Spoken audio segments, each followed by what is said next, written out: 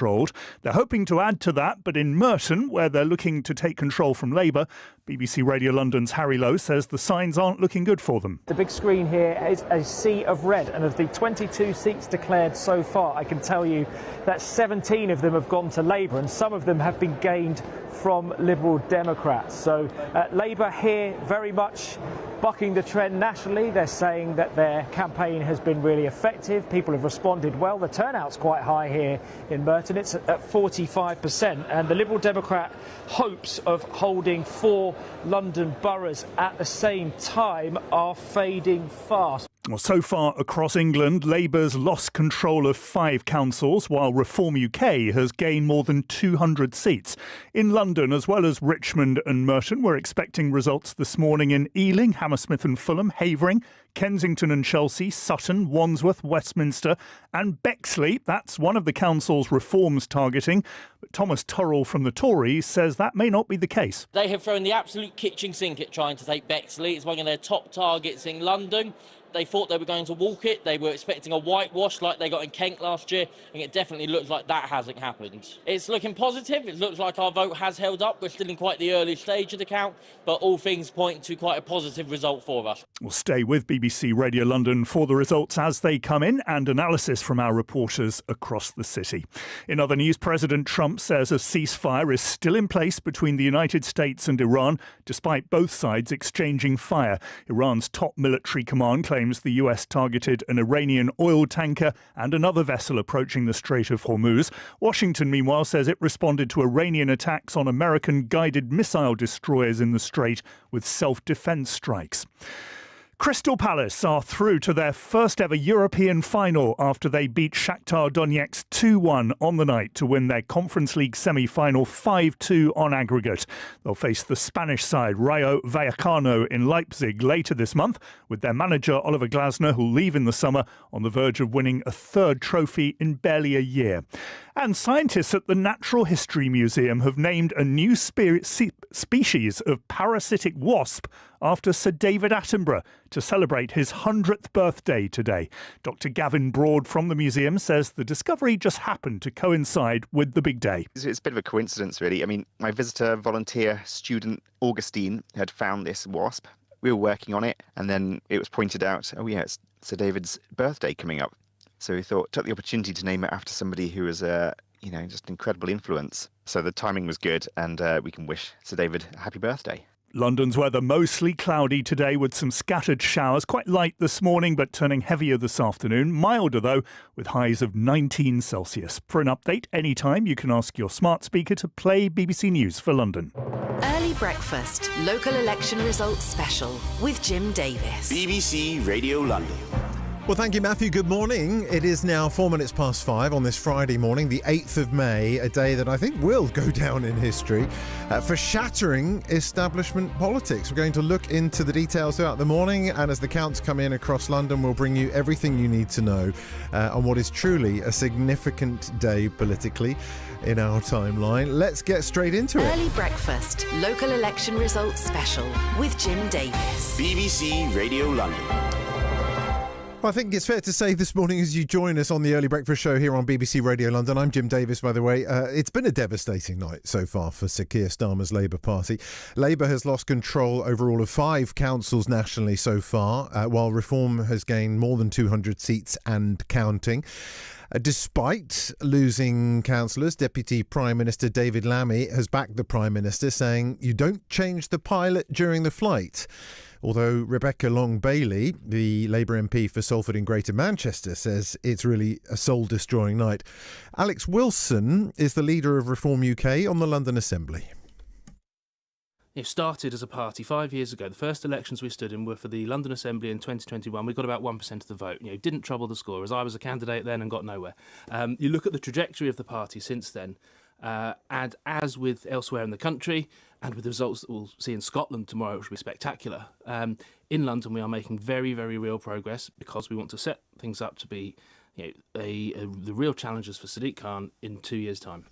Well, the Greens have been performing credibly with their average up compared to 2022, but it's not translating into significant gains yet. The Conservatives are losing ground. Their vote is on average down, and the party is losing more than half the seats that they're trying to defend so far. While the Liberal Democrats' hopes of making notable gains of seats are not being realised as yet. But let's dig into the detail of this. I'm joined in the studio by BBC London's political editor Carl Mercer and London School of Economics political expert Tony Travers. Good morning, both of you. Nice to see you.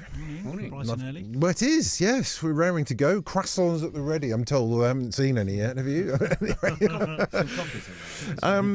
Carl, I mean, let's look at the picture nationally first of all, because we're still waiting for the London counts to come in, aren't we? So what's the picture looking like so far? I think if the two main legacy parties thought they were going to have a bad night, their worst fears have been more than realised. I think it's much worse, I think, than Labour thought it was going to be. But I think we can't let that mask the fact that it's going to be a really bad night for the Conservatives as well, don't you think, Tony?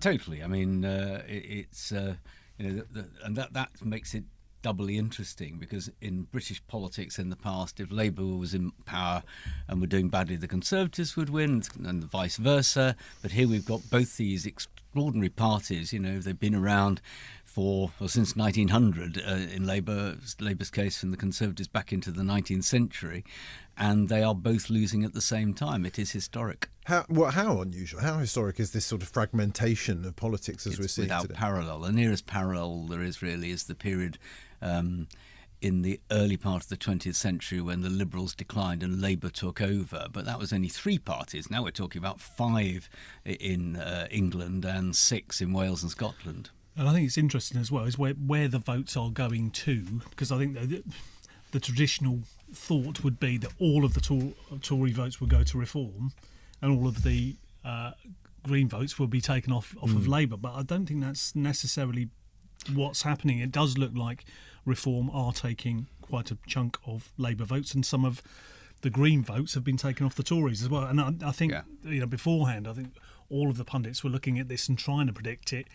Everyone was saying it was the most unpredictable, and so it is proving, I think. Yeah, I mean, Reform are definitely taking large numbers of Labour seats. Not in London, we don't have any results from here yet, but if we look at the outer boroughs of Greater Manchester, then Reform are just coursing through.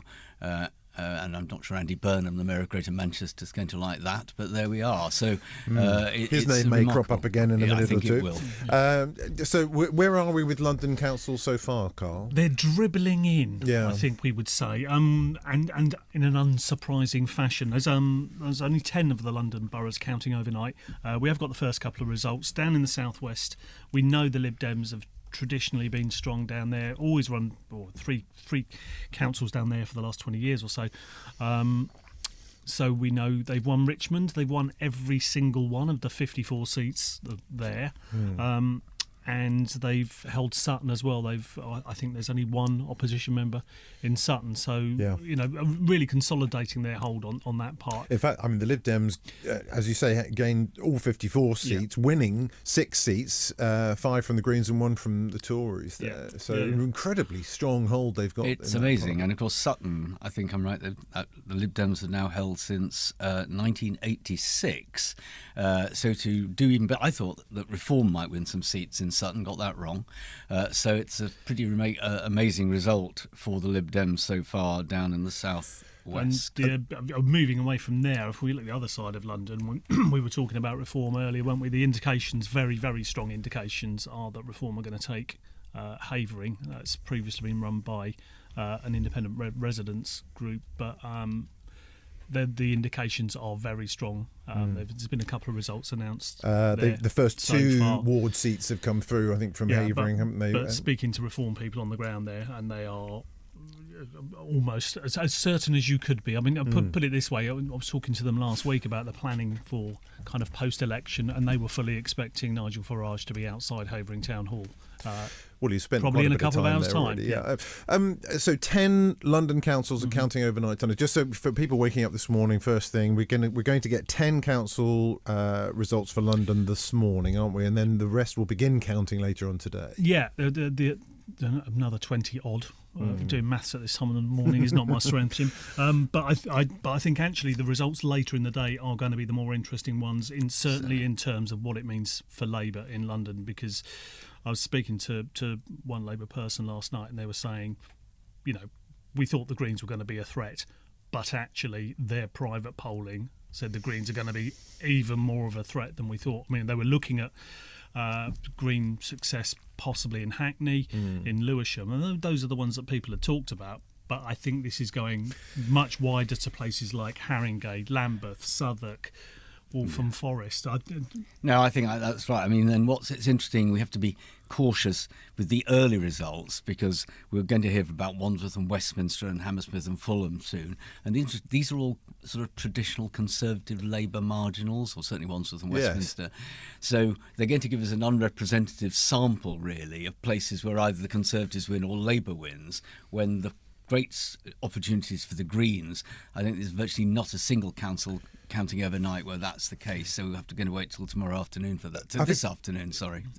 Tony, it's fair to say, isn't it? I mean, statistically, it looks devastating for the Labour Party and the Tories, but obviously you can only lose that number of seats when you're holding that number of seats. Totally, and indeed, the last elections, Labour won 1,156 out of the 1,800 seats in London, the Conservatives 404.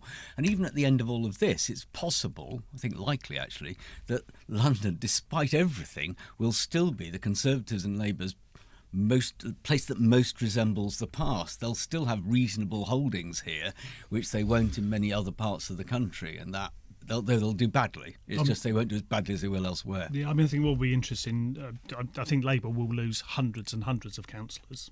Well, they have to make the numbers add up, yeah, totally. In London, yeah. But And as you say, they're coming from a high place. So I think they may well argue, look, we did so well last time, we were bound to lose some. Much more difficult argument for the Conservatives, who only had 400 councillors across London, which was the lowest number of councillors they'd ever had. And I think there's every chance they will have even fewer than that this time. Statistically, I think the Labour losses are comparable to what we've seen in by-elections since Keir Starmer took over as Prime Minister. So do these votes in this particular set of elections, Tony, represent essentially that sort of mid-term assessment of how government are doing? And in some cases, people may have been voting almost in protest at what they feel Sir Keir Starmer's leadership is representing in their lives. It's absolutely evident that that's going on. And some of the swings outside of London, in the north of England, are of exactly the scale we've seen in local by-elections. I think 30-40% swings away from Labour to reform. I think that is a protest vote, but of course it's a more complicated protest vote because it's not just it's a midterm. John Major had midterm defeat losses, very bad ones actually, for example, and most prime ministers do.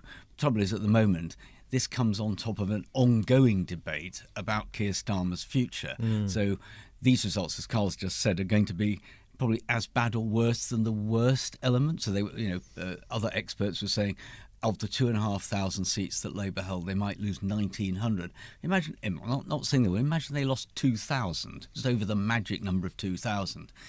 Then I think the Angela Rayner, West Streeting, and other folk who have been standing wondering whether to run will wonder even more. Let's put it that way. So they, of course, I was listening earlier to I think that ship has sailed, hasn't it? Well, Angela Rayner's, the votes in Angela Rayner's seat in Greater Manchester are not good for Labour, so there's that to consider as well. And in West Streeting's in Ilford to come. Ilford, I mean, he only just held on to his seat last time, and I think that is going to be a real issue, isn't it, for the Labour Party? And in terms of Andy Burnham having to come back and win a seat before he could run for the leadership. Totally. There are no safe seats. I think it would be safe. In terms of putting this, though, into the general election cycle, because, of course, that's the next stage of the conversation, isn't it? Once we've analysed all the results of the council elections and, of course, the mayoral elections in London, very important as well, we will then put that into the big picture context of the general election cycle, still 2 years away.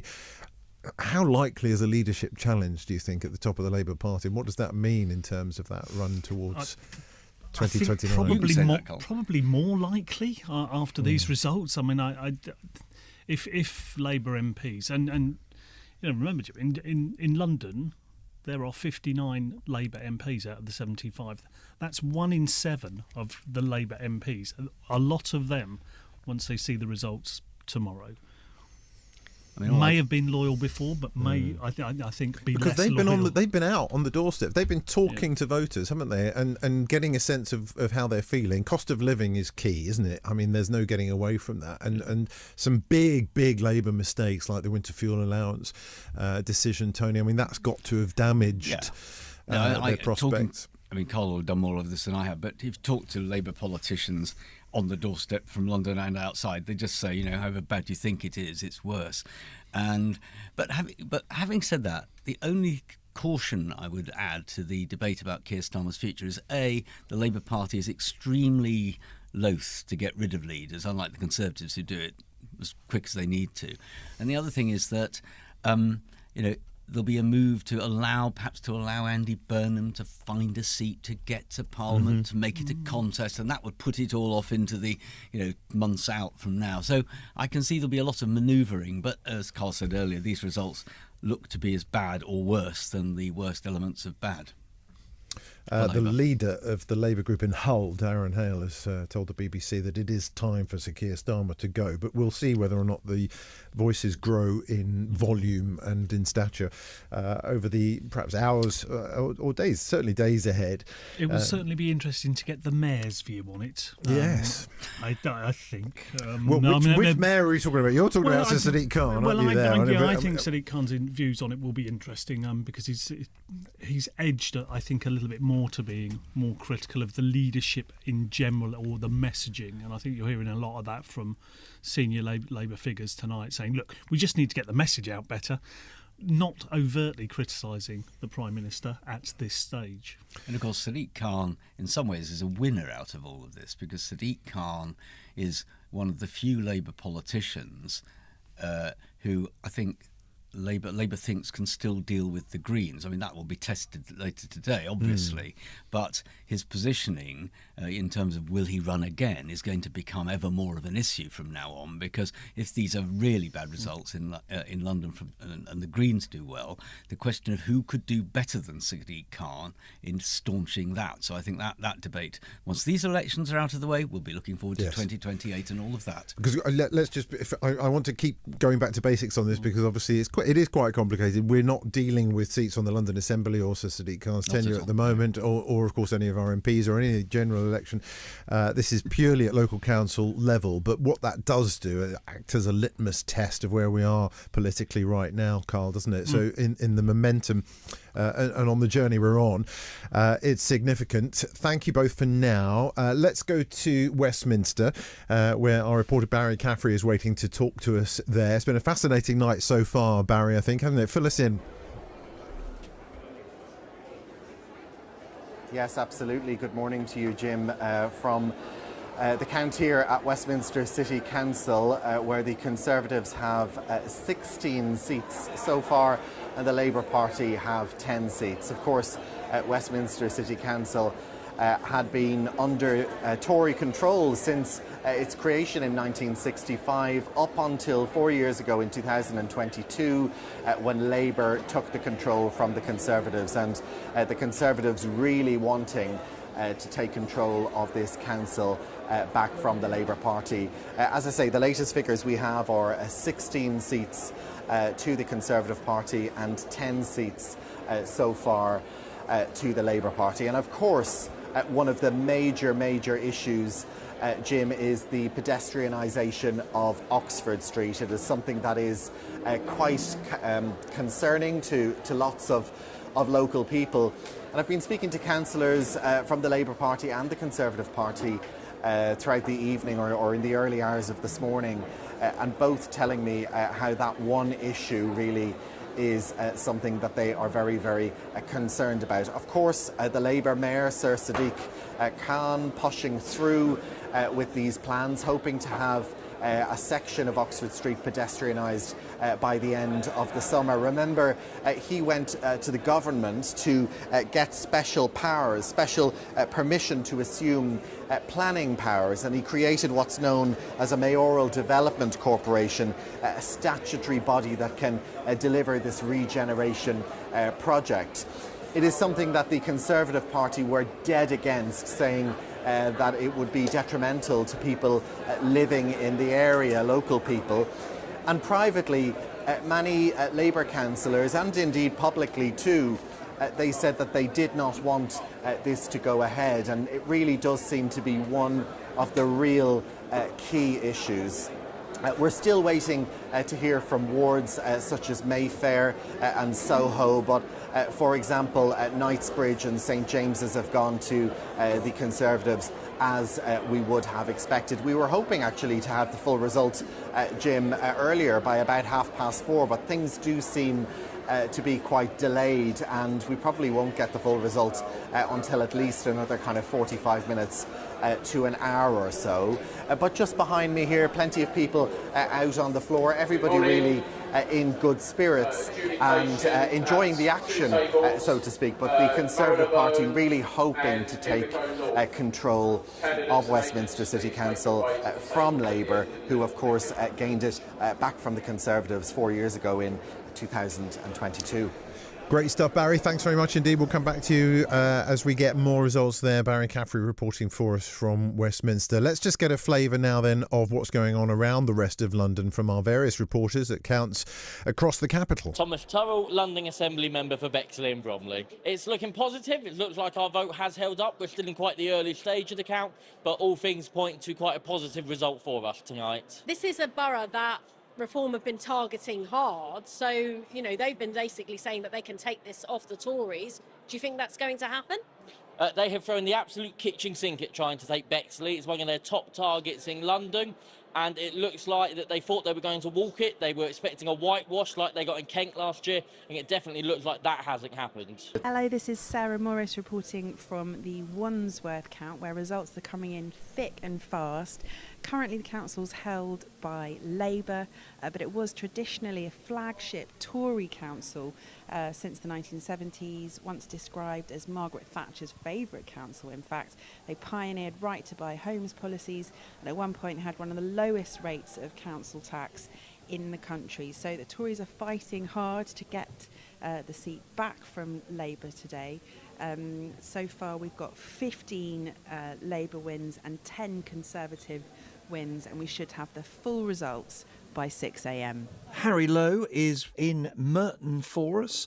Harry, tell us what's happening there. Well, Liberal Democrats had high hopes at the start of the evening of gaining control of this borough, which has been controlled, apart from for 8 years between 2006 and 2014, by Labour, but it's not looking good. The big screen here is a sea of red, and of the 22 seats declared so far, I can tell you that 17 of them have gone to Labour, and some of them have been gained from Liberal Democrats. So Labour here very much bucking the trend nationally. They're saying that their campaign has been really effective. People have responded well. The turnout's quite high here in Merton. It's at 45%, and the Liberal Democrat hopes of holding 4 London boroughs at the same time are fading fast. We've got 57 to call in total, but the Liberal Democrats are going to really have to pull this out the bag if they're going to turn it round.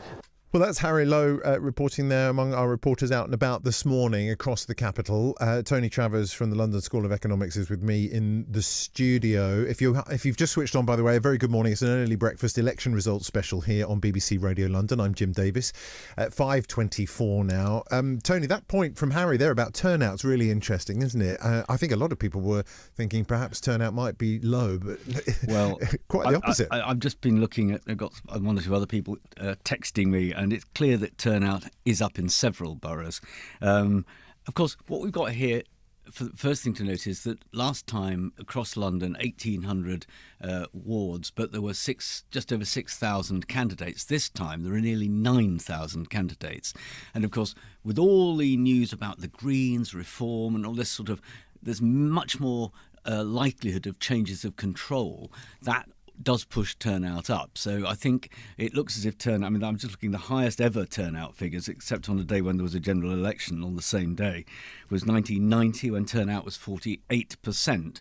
Probably won't get that high, but it is going to be higher than normal. Last time it was 35.5%. It's going to be I think it's going to be way above that. I think it was 52% in Havering, for example. Well, that is, that shows, I mean, the thing is, turnouts were typically low in boroughs like Kensington and Chelsea and Barking and Dagenham because there was no chance of a change of control. They were always held, Kensington and Chelsea, by the Conservatives. Yeah, Barking Havering has and always Dagenham. been such an interesting borough, hasn't it? It has. Because it has some. It's used to have Conservatives, it has Labour, and they've done better and worse over the years, but large contingent of residents, so it's no overall control quite a lot of the time. And so the contest then, of course, Nigel Farage has been there. They've had both an Assembly member and an MP who've moved over from the Conservatives to Reform, and so it's obviously been heavily contested, much visited by politicians, and if the turnout's over 50%, that will be extraordinary. Talking of Reform, what's really interesting is to see now there is a correlation statistically between those areas that voted pro-Brexit and those that are returning Reform candidates in this election today. 10 years on from the Brexit referendum, we're still feeling the repercussions from that, in as much as I think people are frustrated, aren't they, that 10 years on Brexit hasn't worked in the way that the perhaps had hoped. Well, you're absolutely right. A colleague of mine's just written a book about this. I won't advertise it for her on radio now. I'm sure she'd be delighted if you did. But the point is that you're absolutely right, that the identities that were formed in Leave versus Remain were very strong. They were stronger than party loyalties. So people who, you say, well, my mum always voted Conservative, my dad always voted Labour, all of that. That's been pushed aside by Leave and Remain. And there's evidence that in some ways it's strengthened since then, because Remainers feel even more than they did then that it was a really bad idea. And Leavers, many of them feel this hasn't been done properly. The governments that have come since then haven't handled it well. So we've ended up with both sides reinforced in their underlying views. And to your point, there's no doubt that boroughs that voted Leave in 2016, it's 10 years ago, there's a greater chance of them producing Reform councillors, because there's clearly a link between Leave voting then and Reform voting today. Though actually Sutton, which has already declared, I thought there would be some Reform councillors there, but oddly there aren't. Sutton did vote Leave, in fact. Yeah. So, but you're right. So I think we now need to think about Havering, Bexley, Barking and Dagenham, probably see some Reform councillors in Hillingdon, but let's just wait and see till they actually count and declare. Let's hear some voices from the Labour Party. John McDonnell, Labour MP for Hayes and Harlington, and former Shadow Chancellor, of course, disappointed with tonight's results so far. He's still hoping, though, London will change the picture. In the past, London has often pulled us out of the fire, and I'm hoping that's going to happen tomorrow. I'm not sure, because in London, like elsewhere, we're being challenged on all sides, both Reform, Greens and others. So I'm not sure. I'm hoping we can turn it around, and I'm hoping we can find a silver lining that we can look at. Meanwhile, David Lammy, the Deputy Prime Minister and Labour MP for Tottenham, has told BBC Radio Election Special that he is not the time for Labour to replace Keir Starmer as Prime Minister. You don't change the pilot during the flight. You carry on, and you recognise too that governments sometimes, particularly incumbent governments, have it hard. Look, in Australia, they were behind 10 points. They went on to win. But yes, of course we reflect on what we're hearing from the electorate. There's a lot of frustration.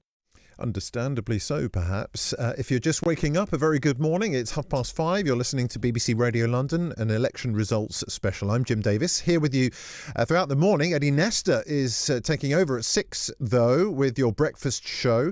And together we'll, with our team across the capital, bring you the results as they come in throughout the morning.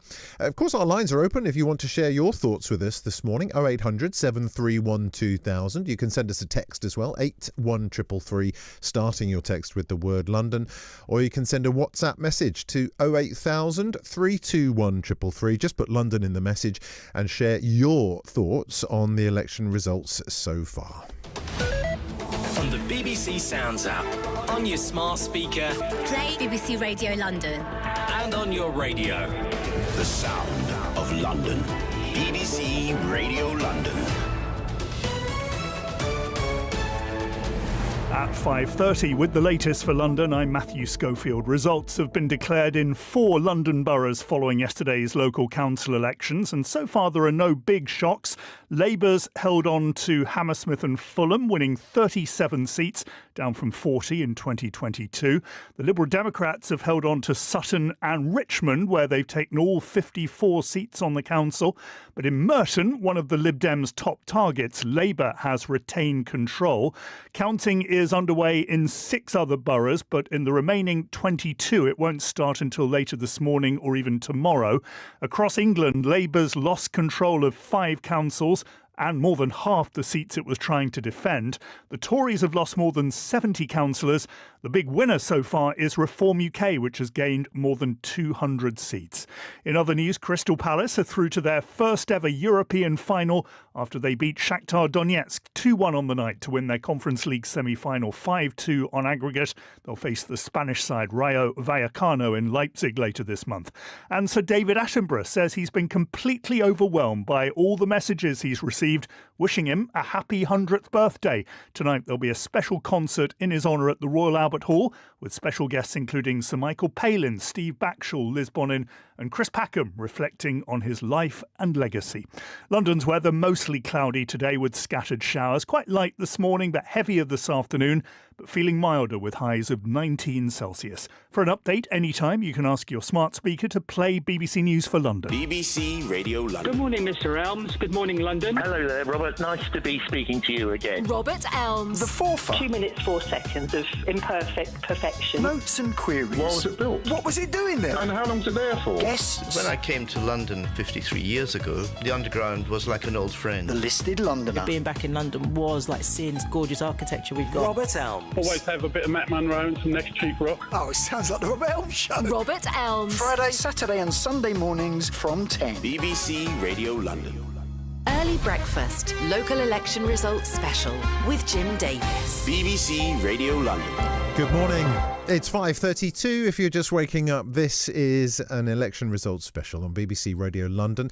Before we get back to the latest, just an update on the district line. Severe delays on the entire line this morning and a part suspension there between Upminster and Earl's Court if you're heading out and about. Minor delays on the Jubilee and Metropolitan line, but otherwise things moving pretty well early doors this morning. Good to be with you then. It's been an interesting night so far. Before we go any further, let's move out to one of the London boroughs where we're expecting an announcement in any moment. I think Jennifer McKinnon's in Havering for us. Good morning, Jennifer. Good morning. Right, fill us in. Yes, dawn is just breaking here in Havering. Surprisingly glamorous surroundings with palm tree-lined avenue and chandeliers in the counting room, which is quite a difference from what I'm used to in the normal kind of dingy counting rooms. We've had 2 results in so far, 2 out of 20, and we're just about to get a third. They've been very interesting results so far. We've seen one ward, St Albans, go from with 2 councillors as Labour and Conservative go to 2 councillors who are now Reform, and another council ward, which is Beam Park, that was 2 Labour councillors and they've held their seats. So a little bit of a victory for them there, and quite a lot of opposition parties congratulating Labour for a campaign well run.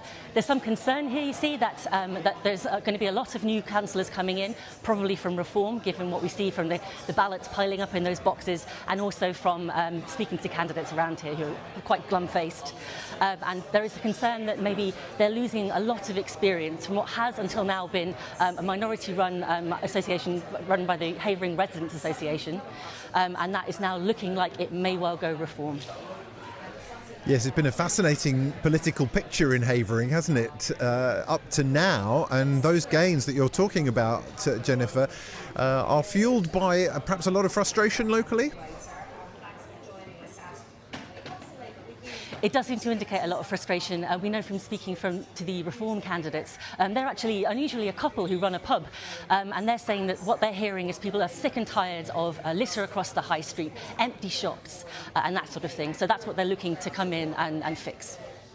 Understandable, and they're right there at the coalface talking to people day in, day out, aren't they, at their pub?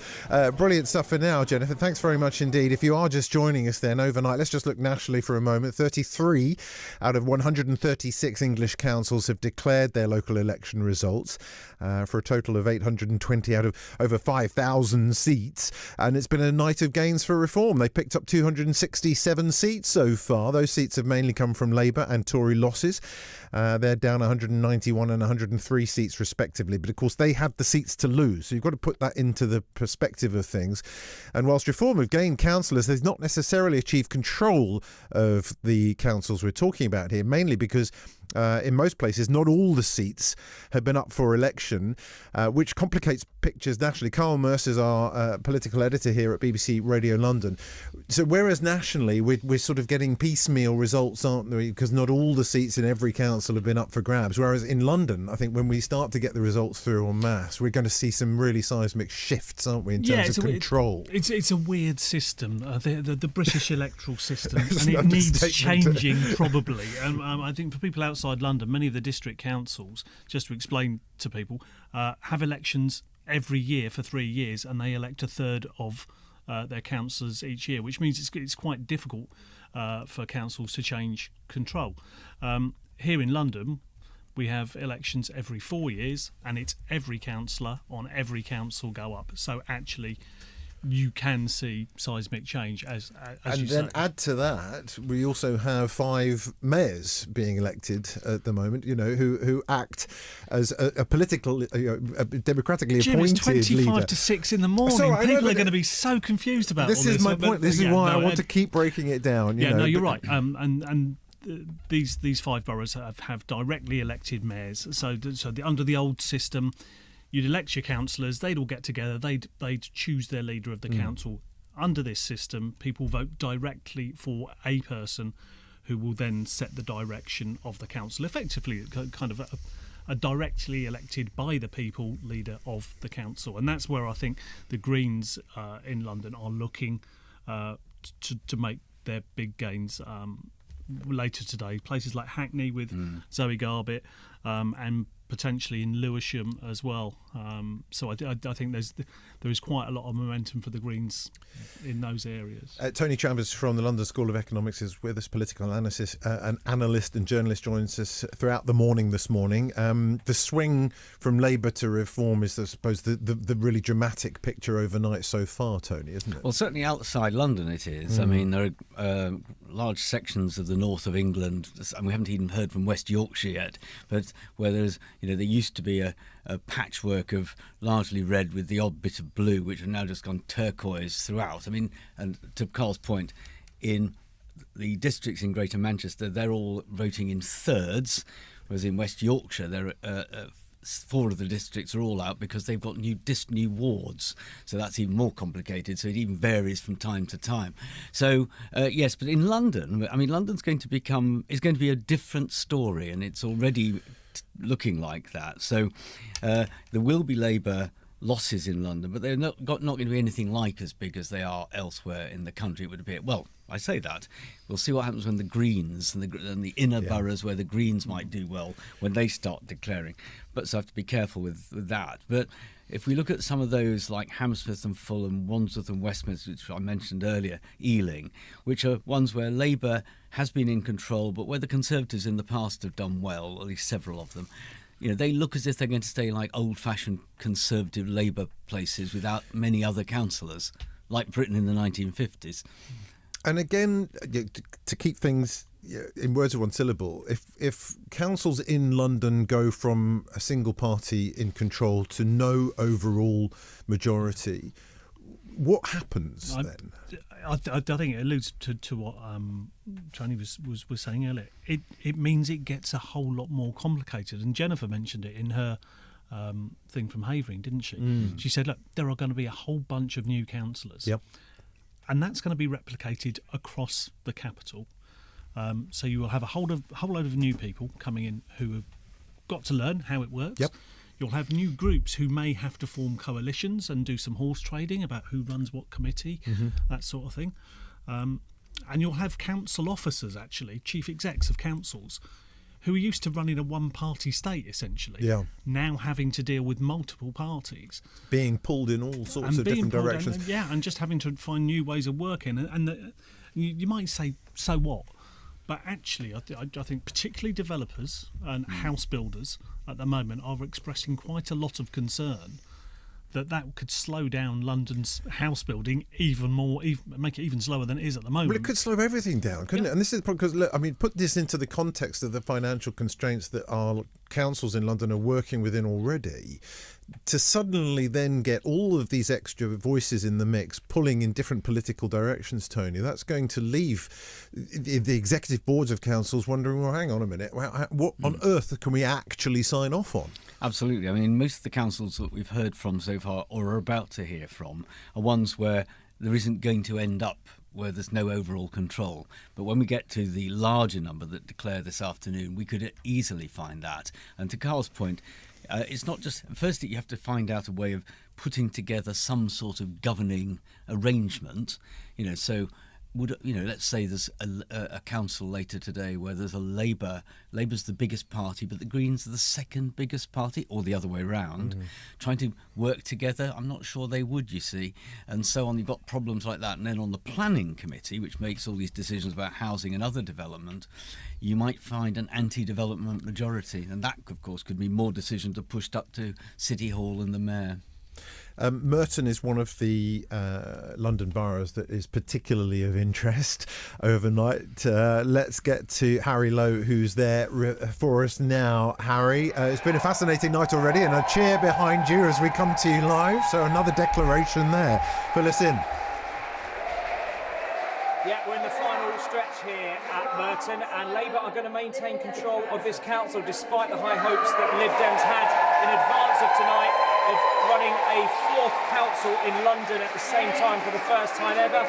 Labour have held on. Their vote share is down, but the number of seats they have is maintaining steady. They needed 29 to get over the line and control the council. They've got 32 so far. In terms of the other parties, the Lib Dems say they're on track for their best ever results. They got 17 last time, so in order to do that, they need to get 18 or 19, and their leaders suggested to me that they are going to go better than that. It's not been a very good night for the Tories. Their leader has lost his seat. And we also had some drama here a little bit earlier on with one of the Liberal Democrat candidates who'd been up since 4 a.m. He actually passed out on the floor behind us when we're standing, and he was helped out by a doctor who was a candidate for Reform UK. So that was a bit of a hive of activity earlier on. But the loudest cheers you can hear now are from Labour. They have. I've spoken to their deputy leader, Ellie Stringer, here, and she's told me that basically they've had a really good campaign, and she's really proud of what they've done on the doorstep. She said it's the local stuff that matters, it's our community, and we care about it. She said we've got lower council tax than any of the lived-in boroughs nearby, and we're investing in our local services. Now, I did ask her, as you've been reflecting, about the national picture and questions around Sir Keir Starmer's future. Now, she said to me about that, it's far too early to talk about those kind of things. She added that I think we need to continue to put the country first, put residents first, and stay away from some of those arguments. But the turnout here, by the way, is 45%. That's pretty good in the general context of local elections where turnout is quite low. In terms of who's been here, we've had the Liberal Democrat MP for Wimbledon, Paul Kohler, here, supporting his wife, Samantha MacArthur, who's a Liberal Democrat councillor. But yeah, overall, Liberal Democrats not doing as well as they had hoped. They were hoping, and Tony will tell you this, that they were going to potentially take control, but that's not going to happen. They are still going to perform better than they've ever done before. They say. We are still waiting on about half a dozen or so results to be able to confirm that. And for that reason, I don't think Sir Ed Davey is going to be coming down here anytime soon and engaging in any japes. But Labour relieved here and bucking the national trend in a way that will give them some small crumbs of comfort. Thank you for now, Harry. We'll leave it there in a very lively count in Merton. Tony Travers is here in the studio with me. I mean, I'm not surprised to hear that jubilation. Are you, Tony? Because obviously... No, this was... I mean, sorry, David will probably have to go to Stockport now. It'll be a longer journey. That's one of the Lib Dem gains, isn't it? Lib Dem in Greater Manchester. But, so this result, I think, I mean, certainly...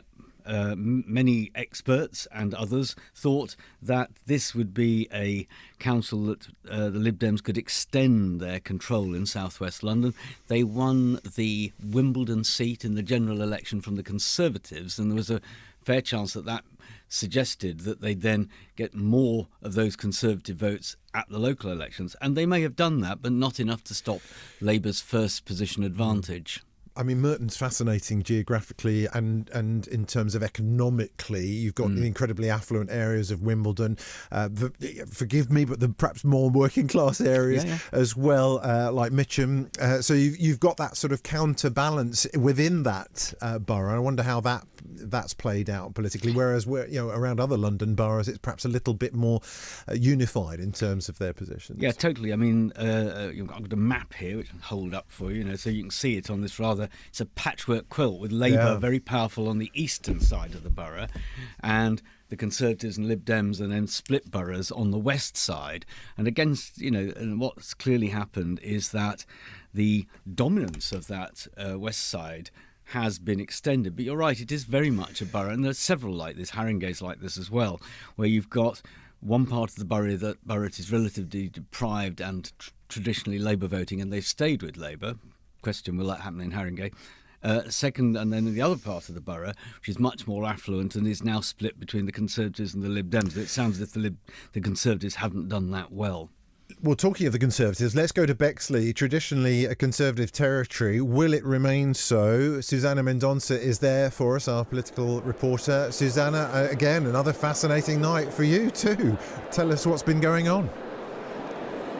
Very much so. Yeah, so Bexley, things have been going pretty slowly here. We only just got our first set of results a little while ago, so we've only got 4 results in so far for 2 wards. Now, just to give you a bit of background for Bexley first, this is a Tory-led borough. It has been for the past 20 years. Last time round, they had 33 seats. Labour, who are the main competition here traditionally, had 12 seats. And so what we're looking at is whether or not Reform UK is going to take this borough. And during this evening, Reform UK representatives have been coming up to me at regular intervals to tell me that they think that they're going to take this borough. I've had Conservatives telling me that they think they're going to hold on to this borough. So in terms of the results we've had so far, and we haven't got many results so far because there are actually 45 seats across this borough in total, 17 wards. We've only had 2 wards. So with the first Conservative ward that we looked at, so Longlands, that was a seat where you had 2 Tories win that last time. Well, they've held on to that. So the Conservatives will be very glad to see that that's been the case in Longlands ward. But then in Northumberland Heath ward, which is a ward that is one of the wards where Labour had held 2 seats last time, they've lost both of those seats to Reform UK. And so Reform UK was saying to me that it was a stonking win for them there. Certainly that's something that they'll hope to see continue throughout the night. So what will be interesting is not only to see whether or not Reform manages to take the borough, in which case they'd have to take more seats than the Tories, but whether they win some of those Labour seats, in those Labour heartlands in the north of this borough where Labour currently did hold 5 wards. Well, they've just lost 1 ward, so that'll be disappointing for them. But this will be a very interesting one over the coming hours. We were supposed to initially have the result for this borough by 5 a.m. Well, that's been and gone, hasn't it? So I think we're probably going to be here for a long time yet because we've got a lot more wards to count. I was told 6:30 a.m. by the time we know how the land lies. In terms of the magic number here needed for a majority is 23. So when we get to that, we'll know whether or not the Tories have managed to hold on, or whether Reform have indeed managed to take this borough. You've spent quite a bit of time in Bexley on the campaign trail, Susanna. Expansion to ULEZ has been a massive issue locally there, hasn't it? What else has really stood out amongst the electorate? Yeah, I mean, ULEZ, that was very much, if you look back to the mayoral election that we had, it was something that really played in because obviously this was one of those boroughs that tried to fight the mayor on that. But in terms of, obviously, it's been a couple of years on from that point. In terms of the types of issues that people have been talking to me about here, I think Greenbelt, building on the Greenbelt, that's a really big issue in this part of London. We're in one of those outer London boroughs where there is a lot of very beautiful Greenbelt land around, Bexley Village and places like that. where people are concerned about the prospect of house building there. When I've been speaking to the Conservatives, they've been saying that's something that they've been really campaigning on. When I was talking to the Labour group, they were saying, this is a borough that needs more housing, but making it clear that they're saying that they wouldn't want to build on beautiful greenbelt land. And so that has been, a big issue. Okay, Susanna, I'm going to interrupt you there because we've got a result coming in. But also other issues like immigration. Forgive me, sorry, sir. I'm going to interrupt you, Susanna, because we've got a result coming in from Wandsworth. Let's go there now to Sarah Morris, who is at the count. Sarah, tell us what's happened. Hi, Jim. Yeah, absolutely nail-biting ride it's been here tonight, and the Tories have taken back control of the council. If you're an election nerd like me, it's been absolutely incredible. You can cut the tension with a knife as we waited. At one point we were neck and neck, and now finally results are in, and the Tories have taken over. And this is a huge result because this was a traditionally Conservative run council, and when it was taken from the Tories by Labour in 2022, and they've been fighting hard to get back this once flagship borough. So the Conservatives have 29 seats, and Labour 25. Thank you, Sarah. Tony, let's analyse that for a moment then, because that flip-flop in Wandsworth is fascinating, and I wonder whether or not it's Sadiq Khan there who is the fall guy rather than Keir Starmer for the people of Wandsworth. Well, it's possible, and he lives in Tooting, doesn't he? But I mean, Wandsworth was obviously knife edge. The Conservatives lost it last time to Labour. Labour have just won it back. In fact, Labour has held it in the past, so it's not like Westminster, which the Conservatives had never held. Labour had never held until 2022. So this is one where Labour's held it in the past, back in the 1970s. I mean, the Conservatives will be massively relieved to win this, and I can imagine the leader of the Conservative Party may be wondering where to go in the morning, and this may be somewhere to visit.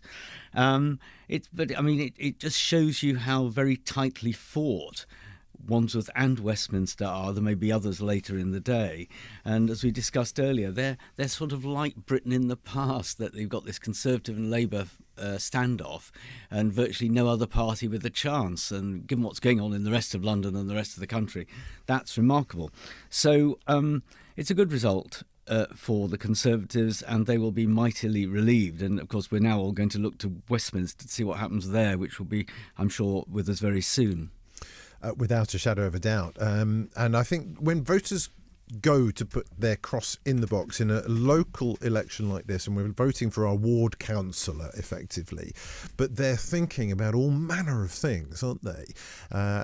Front and centre, things like, it could be cost of living, it could be even international policy, and the current government's reaction to the situation in Gaza or Ukraine, etc., and the Middle East. Equally, it could be the number of potholes that they have to encounter on their drive to their local supermarket. So it's impossible to sort of put a pin in precisely what is driving voters in this particular election. I think absolutely. And I think, in some ways it's sad it's not more local. These are local elections, and, it's what you see outside your front door.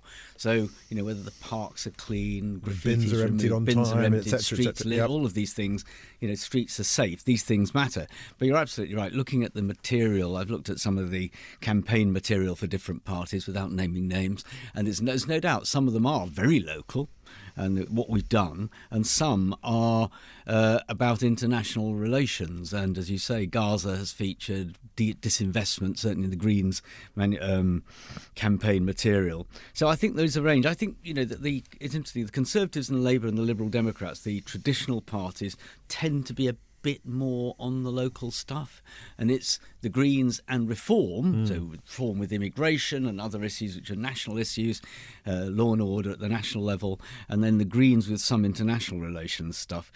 It's these new insurgent parties that are more likely to go off after the national and international issues.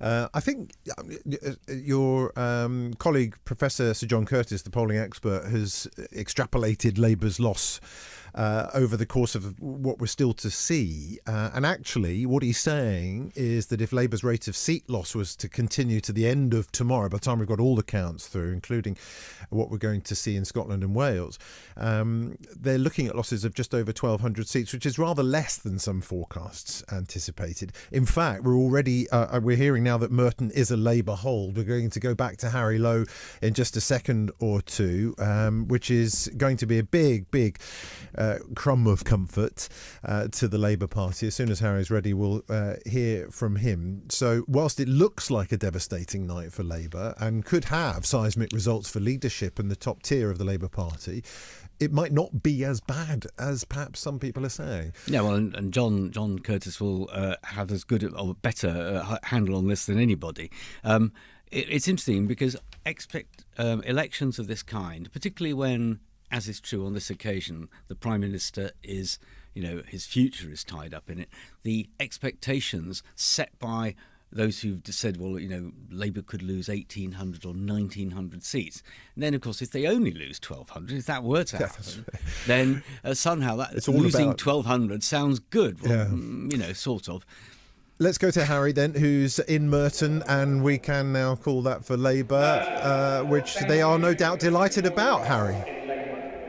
They are. They're actually making a valedictory speech on the stage behind me now. The leader of the council, as you can probably hear, being cheered on by Labour supporters who, right from the get-go tonight, were telling me that they were hearing good things on the doorstep, that they were confident of holding on. And have not just held on, they've actually added to their seats from last time around. They're up by 1. The Liberal Democrats have outperformed last time by 2.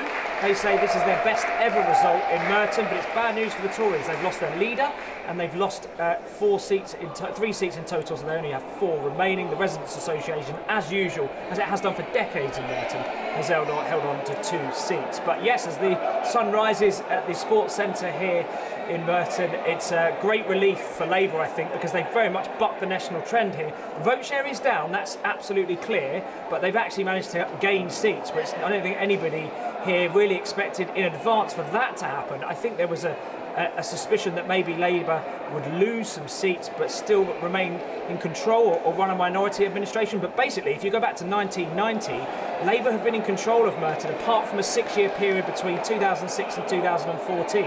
It's been Labour, and they've done it again tonight. They're very, very happy, and I think they were right to have confidence in advance. Of course, the national picture's not so pretty. I did put it to the deputy leader earlier that the position of their leader, Sir Keir Starmer, is under threat, but she told me when I asked her that it's not the time to talk about that. She said, I think we need to continue to put the country first, put residents first, and stay away from some of those arguments. And so in summary, the Liberal Democrats' hopes of running 4 London councils simultaneously for the first time ever have been dashed. Labour have not just clung on, they've added to their seats here in the London Borough of Merton. Harry Lowe reporting for us there from Merton, a Labour hold, and they will be delighted about that. Coming up at 6 o'clock then, Eddie Nestor is here. I'm going to be staying with Eddie and Tony Travers and Gail Mercer and our team across the counts, across the capital, bringing you everything we need to know this morning, because believe you me, there's a lot still to come. Tony, just sum up, if you will, where we are right now and what we're still to expect. One tiny thing. I think what's happened in Wandsworth, and we'll have to check this later, is that the Conservatives are the biggest party. Labour's 1 behind, and there's an independent, so it's sort of technically no overall control, but the Conservatives are the biggest party, but we can double check that in a moment. I think where we are now nationally is it's very bad for Labour. In London thus far, it's much less bad for Labour. So it's worse for Labour outside London than in London. And London does look as if it's going to be much more to use this patchwork quilt metaphor yet again, more of a patchwork quilt, whereas other parts of the country are going to go turquoise. But still early to be sure about what the Greens do against Labour in inner London. Yeah, you're absolutely right. For the first time in its history, Wandsworth has no majority party. So while no party holds control, the Conservatives have taken 7 seats from Labour. becoming the largest party in the borough. So the independent will then be there's one independent who will hold that swing vote. He will be a very Let's get him on. position. Let's get him on. Brilliant. Yes. All right, Tony, stay with us. We've got a lot more still to come this morning. As always, our lines are open if you want to come and share your own reaction to what we're hearing this morning on a fascinating day for politics in London and nationally as well. As we continue to receive the results of the counts across the capital, we'll bring them to you as soon as they come in, and analysis as well. And if you've got a point of view you'd like to share with us, you can text 81333, starting your message with the word London, or you can pick up the phone and give us a call. 0800 731 2000 is the number you need. And Eddie Nestor is standing by, ready to take over with your breakfast show next after 6. So stay listening to BBC Radio London for everything you need to know as we start the day on this Friday morning. It's the 8th of May. You're listening to BBC Radio London with the BBC News Now. Here's Matthew Schofield. On the BBC Sounds app, on your smart speaker, play BBC Radio London.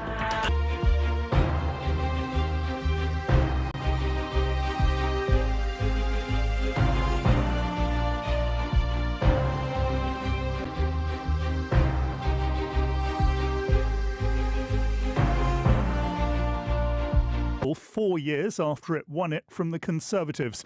But it's held on to Hammersmith and Fulham and Merton, which was one of the Liberal Democrats' top targets in London. The Lib Dems have held on to Sutton and Richmond. Counting's underway in 5 other boroughs following yesterday's local elections. Across England, Labour and the Tories have suffered big losses, mainly at the expense of Reform UK.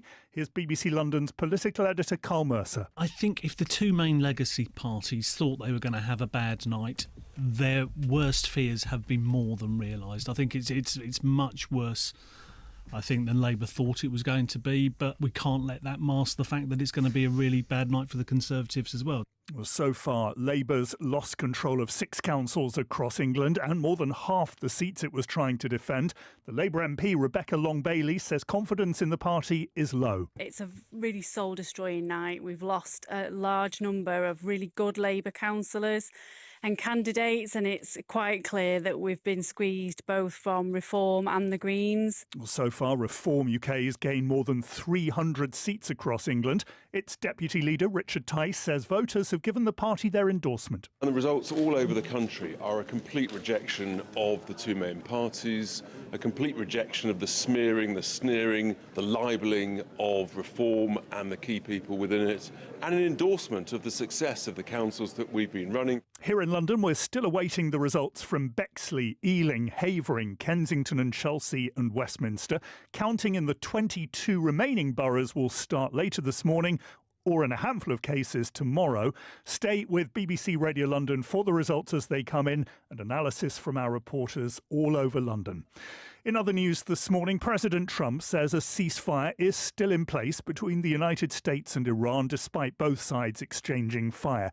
Iran's top military command claims the US targeted an Iranian oil tanker and another vessel approaching the Strait of Hormuz. Washington, meanwhile, says it responded to Iranian attacks on American guided missile destroyers in the Strait with self-defense strikes. A special concert will be held tonight at the Royal Albert Hall to mark Sir David Attenborough's 100th birthday. It'll feature music from his many programmes and reflections on his life and legacy by the likes of Sir Michael Palin, Liz Bonin and Chris Packham. Sir David says he's been completely overwhelmed by all the birthday greetings. The organiser of the Glastonbury Festival, Emily Evis, invited him to speak there in 2019. She says in contrast to some of the demands made by performers, Sir David had one simple request before he appeared on the Pyramid stage. We always ask everybody performing what they would like in their dressing room when they arrive. And the only thing that David Attenborough requested was a cheese sandwich. So we made him a cheese sandwich. He walked onto the stage and was just met with this incredible amount of love and warmth and respect from a cross-generational crowd who all adored him. With the latest BBC Radio London Sport News, I'm Theo Beavers. Crystal Palace have progressed to a first ever European Cup final, beating Shakhtar Donetsk 5-2 on aggregate in the Europa Conference League semi-final. The Eagles won 2-1 at Selhurst Park last night. They will play Rayo Vallecano in Leipzig on Thursday the 27th of May. Millwall boss Alex Neil has said there's nothing to be scared of ahead of the Lions Championship playoff first leg against Hull City tonight. The second leg is in London next Monday, and Greenwich's Daniel Dubois will look to be crowned heavyweight champion of the world tomorrow night, facing Fabio Wardley. London's weather, we'll see some sunny spells today, but it's going to be mostly cloudy with some scattered showers, quite light this morning but heavier this afternoon, but feeling milder with highs of 19 Celsius. For an update anytime, you can ask your smart speaker to play BBC News for London.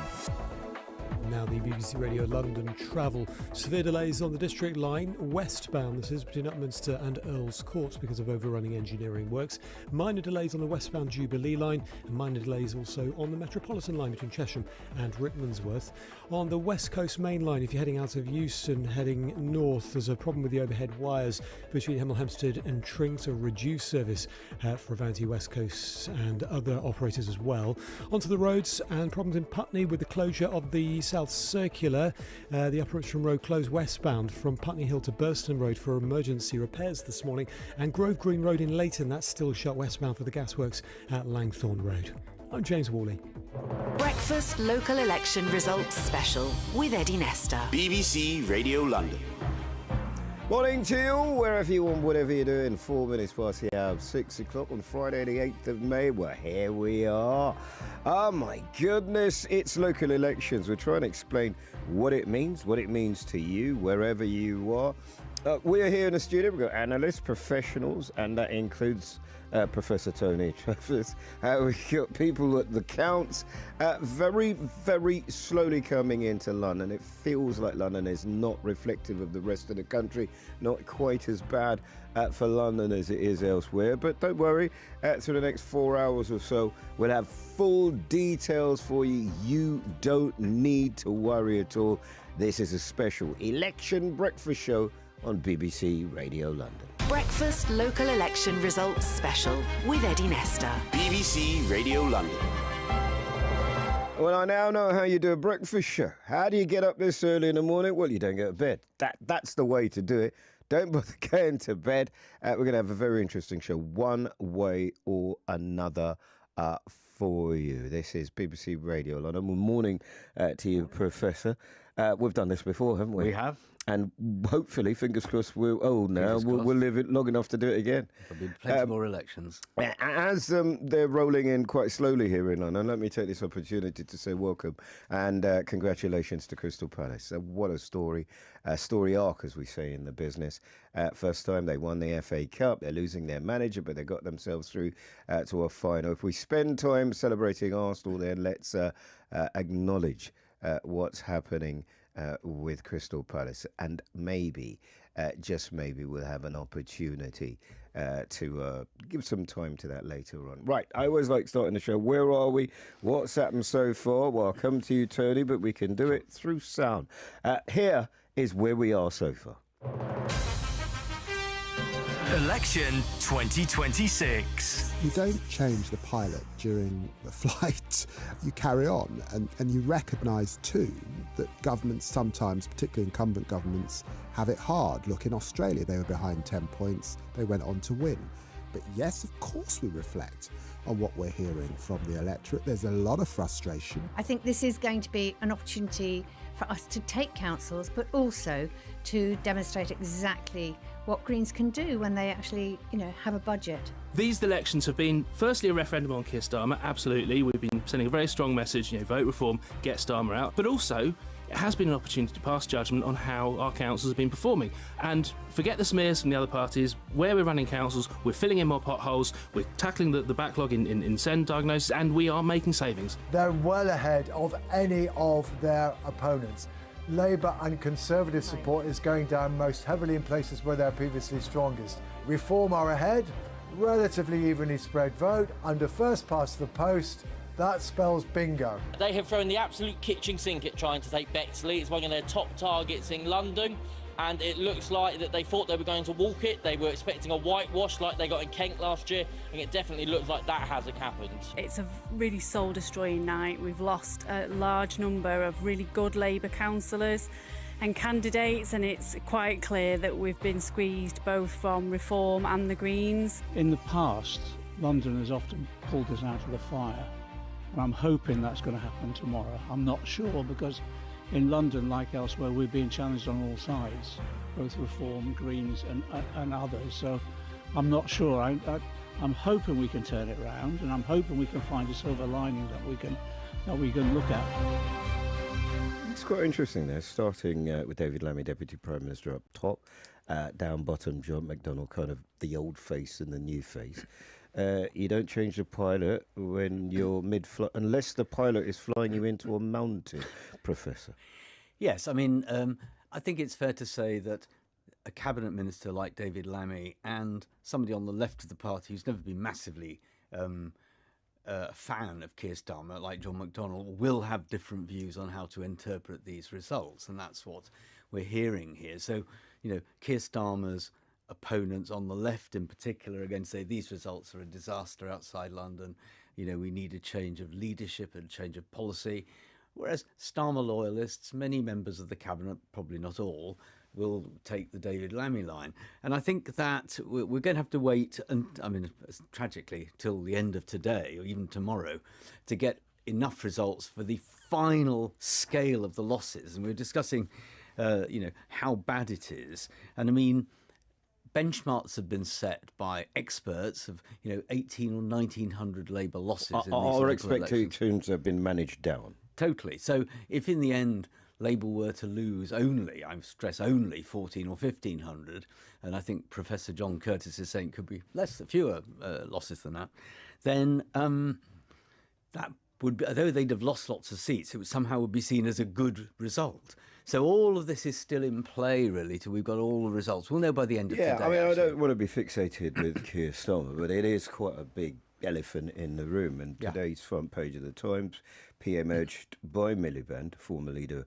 of course, of the Labour Party himself, to set timeline for leaving. That's kind of mood music, isn't it? It is mood music, and you know, Ed Miliband's position is important. He's on the soft left of the Labour Party. He has been leader himself in the past, and this idea of setting a timetable, which is sort of what Tony Blair was forced to do, you know, is significant pressure. I mean, it's reported in the press, so you know, unless Miliband denies it, let's assume it really is the case. But you know, Keir Starmer doesn't look like somebody who's much minded to move, and secondly, the Labour Party has an aversion to getting rid of leaders who don't want to go. It rarely, if ever, does it. They're not the Conservative Party. We'll come back to big politics, and we'll get some of those national results out. But where were we at with London? I remember one of the best stories we've ever done on this radio station was the Big Dipper, and the story of the Big Dipper and managing with the mayor putting pressure on the Labour Council to get significant recognition for people who we'd almost forgotten about. But does that mean that Westminster is in danger now? Where are we at the minute? OK, well, we've got results in. I mean, it is interesting how slowly these counts have gone on. Your colleague Susanna Mendonça was saying earlier on how slowly the count was going in Bexley, I think she's in. But what we do know is that the Liberal Democrats have easily held Richmond. Indeed, they now have all the seats on Richmond. They won seats from the Greens there. In Sutton, the Liberal Democrats have consolidated their position, so no reform gains there, as some people, including me, thought they might make. Merton, Labour have held, and it's a remarkable result for Labour because, given what's going on in the rest of the country, to hold Merton, which was, again, thought possibly that the Lib Dems could win seats or could win control of the council, so that's a good result for Labour, one of the very few they've had. Wandsworth has gone to a rather complicated no overall control. The Conservatives, so it was held by Labour, but now the Conservatives are the biggest party with 29 seats. Labour have 28, and there's an independent, Mr Grimston, with 1. Was a power broker. He is now a power broker because it's going to be, I mean, I'm assuming the Conservatives, as the biggest party, will form the administration, but it'll be 20. If he votes with Labour, it's 29-29 on any vote where he chooses to. And that is a remarkable piece of power. You mentioned Merton. Let's go to my colleague now, reporter Harry Lowe, who's in Merton. Good day to you, sir. Rough night, easy night. Give us some of the atmosphere before we get going. Good all the kicking and slaps from me. Everyone's pretty much gone home here, Eddie, but we're going to stay here because we just love talking about the borough of Merton so much. And to be honest, it's been quite a dramatic night. It was at one stage, it was really topsy-turvy. It was going back and forth, back and forth. We weren't sure. We saw Lib Dems taking Labour seats, then we saw Labour taking Lib Dem seats, and then as the evening wore on, we just saw that red wall. The borough's really divided east-west. If you look at a map of the borough from 2022, east of the borough is Labour, and the rest of the borough is a toss-up between the Lib Dems and Conservatives. But what's happened here is the Lib Dems, as Tony said, were really hoping to take this. It was probably quite likely that Ed Davey would have come here this morning to be talking about a great victory here had they been able to do it, but they just haven't been able to do it. They have had their best ever performance, which is to say they've gained 2 seats to have 19 here. But Labour, despite boundary changes, which has seen 3 fewer seats here, have managed to gain a seat to get to 32. And the Tories have lost their leader here, and they've lost a total of 3 seats to end up with just 4. So not a good night for them. The Residents' Association, as always, holding on to 2 of its seats, which they've done so for decades. And so basically this long period of Labour dominance in this part of South West London continues. Since 1990, it's been Labour held, apart from an 8-year period between 2006 and 2014. And even in that period, there was a minority Labour administration for half of that. But if you spoke to Labour people here on the ground tonight, they were really not reflecting what we've been hearing elsewhere and what we've been seeing elsewhere, which is a bullishness, a confidence. They believe that local issues here that they were campaigning on were cutting through. And I actually spoke to the deputy leader of Labour earlier on. She told us that this result tells us that local residents are really happy with what we're delivering in Merton for our residents.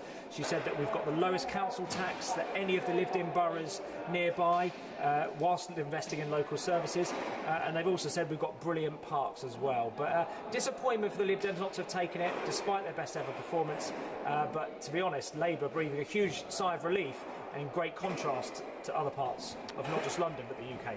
Thanks very much. You might as well help them clean up while they were there. Harry Lowe in Merton there for us, and we'll get other reporters, as you would imagine. Everything, you will hear it first here on BBC Radio London. Let's find out what the headlines are now from Matt. At 6:15, with the latest for London, Labour's lost control of Wandsworth Council 4 years after it won it from the Conservatives, but it's held on to Hammersmith and Fulham, Ealing and Merton, which was one of the Liberal Democrats' top targets. The Lib Dems have held on to Sutton and Richmond. Across England, Labour and the Tories have suffered big losses, mainly at the expense of Reform UK. And there'll be a special concert tonight at the Royal Albert Hall to celebrate Sir David Attenborough's 100th birthday. Latest travel now on the tube. Severe delays on the District line in both directions between Barking and Earl's Court. Just minor delays on the Metropolitan line Chesham to Rickmansworth, and on the roads the westbound Upper Richmond Road in Putney closed between Putney Hill and Burston Road for emergency power repairs this morning.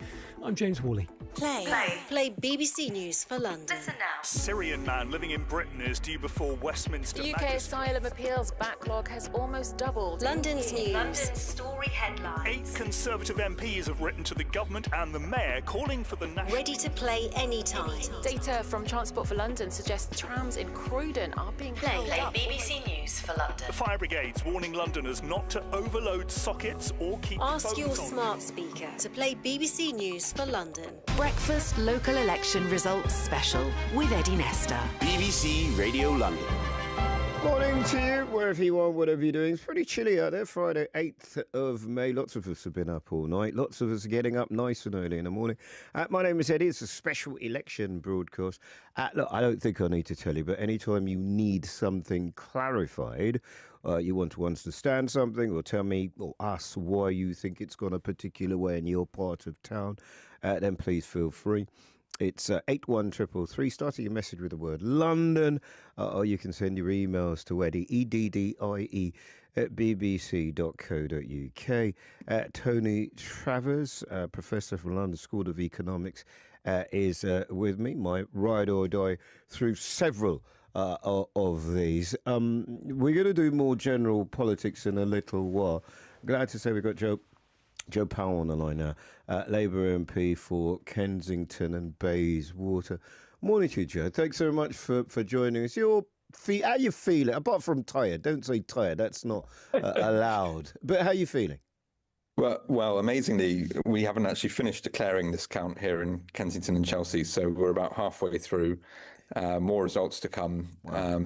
Those Northerners already think we're slow, and in London we've been incredibly slow at coming through. Well, one of the things I think that's been quite interesting for me, certainly observing this count, is for the first time we've had 5 parties running in almost every ward. That means a lot of people have split their vote between different parties. And that takes a lot longer to count, but it also, I think, is indicative that people are feeling a little bit, lost at the moment in terms of who to go to, and we're certainly going to lose across London some really good councillors, and that's disappointing. Although we might actually win a few councillors where I am here tonight. What have people been saying to you on the doorstep? I've listened to councillors through the night say Keir Starmer has come up. We don't know what he stands for.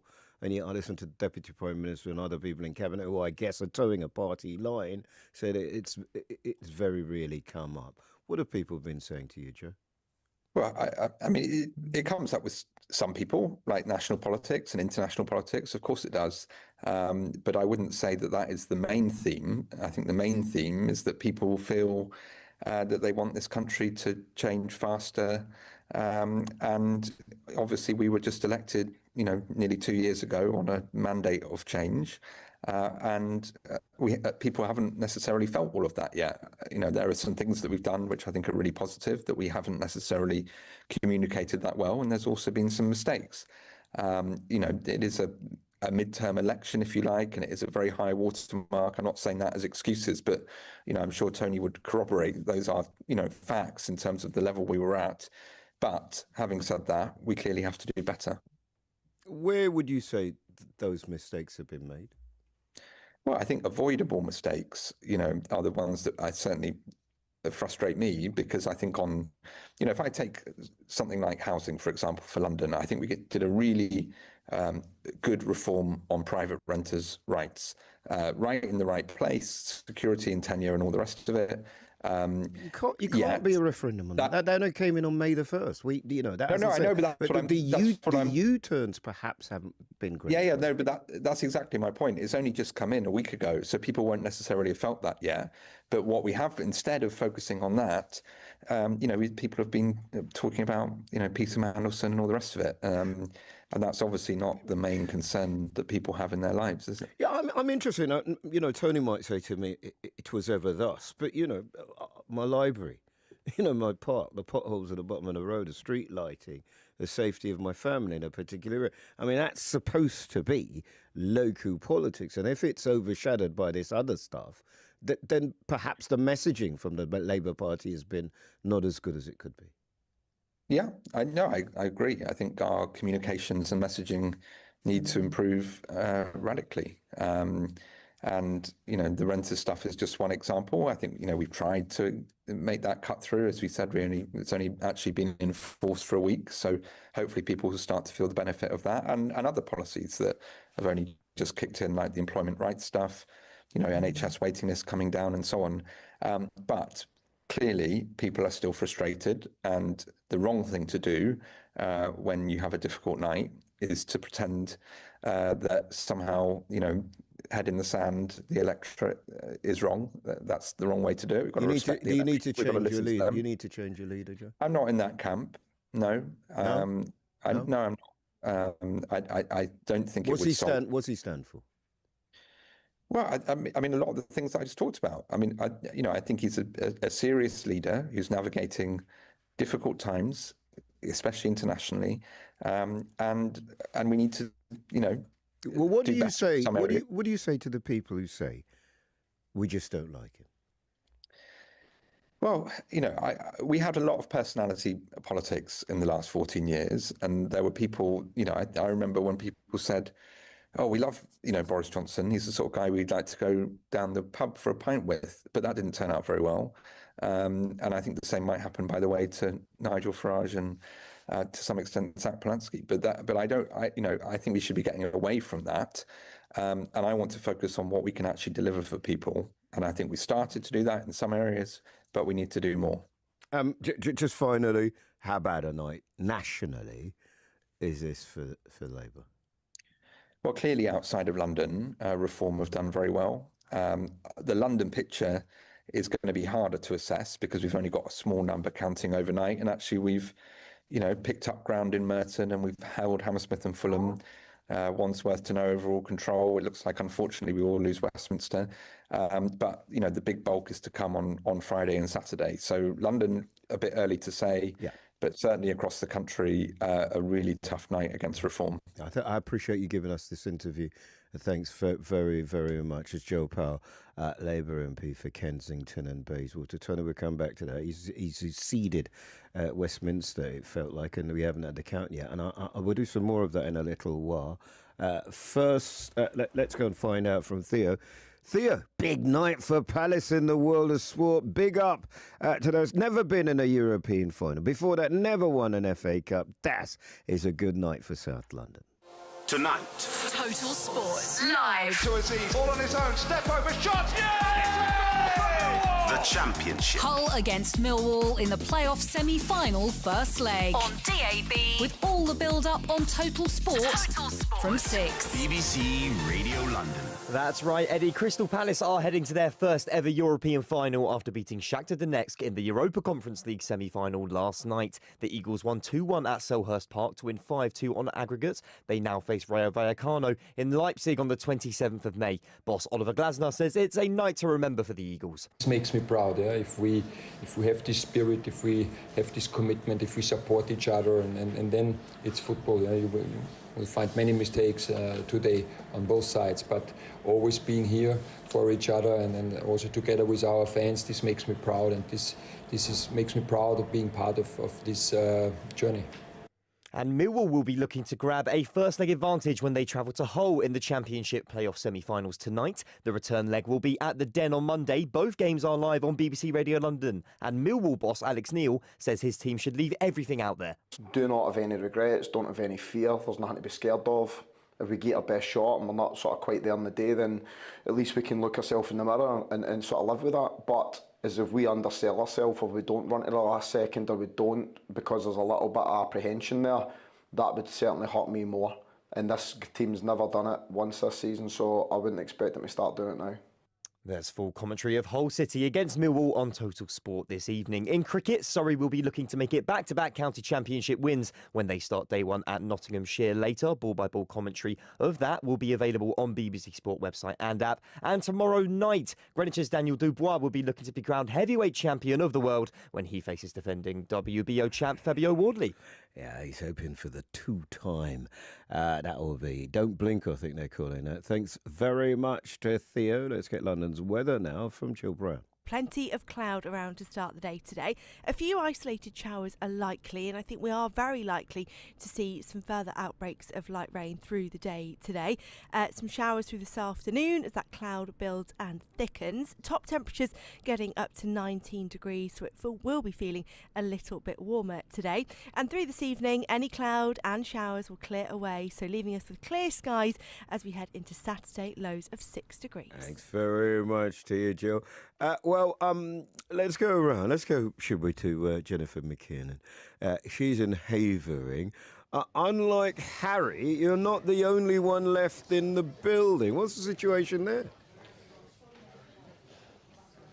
No, we are just shy of a third of the way through getting through these results. It's taking a long time. So we just had a flurry of 3 declarations, which have been very interesting. We've had a lot of Reform wins tonight, but there is a real battle on to keep hold of seats. So the first couple of seats have gone to Havering Residents Association. They've actually managed to keep hold of those 3 seats, but 2 more wards have gone Reform, and that has meant losses for the Conservatives. Thanks very much. When are you expecting more? Any sense? I can see behind you they're making speeches, declarations. and the like. Any sense to when we can come back to you? There is a flood of declarations coming at the moment. We are going to get much more in the next couple of hours, but I think it is going to be a couple of hours before we get those final declarations. All right, Jen, we're not going anywhere. Thank you very much. Tony Travers is here with me. Morning to you. If you're just waking up, my name is Eddie, and I'm not normally here on a Friday. I think it's Riz Latif. It's a local election special. We're talking about results as they are coming in. I think before we get into that interview with Joe, Tony, where are we? What have we got so far? Well, across the city, we've got results in now from Richmond, Sutton, Merton, Hammersmith and Fulham, Ealing, Wandsworth, full results. So we haven't really talked about this. Hammersmith and Fulham and Ealing both been held by Labour. And if we look at, and then Labour held on to Merton, so that's 3 for them. They've lost Wandsworth to no overall control, though the Conservatives are the biggest party. We're waiting for Westminster, but I think you were suggesting earlier on that Labour might have lost. Well, it sounded like when I was doing the interview with the MP, it sounded like he'd ceded Westminster. So, we don't and know. Richmond and Sutton both held strongly by the Liberal Democrats, and indeed the Conservatives doing very badly in Sutton, and the Greens losing 5 seats in Richmond. So what this adds up to is a completely different picture to the rest of the country. I mean, out in the rest of England, we've got Reform doing incredibly well, Labour doing incredibly badly, and in London, Reform doing perhaps slightly less easily, doing less well in... We haven't got all the results yet, obviously, already most of them from Havering and from Bexley, but it doesn't look as if it's going to be quite as simple as it was otherwise expected to be. So, London has remained more of a Labour and Conservative place. It looks as if it may be in any other part of the country now. It's remarkable. We've always been different. Always different. But we might not have predicted different in that way. This is BBC Radio London. That was Tony Travers. Here's Matt with the headlines. On the BBC Sounds app, on your smart speaker, Play BBC Radio London. and on your radio. The sound of London. BBC Radio London. At 6:30 with the latest for London, I'm Matthew Schofield. Labour has lost control of Wandsworth Council 4 years after it won it from the Conservatives. But it's held on to Hammersmith and Fulham, Ealing and Merton, which was one of the Liberal Democrats' top targets. The Lib Dems have held on to Sutton and Richmond. Counting's underway in 4 other boroughs following yesterday's local elections, including Bexley, one of Reform UK's top targets. But Thomas Turrell from the Tories says they may be disappointed. They have thrown the absolute kitchen sink at trying to take Bexley. It's one of their top targets in London. They thought they were going to walk it. They were expecting a whitewash like they got in Kent last year, and it definitely looks like that hasn't happened. It's looking positive. It looks like our vote has held up. We're still in quite the early stage of the count, but all things point to quite a positive result for us. Across England, Labour and the Tories have suffered big losses, mainly at the expense of Reform UK. It's won more than 300 seats so far. Labour's lost control of 7 councils and more than half the seats it was trying to defend.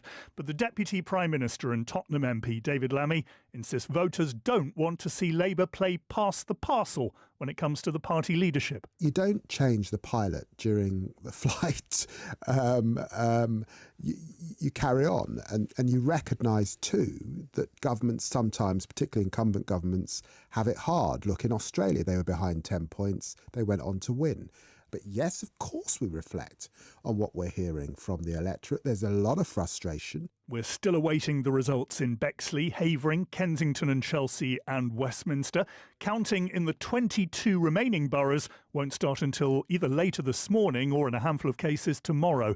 Stay with BBC Radio London for all the results as they come in. We have reporters across the city. In other news, a 39-year-old man's been charged with threatening Andrew Mountbatten Windsor. The incident's alleged to have taken place near the former prince's new home on the Sandringham estate in Norfolk on Wednesday evening. And scientists at the Natural History Museum have named a new species of parasitic wasp after Sir David Attenborough to celebrate his 100th birthday today. Dr. Gavin Broad from the museum says the discovery just happened to coincide with the big day. It's a bit of a coincidence, really. I mean, my visitor, volunteer, student, Augustine, had found this wasp. We were working on it, and then it was pointed out, oh yeah, it's Sir David's birthday coming up. So we took the opportunity to name it after somebody who was just incredible influence. So the timing was good, and we can wish Sir David a happy birthday.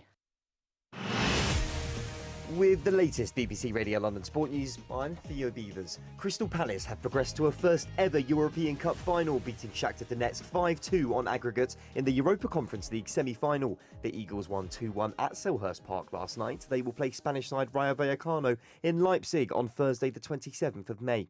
Millwall boss Alex Neil has said there's nothing to be scared of ahead of the Lions Championship playoff first leg against Hull City tonight, and Greenwich's Daniel Dubois will look to be crowned heavyweight champion of the world tomorrow night, facing Fabio Wardley. London's weather mostly cloudy today, some sunny spells around, but also some scattered showers. Pretty light this morning, but turning heavier this afternoon. Feeling milder though, highs of 19 Celsius right now. It's 8 in Harlesden and 9 in Deptford, Tottenham and Bethnal Green. For an update anytime, you can ask your smart speaker to play BBC News for London. Now the latest travel on the tubes. First of all, severe delays on the District line between Tower Hill and Earls Court. Minor delays between Turnham Green and Richmond. It's all because of overrunning engineering works earlier on this morning. Back to a good service now on the Metropolitan line. Possible delays for the West Coast Main Line out of Euston up north. It's all because of problems with the overhead wires between Hemel Hempstead and Tring. Checking the roads, expect delays in Clapton again this morning with those roadworks on Lee Bridge Road at Chatsworth Road. Those temporary traffic lights the works are set to finish actually this evening. And be aware that in Putney, the South Circular, the Upper Richmond Road is closed westbound from Putney Hill to Burston Road for emergency electricity works now for the next few days. I'm James Worley. BBC Radio London. How do you react when you get the phone call that you've been cast in Bridgerton? It kind of changed my life in many ways. It opened so many doors. The sound of London. Who visited your school when you were growing up? The chairman of the GLC. The chairman of the GLC? That doesn't sound very sexy. London Assembly. Have I missed a story then? Like, Eddie, why are you calling me now? Is it one of those? The thing about this story is it's one of many bridges, and on the 94 bus that I took from Chiswick. That's how I got here. Real London. The sound of London. I've also put lipstick on for you two. Did you see that? Saw you change. Well, we saw you change. My blood pressure went through the roof. Yeah, I didn't know where to look. BBC Radio London. Listen on your smart speaker and on BBC Sounds. Breakfast Local Election Results Special with Eddie Nestor. BBC Radio London. Morning, Chief. Just waking up. It's 6:35, Friday the 8th of May. Myself, Jim Davis, soon to come and speak to you, hosting this special election programme. Tony Travers, Professor at the London School of Economics, is here. We're doing our best to give you these results, tell you what they mean for you, also what they might mean for central politics in terms of the leader of the country and the leaders of respective parties. Let's talk to Luke Taylor, shall we? Luke is Lib Dem MP for Sutton and Cheam. Luke, morning to you, and thanks so much for talking to us. Good morning. You mentioned people waking up, but I've just got back from our count, so I'm looking forward to going to bed. Yeah, the world is made up of those of us who are just waking up and those of us who are on the coffee and have been up all night. You know, one of the things that I've been doing London politics quite some time, and it's always been my thought that wherever the Lib Dems are entrenched, they've done it incredibly well, and they've done in London anyway. I'm guessing it was your aim that you would take Merton. Why didn't that work for you? Yeah, so Merton's an interesting one. We've gone up 2 seats there. I think we've taken seats off the Tories, and I think we've won something from Labour there as well. I've been knocking on a lot of doors over there actually over the last few months, and I think first of all, voters were confused about who was able to beat Labour in some of those seats. There's lots of polling that showed one thing, whereas we were working incredibly hard on the ground. But when people then look up tactical voting, it gave some quite different results. So we came very, very close in 2 wards. But again, it was confused by some of the tactical voting advice. But ultimately, Labour now cannot take that council for granted. I think in lots of wards, they had huge majorities. That has been slashed in all of those wards. So there are lots of marginals now. So Labour really are going to have to sharpen their pencils and start to deliver the services that residents need. Look, I'm going to push back a little there, because we could make this 4-hour programme just about how bad it is for Labour. They haven't done quite as badly in London as they have across the rest of the country. Is it time for a new leader? I don't want to do a show like that. I don't think our listeners would be particularly interested in a show like that. My question again for you is, it would have been right up there as a target seat for you in your expansion. It didn't work. Why didn't it work? Well, our vote share rocketed. We got 28% of the vote in Merton. Labour got 31%. But again, exactly as I say, we're in a 5-party politics situation here, and we're still using the utterly broken first past the post system. Voters are looking to understand who can win things in different wards. There was a lot of really bogus polling being done and predictions being done that said the Greens could win in every ward. I think lots of them were saying that they were going to take control of Wandsworth, for example. And people were using that as a proof to say that a particular party can win here and there. There weren't any saying the Liberal Democrats could win, but what we were doing was working hard on the doorstep to listen to residents' concerns and pointing to councils like Sutton, Kingston and Richmond, where we've run the councils and we've done it successfully. And I'm going to point now to Sutton, where last night we had 23 games. So we now hold 51 of the 55 seats in Sutton. We asked residents who they trust to deliver for them. And for 40 years, they've chosen the Liberal Democrats, and they've endorsed that overwhelmingly overnight. So where we run councils, we've got a record of achievement, and we were able to explain that on the doorstep, and that's why our vote share in Merton has rocketed up quite so much. So again, Labour are on notice here that they will really have to pay attention and not continue to take voters for granted in Merton. Right, you're allowed now, Luke, to go to sleep. Okay, I'll give you permission. Take it easy. Get yourself a good night's sleep, and then we'll talk again perhaps Sunday where we're doing a full roundup. Tony Travers, I mean, I think that Luke brilliantly articulated part of the problem. We could, and we started, didn't we? You and I started by talking about Keir Starmer, which is, big picture stuff. But this is local politics. This is about my park. This is about my library. It's about potholes and whatever. And I made Luke's point. Where they are entrenched, they do incredibly well. I am told that by all sorts of people. My question was specifically, why didn't the message of cutting through at this time where Labour are doing poorly, where the Conservatives are struggling to kind of, perhaps because they didn't go on the apology tour, which perhaps you and I might have advised them to after 14 years, why didn't the Liberal Democrats cut through? In Merton? In Merton specifically, but they're not threatening anywhere else, are they? I mean, I think the Lib Dems have a new problem. In the olden days, not that long ago, the Liberal Democrats were often the only party of protest. So if you were fed up with the Conservatives, you could vote Liberal Democrat. Happened in Orpington famously in the 1960s, but in lots of other by-elections since. If Labour were in power and unpopular, you could vote Liberal Democrat. But now people can vote Green if they're fed up with the Labour Party. They can vote to the left and still vote. They vote anti-Labour and to the left, or they can vote anti-Conservative and to the right with Reform.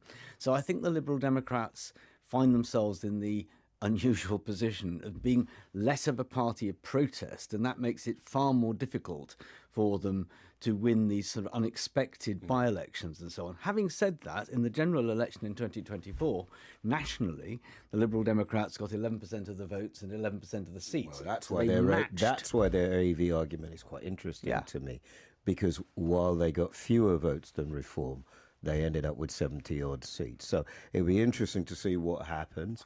Big picture stuff, small pictures, how it works in London. My co-host, Jim. You've had yourself a cup of coffee, recovered, scrubbed yourself down. Jim Davies, what's it looking like from where you were? Well, Eddie, Yesterday, Londoners voted. Of course, 1,800 councillors were being voted for across the 32 boroughs. Let's look at where we are right now. The Lib Dems have held Richmond upon Thames and Sutton, as you were just talking there to Luke Taylor. They did fail, though, as you mentioned, to win Merton, and they were hoping to gain that from Labour.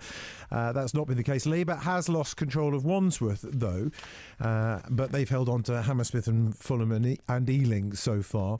Counts have been happening in just 10 boroughs overnight, so we're expecting the remaining 22 to come through the day today. So we won't get a full picture of what's actually happened across the capital until later on today and then into the weekend. Other London councils are going to declare their results later on today. But of course, let's not forget we're also waiting for mayoral results in 5 London boroughs: Croydon, Hackney, Lewisham, Newham and Tower Hamlets. Those results all expected later on today as well. Until this particular vote, Labour had 21 boroughs in the capital. London was widely known as a Labour stronghold, but the Conservatives had 5, the Lib Dems had 3, the Aspire Party, of course, in Tower Hamlets, and havering no overall control there. But obviously we're focusing on London throughout the morning this morning, and as you've mentioned there, and this is the stuff we talk about on BBC Radio London day in, day out, what's on people's minds is not necessarily the statutory obligations of local councils, like providing care for the elderly and disabled, collecting our rubbish. That's not necessarily the things they're really thinking about. It might be LTNs, for example. You know, how often have we discussed that on BBC Radio London? Those low traffic neighbourhoods that have been massive issues for some voters. But then, of course, you've got the hyperlocal issues, like the financial situation in Croydon, that will have been creating great frustration amongst voters locally there. Equally, the legacy of Grenfell in Kensington and Chelsea have been driving voters there with their frustrations, awaiting any kind of legal repercussions and so on there. It's impossible to put our finger on precisely what people have been thinking about when they went to vote yesterday. And then you look at what reaction is coming in nationally as well, and it's focused in on the top tier leadership. For example, Martin posts online, for Starmer, the biggest problem is that he oozes managerialism. When you actually look at him, he's about as exciting as a wet weekend in Clacton. I don't know if that makes any sense to anybody, but the point being that voters are thinking about all manner of things, not just necessarily locally, but also nationally and even internationally when it drives their vote. So it's going to be a fascinating day ahead as we look at those results coming in, as it paints a picture halfway through this general election cycle as to what might happen next. I suspect a leadership challenge may ensue, though, if the Labour Party are going to focus on what they need to do to pick up the pieces here. Yeah, they've got to sort out somebody who's able to do it, first of all. Thanks, that's brilliant. There's lots and lots of questions from that. We'll try and answer some of them with Tony Travers from the London School of Economics. But first, let's get the headlines from Matt. At 6:45 with the latest for London, Labour has lost 2 of the London councils it won from the Conservatives 4 years ago, Wandsworth and Westminster, but it's held on to Ealing, Hammersmith and Fulham and Merton, which the Liberal Democrats were hoping to win. They've held on to Richmond and Sutton. Across England, so far, Labour and the Tories have lost more than 350 councillors between them, mostly at the expense of Reform UK. And there'll be a special concert tonight at the Royal Albert Hall to celebrate Sir David Attenborough's 100th birthday. The latest travel now. District line suffering severe delays between Tower Hill and Earls Court. Minor delays Turnham Green to Richmond. On the roads, temporary lights still in on Lee Bridge Road at Chatsworth Road in Clapton, and the westbound Upper Richmond Road in Putney is closed for a short stretch from Putney Hill for emergency works for the next few days now. I'm James Worley. BBC Radio London. I didn't want you to think I was literally at home pretending to be a bus conductor. I wouldn't do that. I think you might, Ed, but... Robert Elms. This is the best of cover to covers, and it's very strange how you say it's contemporaneous, isn't it? I tried to look up contemporaneous, but I couldn't spell it, so I didn't bother. Robert Elms. Cover to cover, notes and queries. It seems like some of it's been built on blancmange. Does anybody know the full story? The Listed Londoner. Honestly, it's the most beautiful greengrocers you'll ever see. Robert Elms. Friday, Saturday and Sunday mornings from 10. BBC Radio London. Breakfast local election results special with Eddie Nestor. BBC Radio London.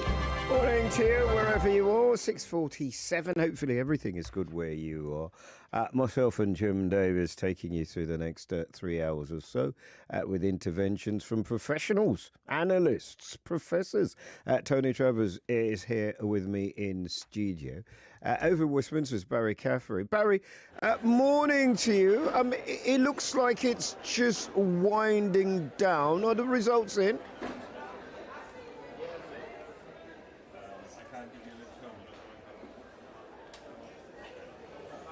Can you hear me, Barry? We'll come back to Barry in a little while.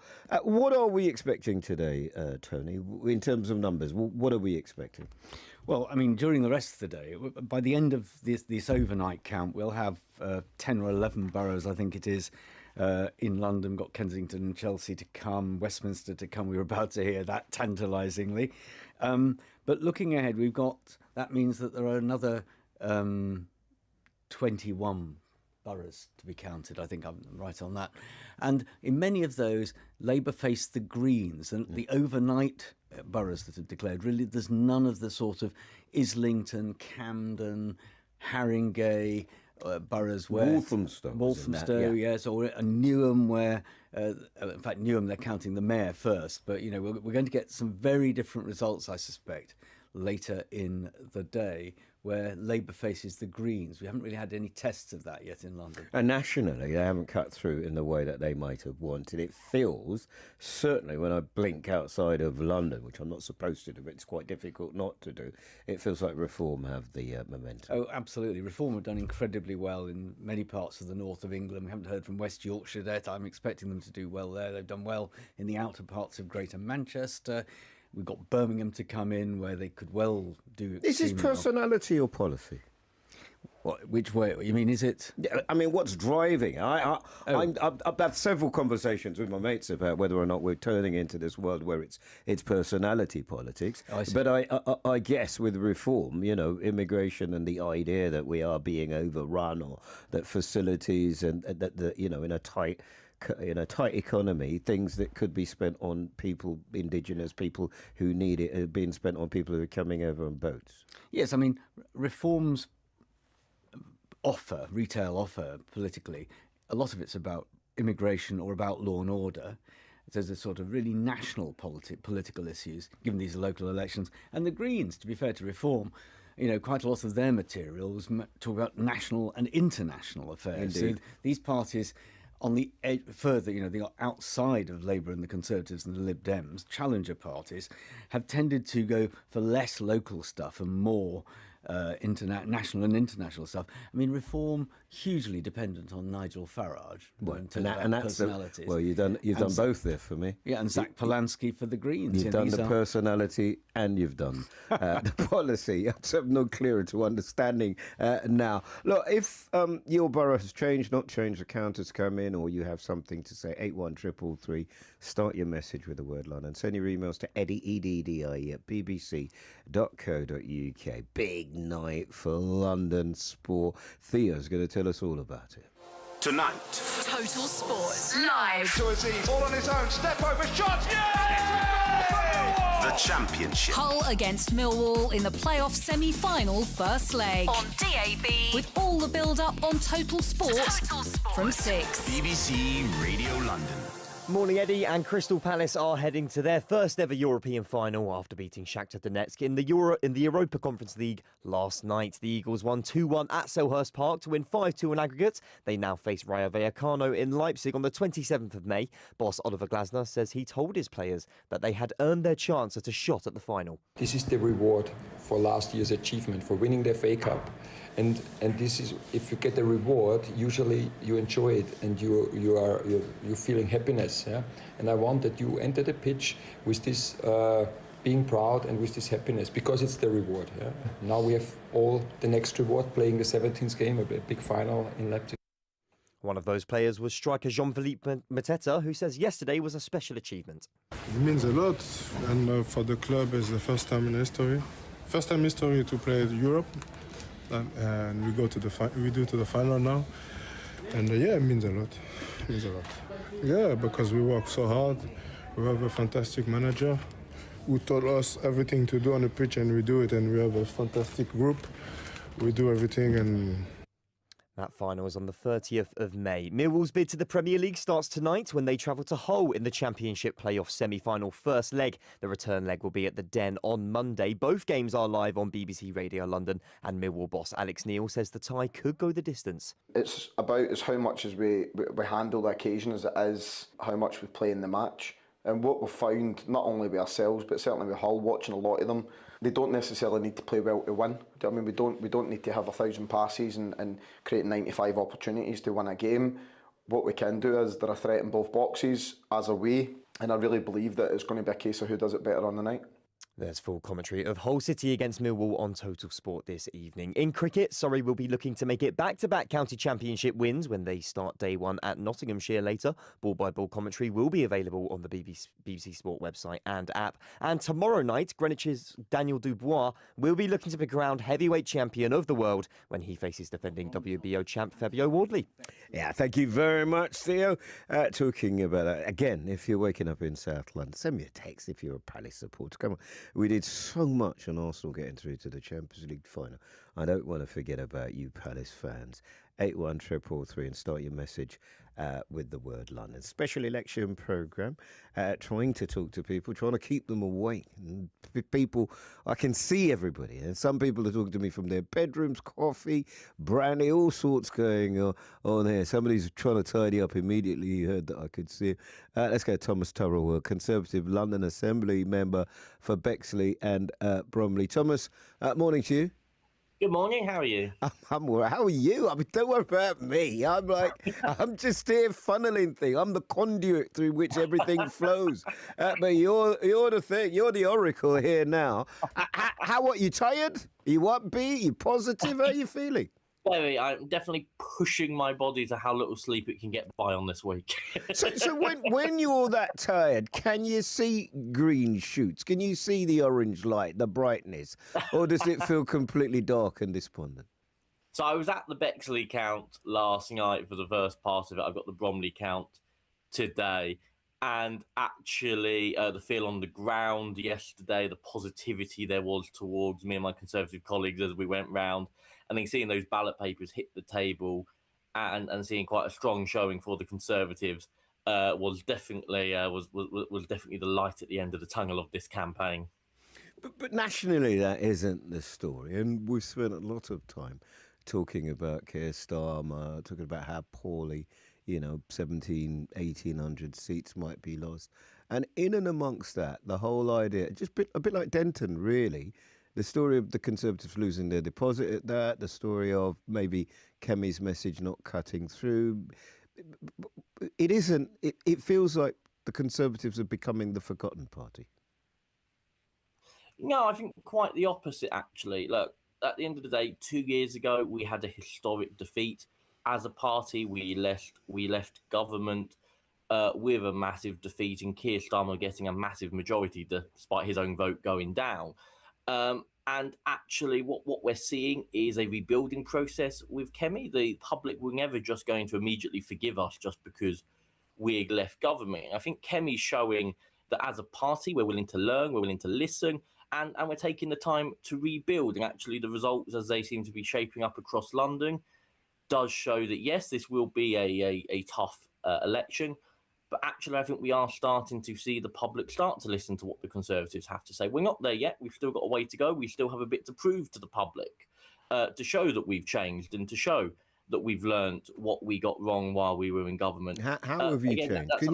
Can you? I mean, it might be I'm asking you to talk when you're very tired about. I know, it's unfair of me, but I'm an unfair guy. I'm so sorry. But what is it that you've learned in those 14 years? What were headline mistakes that were made that would not be repeated under Kemi? So I think we saw, the point is that the last government had to face some unprecedented crises like the COVID pandemic. And actually, I think they got a lot of that right. Obviously, the previous government got some stuff very wrong. We obviously saw the impact of Liz Truss, which has had its knock-on effect on the party since.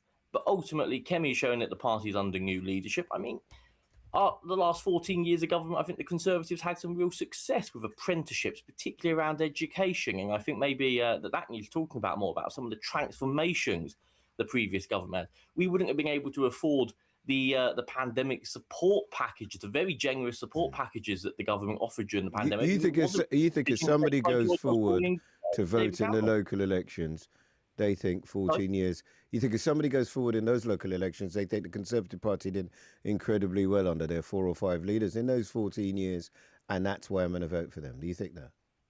So I also think it's about local records. Both councils in my patch, Bexley and Bromley, have been Conservative councils. Yes.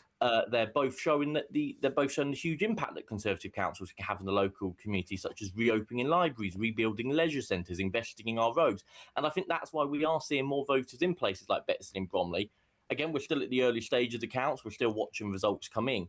But ultimately, we're seeing a lot of voters stick with the Conservatives this time. In Bexley, Reform thought they were going to get a whitewash in Bexley Council. They haven't got that. We've seen Conservatives holding on, and that's because of the strong record of excellent Conservative councils like Conservative Run Bexley. Thanks very much for talking to us. You can get yourself some sleep. I'm guessing it'll be a busy weekend as well. Tony Travers is with me. I mean, he's right, isn't he? I mean, it's bad, but it hasn't been as bad as was predicted. Certainly not in London. No, it hasn't been as bad for the Conservatives or Labour in London thus far. The Conservatives, after all, have become the biggest party on Wandsworth. We're waiting Westminster with bated breath, but they might do well there too. And against the backdrop of what's going on in many other parts of the country, where the Conservatives and Labour and the Conservatives are losing substantial numbers of seats, the London results are much more like a traditional election. And that is, I'm going to have to ponder on this. What is it about London, which is such an outlier in so many ways in Britain? It's like the New York of America. We've never been the same. No, whatever different means, we've always been different. Yes, but I mean, in the up to the 1990s, London used to vote more like the rest of Britain in terms of vote shares than any other region in the country, any other part of the UK. You know what Nigel Farage, if he was here, would say, wouldn't he? He'd say something like it's immigration, wouldn't he? Well, yeah, but that doesn't explain all of it, because we have to wait till the Greens, the councils where the Greens are fighting, come in London this afternoon. But for the time being, London has held out as looking more like traditional British politics for Labour and the Conservatives than most of the rest of the country thus far. We'll find out more in the next 3 hours or so, and we'll finally have the result from Barry in Westminster. Till then, let's get a full update, full news now, coming to you at 7 o'clock from Matt. On the BBC Sounds app, on your smart speaker, play BBC Radio London, and on your radio. The sound of London is BBC Radio London. At 7 with the latest for London, I'm Matthew Schofield. Labour has lost control of 2 of the London councils it won from the Conservatives 4 years ago, Wandsworth and Westminster. But it's held on to Ealing, Hammersmith and Fulham and Merton, which the Liberal Democrats were hoping to win. The Labour MP for Kensington and Bayswater, Joe Powell's been speaking to Eddie about his party's performance so far. Clearly, people are still frustrated, and the wrong thing to do when you have a difficult night is to pretend that somehow head in the sand, the electorate is wrong. That's the wrong way to do it. We've got to respect the electorate. You need to change your leader. You need to change your leader, Joe. I'm not in that camp, no. The Liberal Democrats have held on to Richmond and Sutton, but we're still awaiting results this morning in Bexley, Havering and Kensington and Chelsea. In the remaining 22 boroughs, counting won't start until later this morning or in a handful of cases tomorrow. Across England, so far, Labour and the Tories have lost more than 350 councillors between them, mostly at the expense of Reform UK. But Professor Tony Travers, who specialises in elections at the London School of Economics, says the picture here in London is different. In the rest of England, got Reform doing incredibly well, Labour doing incredibly badly, and in London, Reform doing perhaps slightly less well in... We haven't got all the results yet, obviously. We need most of them from Havering and from Bexley, but it doesn't look as if it's going to be quite as simple as it was otherwise expected to be. In other news, the United States and Iran have exchanged fire in the Strait of Hormuz, but despite the attacks, President Trump's insisted the ceasefire between the two countries remains in place. A third British national has been diagnosed with suspected hantavirus linked to the cruise ship at the centre of the outbreak. 3 people who were on board the MV Hondius have already died. The ship's due to reach Tenerife in the next few days. A special concert will be held at the Royal Albert Hall tonight to mark Sir David Attenborough's 100th birthday. It'll feature music from his many programmes and reflections on his life and legacy from the likes of Sir Michael Palin, Liz Bonin and Chris Packham. Sir David says he's been completely overwhelmed by all the birthday greetings. Well, the organiser of the Glastonbury Festival, Emily Evis, invited him to speak there in 2019. She says in contrast to some of the demands made by performers, Sir David had just one simple request before he appeared on the Pyramid stage. We always ask everybody performing what they would like in their dressing room when they arrive. And the only thing that David Attenborough requested was a cheese sandwich. So we made him a cheese sandwich. He walked onto the stage and was just met with this incredible amount of love and warmth and respect from a cross-generational crowd who all adored him. With the latest BBC Radio London Sport News, I'm Theo Beavers. Crystal Palace have progressed to a first ever European Cup final, beating Shakhtar Donetsk 5-2 on aggregate in the Europa Conference League semi-final. The Eagles won 2-1 at Selhurst Park last night. They will play Rayo Vallecano in Leipzig on Thursday the 27th of May.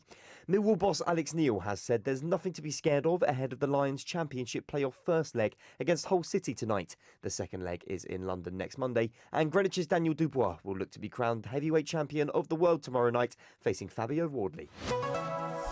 Good morning. With London's weather, I'm Jill Brown. Plenty of cloud around to start the day today. A few isolated showers are likely, and I think we are very likely to see some further outbreaks of light rain through the day today.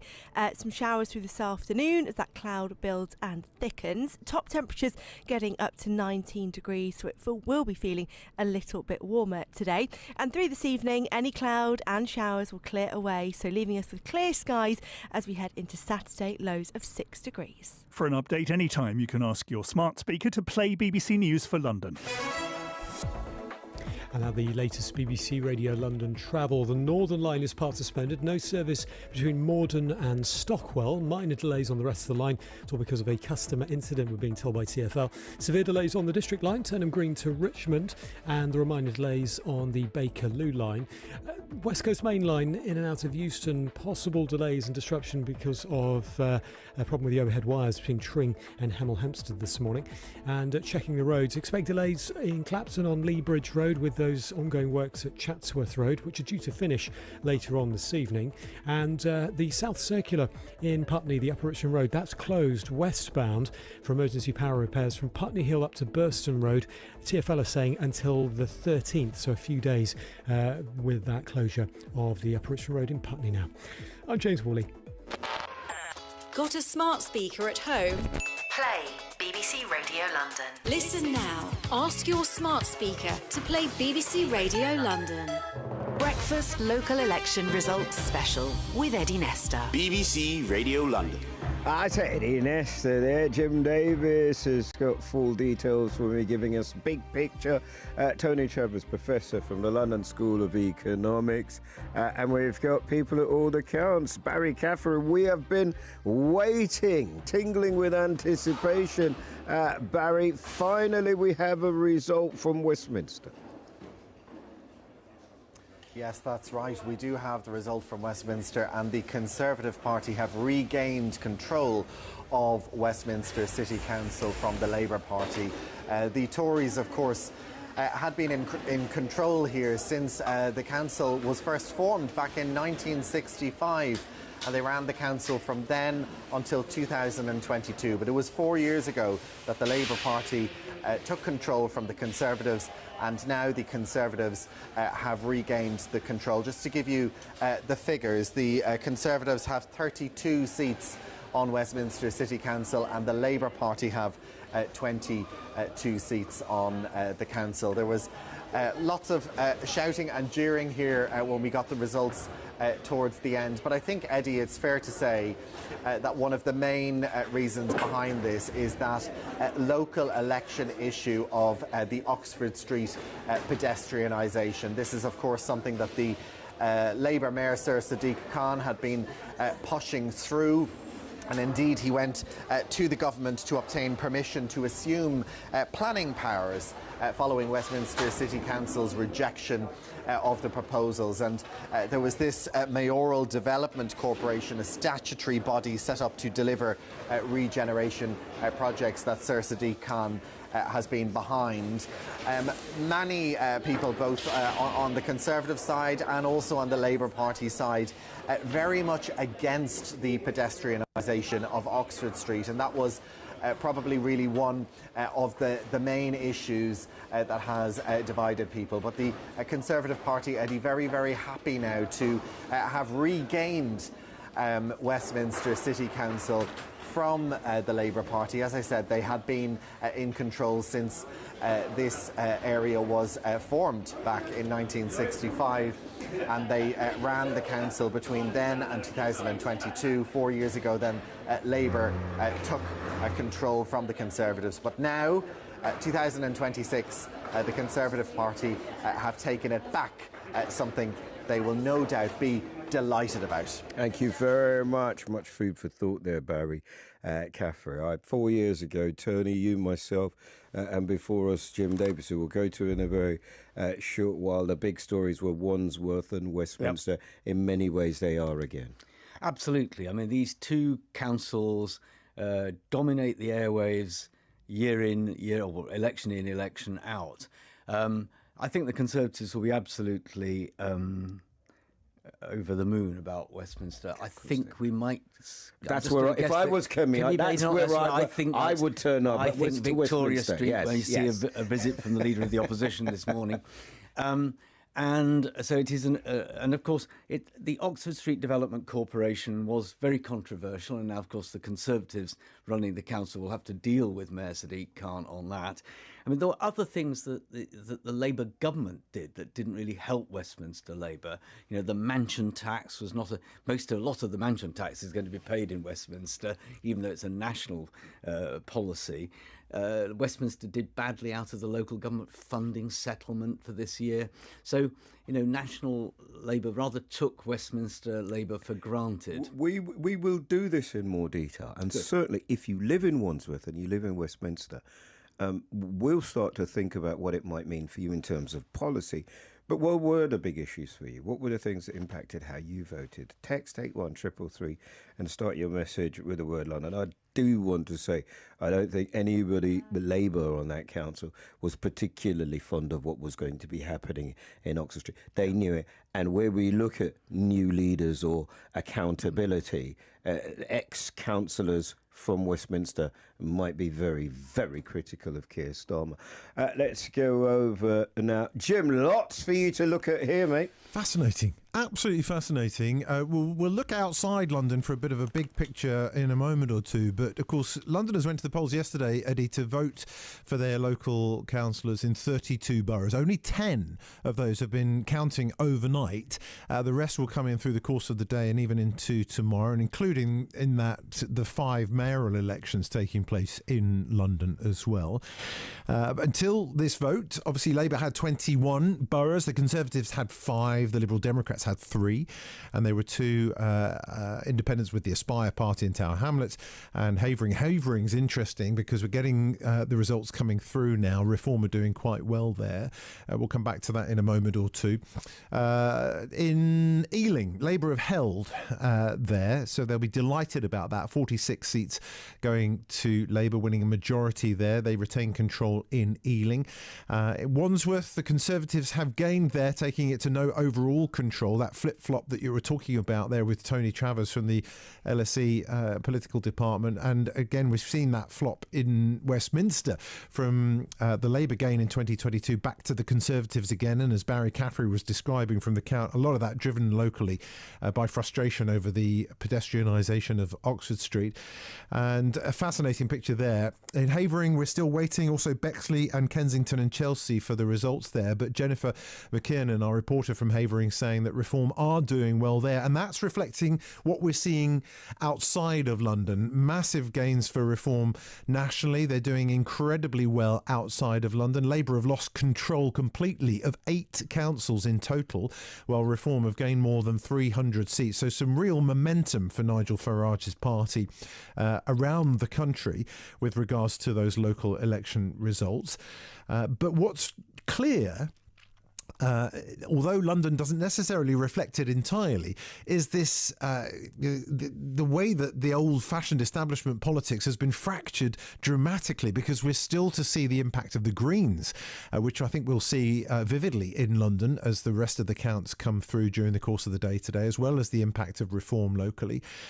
I think if I was a Liberal Democrat, I'd be feeling a little bit frustrated, Eddie, today. I don't think they've gained quite as much as they were hoping to overnight. Obviously, we don't have the big picture as yet, but I think they're going to be the party that are perhaps the most frustrated, despite the statistical situation for Labour and the Conservatives. I think they were expecting that because they were the parties that had the seats to lose in the first place. It'd be fascinating to see what the history is of how places, councils that have been taken by Reform before are being run, because there will be a record to vote for or not, as the case may be.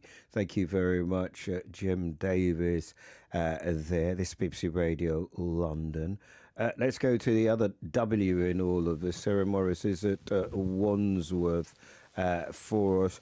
I'm guessing a moment of reflection for many of the councillors there, Sarah. Yes, that's right. It was a really nail-biting night, Eddie, because it could have gone either way. At one point, they were neck and neck, and it ended up, of course, with Labour losing control. So the Conservative got the majority of seats. That was 29, and Labour 25. Lots of tears from Labour Party at the end, and real jubilation from those with the blue rosettes. And I had a quick chat with the leader of the Conservatives on the Wandsworth Council, Aled Richards-Jones. This evening, Wandsworth Conservatives have won the election. We are now the largest party on Wandsworth Borough Council, and shortly will form an administration to run the council. And what's your response? I am absolutely delighted. This is a great result for the party, this is a great result for Wandsworth, and we can now get the council back on track. And what are the big issues for people in this area that you're going to be focusing on? There are 2 big issues. One is the cost of living crisis, which is still ongoing, and part of our response to that was to keep council tax as low as possible, one of our pledges, but also pointing out the financial crisis that Labour had created in the Town Hall, both with the government's cuts to Wandsworth's grant funding, but also the Labour Council's own overspending, which, unless it was reined in, would lead to council tax increases of 178% in a cost of living crisis. The second big issue, of course, is public safety and antisocial behaviour. We're fortunate that we're still one of the safest areas in London, but it feels a lot less safe than it did 4 years ago. So we're pledging to fund more dedicated Met police officers on Wandsworth streets. And the biggest issue that our listeners and viewers tell us is upsetting them at the moment is housing. What are you going to do about that? We want to get Wandsworth building again. So under the last 4 years, under Wandsworth Labour, housing starts have fallen by 50%. We're not building the homes that we need in Wandsworth.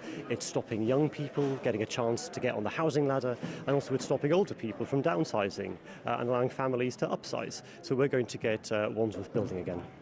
And what do you think this vote today says about the way people are feeling about politics in general?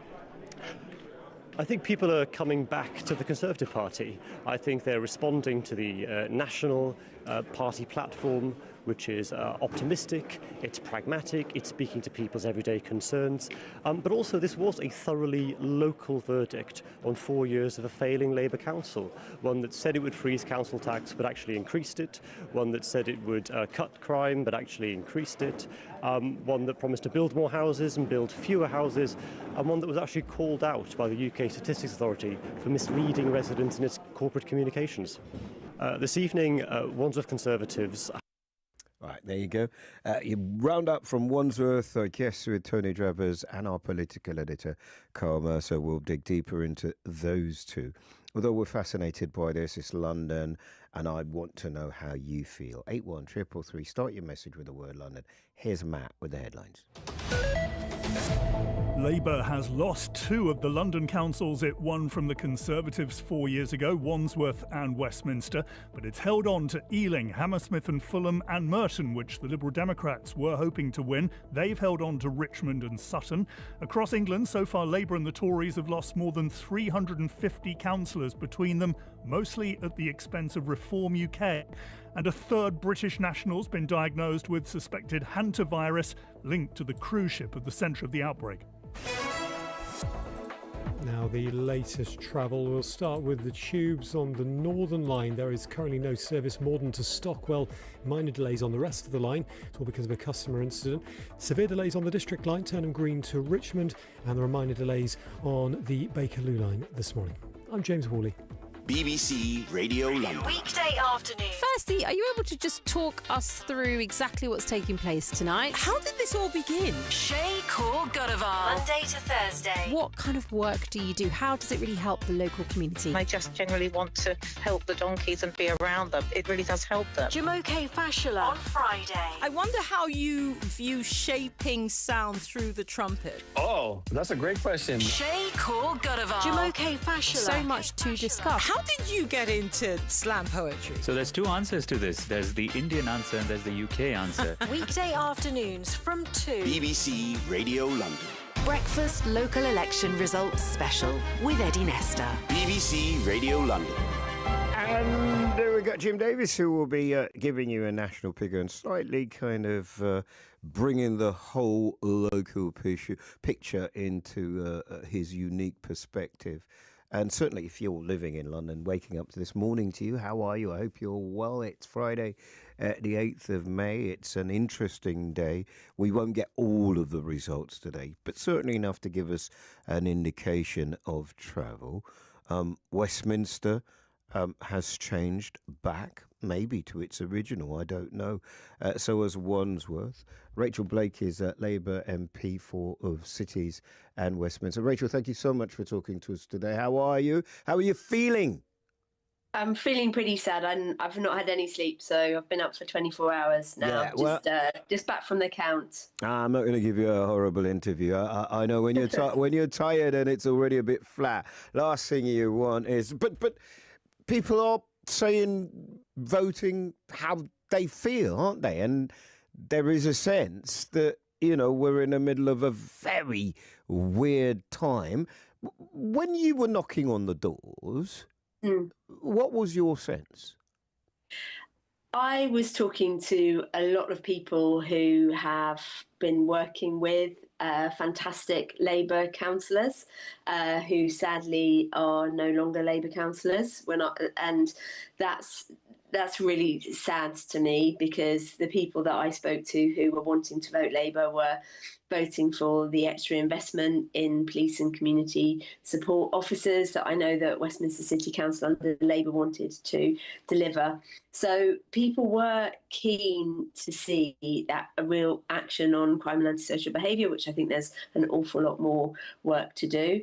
But we have to really think and reflect on this result, both locally in Westminster, and I think as well we have to reflect on the result for London as well. Although I think I've heard that Ealing, Hammersmith and Fulham and Merton have done pretty well. We have to reflect citywide. Do we have to reflect nationally too?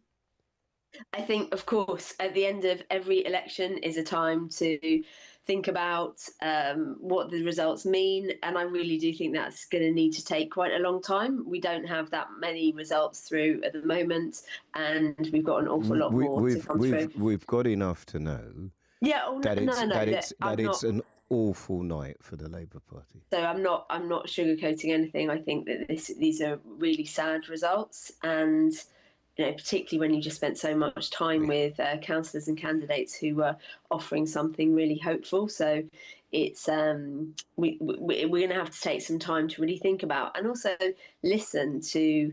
Be out there listening to voters. Well, it's a message. I mean, listen to us. We're London's radio station. We'll tell you what people say. I mean, it's about communication. Would you accept that the communication from the Labour Party on, I don't know, WASPy women, winter fuel allowance has been less than effective? I think there's always space to improve communication. One of the things that I've been really proud of this Labour government achieving is delivering on renters' rights. So vast numbers of people in my constituency and across London are private renters, and they have much more stable housing now. And I would love to be communicating that more clearly and making sure that everybody who is living in private rented accommodation knows that we, the Labour government, are on their side. Again, that's come up. Sorry for interrupting you, but that's come up a few times. That came in on May the 1st. I wonder whether people remember, because I was one of the very few people who did it, and I remember it didn't work well for the Conservatives.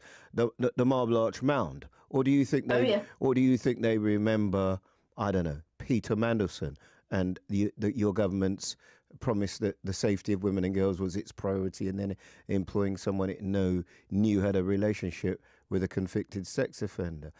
I wonder which one of those you think plays out in people's minds.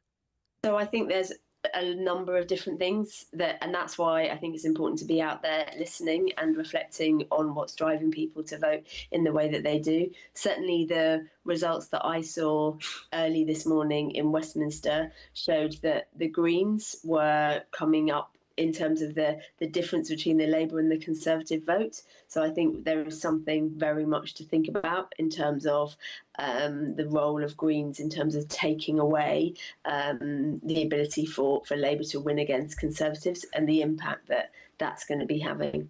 You know, and I know how big a deal it felt from where I was anyway, like a bit of a power grab. The Mayor getting together with central government and determining what would happen to Oxford Street. How much is your sense that was a big factor in how people voted perhaps in Westminster? It is a big factor for a number of people. Just to get really into the geography for you and your listeners, I don't know, you probably don't need it, Eddie, but in terms of the three wards that are most affected, it's the West End, it's Marylebone and it's Hyde Park. And I think it was a factor for them. Can't deny that. And also we know that the Westminster Labour Group had done quite a lot of work on possible arrangements for Oxford Street in advance of that. So can't deny that. It's three wards though, and so there are other wards that we lost. So we need to be thinking about those in particular as well. It'd be great to talk to you once that self-reflection has taken place. Get yourself some sleep, and thank you for talking to us. Appreciate it very, very much. As Rachel Blake, the Labour MP for Cities and Westminster. I am making a big deal out of this because I do think it's a big deal. Big up to the Palace. Made their way to the European final. Only last year we were saying they won their first trophy ever. Here to tell us all about it right now is Thea. Tonight. Total Sports Live. So it's Aziz all on his own. Step over shot. The Championship. Hull against Millwall in the playoff semi-final first leg. On DAB. With all the build-up on Total Sport. From 6. BBC Radio London. Thank you, Eddie. Crystal Palace are heading to their first ever European final after beating Shakhtar Donetsk in the Europa Conference League semi-final last night. The Eagles won 2-1 at Selhurst Park to win 5-2 on aggregate. They now face Rayo Vallecano in Leipzig on the 27th of May, where one happy fan was Henry Swain. In all honesty, my voice is a bit gone, but seeing my little old club win a European semi-final And the fact we are in a European final is absolutely mental. I couldn't be more proud of all the players, the manager. I don't care what happens at the end of the season. They're all Palace. What a night. I can't believe it, honestly. Up the Palace. Well, Crystal Palace manager Oliver Glasner was also pretty happy. He says it's a night to remember for the Eagles. This makes me proud. Yeah? If we have this spirit, if we have this commitment, if we support each other, and then it's football. Yeah? We'll find many mistakes today on both sides, but always being here for each other and also together with our fans, this makes me proud, and this makes me proud of being part of this journey.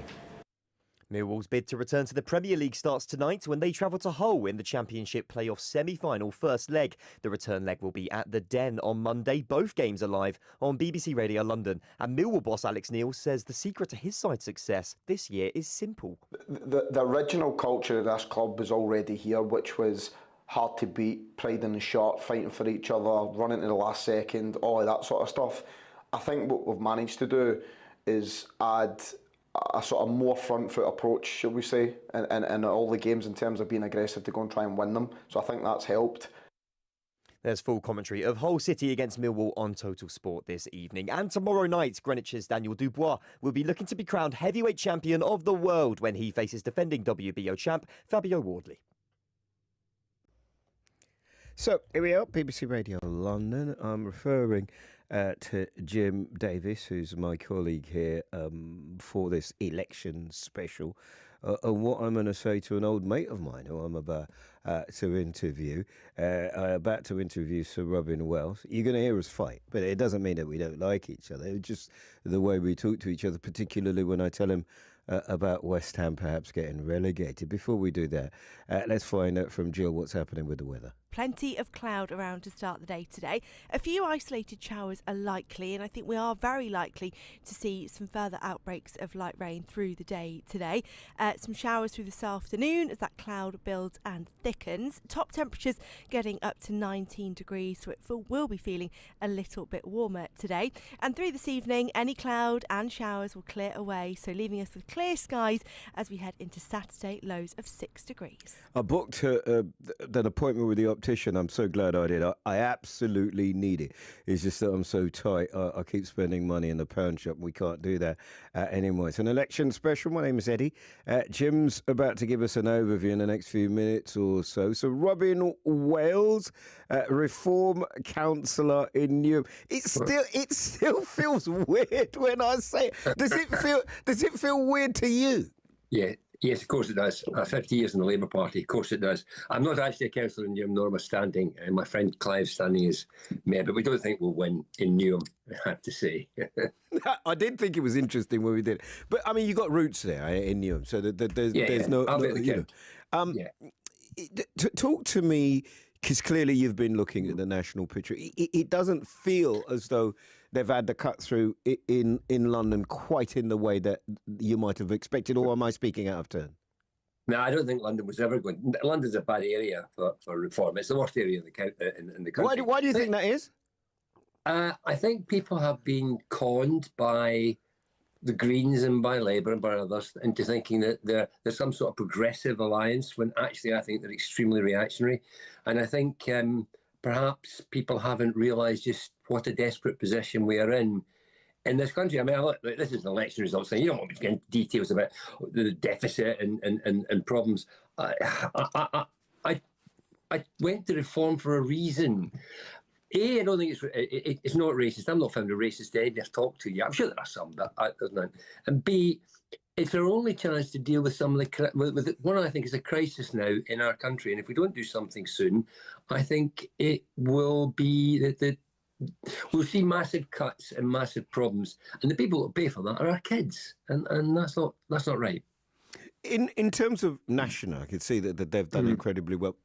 Yes. It's a big day. What's the appeal to you, apart from a party leader who many people might like to go out for a drink with? That's personality politics. Yeah. What's the policy? I think I think the position is that people are fed up with what they've been getting. I think the Tories haven't done badly, I think, compared to where they might have been, because Badenoch's trying to recover, and the people forget a little bit how bad they were. They look at Labour, how bad they are. I think, well, let's do something different. Let's go green or reform. Reform is excited people across the country, and I think the challenge will be there'll be a number of councils that will be reformed. We have to make sure they do well. They have actually done quite well in the first year of, I think there's 11 reformed councils, and they've done better than the other councils, but Labour and Tory control. But there's a long way to go. Yeah, let me press you on because I need you to answer the question. I understand the big picture. Eddie. No. And you, listen, and you look like you've had sleep. You're the one person I've interviewed today who looks like they've had a night's sleep. I mean, dead right. we can see through the country that they've done well. Yes. And we've already discussed that perhaps it hasn't worked so well here in London. My question is on policy, not personality. Okay. What are the policies that you think have helped the reform cut through?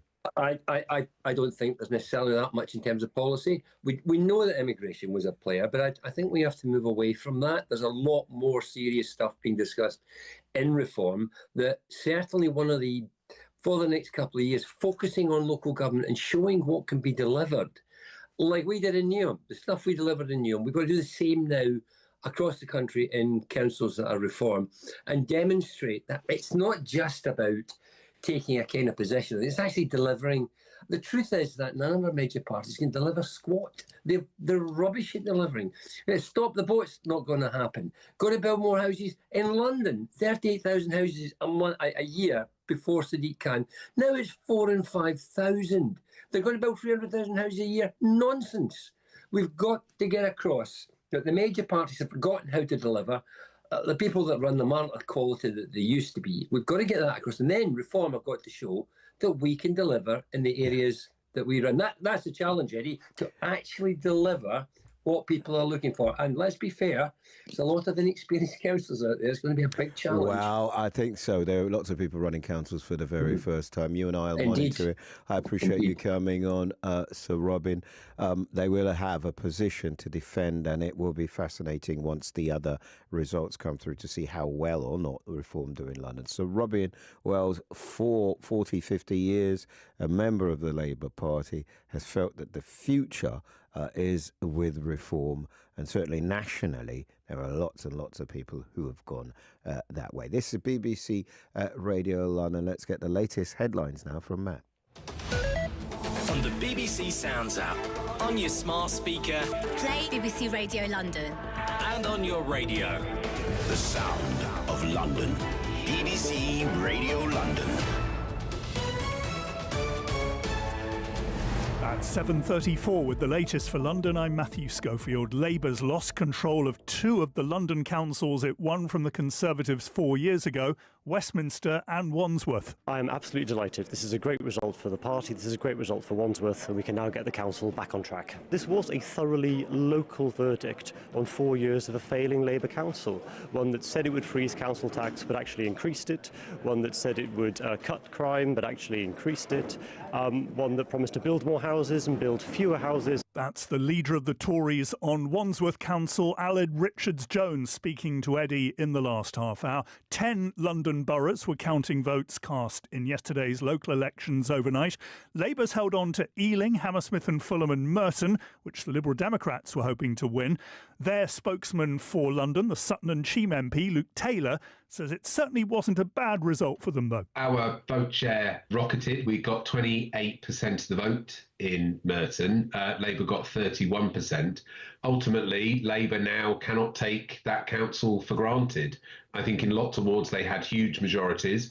That has been slashed. There are lots of marginals now. So Labour really are going to have to sharpen their pencils and start to deliver the services that residents need. In the remaining 22 boroughs, counting won't start until later this morning or, in a handful of cases, tomorrow. Across England, so far, Labour and the Tories have lost nearly 400 councillors between them. mostly at the expense of Reform UK, which is up by more than 350 councillors. In other news, the United States and Iran have exchanged fire in the Strait of Hormuz, but despite the attacks, President Trump insists the ceasefire between them remains in place. A third British national has been diagnosed with suspected hantavirus linked to the cruise ship at the centre of the outbreak. 3 people who were on board the MV Hondius have already died. The ship's due to reach Tenerife in the next few days. A 39-year-old man's been charged with threatening Andrew Mountbatten Windsor. The incident's alleged to have taken place near the former prince's new home on the Sandringham estate in Norfolk on Wednesday evening. And a special concert will be held at the Royal Albert Hall tonight to mark Sir David Attenborough's 100th birthday. It'll feature music from his many programmes, as well as reflections on his life and legacy by the likes of Sir Michael Palin, Liz Bonin and Chris Packham. Sir David says he's been completely overwhelmed by all the birthday greetings.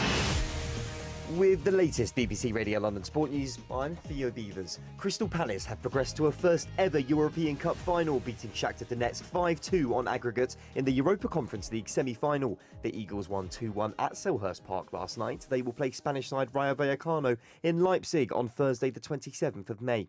Millwall boss Alex Neil has said there's nothing to be scared of ahead of the Lions Championship playoff first leg against Hull City tonight, and Greenwich's Daniel Dubois will look to be crowned heavyweight champion of the world tomorrow night, facing Fabio Wardley. London's weather mostly cloudy today, few sunny spells but also some scattered showers, light at first but heavier this afternoon, but feeling milder with highs of 19 Celsius. Right now 9 in Hackney and Ealing and the same in Peckham and Finsbury Park. For an update anytime, you can ask your smart speaker to play BBC News for London.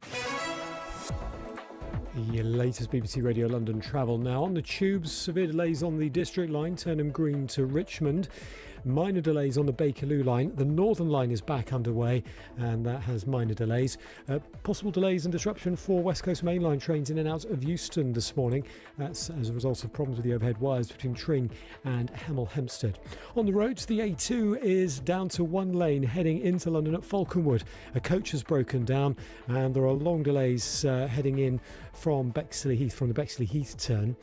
Really slow on the A40 on the Westway heading up to the Marylebone flyover. Now it's down to the roadworks on Marylebone Road at Gloucester Place, and Harewood Avenue is closed northbound towards Marylebone Station for the next month. So those works the cause of the queues on the A40 and the 501. Very slow on Chatsworth Road, Clapton, especially westbound towards those works at Chatsworth Road, which should finish later on today. And just be aware that in Putney, the Upper Richmond Road closed westbound from Putney Hill up to Burston Road for the next few days for emergency power repairs. I'm James Worley. BBC Radio London. Why you keep going on about the weather yesterday? Context is brighter and warmer than it was yesterday. The sound of London. What's yours about? It's about a lost and rediscovered London typeface. Good to be with you this morning. Happy Friday to you. I hope it is. You're listening to Barking at the Moon, myself, Joe Good, with Anna Webb. Always lovely to be in your company. If you would like to What's happening where on the creative scene? Who's been on the red carpet across London? The sound of London. Much better having listened to that lovely song. I was super relaxed. I forgot I was even coming on the radio. BBC Radio London. Listen on your smart speaker and on BBC Sounds. Breakfast Local Election Results Special with Eddie Nestor. BBC Radio London. Morning to you. It is 7:39 on Friday, the 8th of May. My name's Eddie. You can read the pilot. Deputy Prime Minister today talked about not changing Prime Minister or the pilot in the middle of a flight in relation to Keir Starmer. If I'm the pilot here, the co-pilot, who is probably more qualified than I am to give you an overview, is Jim Davis. I'm not entirely sure about that, Eddie, but anyway, I'll take the compliment. Thank you. If you're just waking up this morning, then Londoners voted yesterday across all 32 boroughs to vote in over 1,800 councillors. Overnight, only 10 of those boroughs have actually been counting those votes. The rest will begin counting at a far more civilised hour through the course of the day today, including the 5 mayoral contests, which we're expecting across London as well. What we can tell you this morning is that the Conservatives have won Westminster back from Labour. A significant moment that largely fuelled anecdotally by voters frustrated by the proposed pedestrianisation of Oxford Street and the London Mayor's plan to achieve that. Also in Wandsworth, the Tories have done well, becoming the biggest party there in Wandsworth, although that particular council moves to no overall control. The Liberal Democrats have held on to Richmond upon Thames and Sutton, perhaps no great surprise there, but they have failed to win Merton, where they did have hopes to gain control from Labour, but Labour have retained Merton, as well as Hammersmith and Fulham and Ealing. That's what we know so far. We're still waiting for results from Bexley, Havering and Kensington and Chelsea, which will come through during the course of the morning. London, though, atypical, Eddie, in terms of the overall political picture nationally. We're finally seeing the fragmentation of national politics that have long been promised by the likes of Nigel Farage and perhaps more recently the Green Party leader Zach Polanski. Already we're seeing significant gains for reform around the rest of the country in these local council elections, where not necessarily every seat in those councils are up for grabs, which confuses things even more. So despite significant reform gains, they might not actually gain full control of those councils. But what we can tell you, for example, in constituencies like Tameside, the patch of the former Deputy Prime Minister Angela Rayner, Labour were defending 17 seats there and have lost 16 of them to reform. In Wigan, where the MP is the Culture Secretary, Lisa Nandy, Labour have lost all 22 of the seats, again, to reform. So we are seeing Nigel Farage's Reform UK gaining significant ground around the rest of the country, which in terms of their momentum and in terms of their determination to change things nationally as we move towards the next general election cycle, that is boding very well for Reform UK supporters. And as you alluded to there, despite David Lammy, the Deputy Prime Minister's comments about not changing the pilot in the middle of a flight, there are question marks rising rapidly now over Sir Keir Starmer's leadership, given that Labour are performing particularly badly nationally across the country. Yeah, it will be fascinating to know, Jim, just how bad it would have to be. But certainly there are a lot of people who work incredibly hard, some fantastic councillors who may well not be particularly impressed by the way national politics has, maybe in their view, let them down. Jim, thank you very, very much. Excited to tell you Antonia Jennings is here. Antonia is the CEO for the Centre of London. Thanks for coming in, Antonia. And not for the first time, London not really behaving itself and not behaving like the rest of the country. That's definitely true. As we just heard, we've only seen the results of around 7 councils so far, and indeed those councils haven't been necessarily evenly spread in terms of where the parties are targeting. So by that I mean we're set to see in the next few hours the reform target seats coming through, and actually those that are being targeted more by left-wing parties, by the Greens, etc., will be towards the end of the day today. But what we see does reflect the national picture to some extent, in terms of we're seeing both Labour and Conservative losses, but it doesn't seem to be as dramatic as we're seeing across the country. Yeah, I think, though, that if you're Kemi Badenoch, you are going to come to London, you are going to do a nice little speech in Westminster, and you are going to say, we had these seats, Wandsworth, Westminster. They were taken over in this general election, in this kind of hype. And then people have seen the rubbish. This is what she's going to say. It's not what I'm saying. They're going to see the rubbish job that Labour have been doing. And now they're coming back to this new Conservative, which I am building.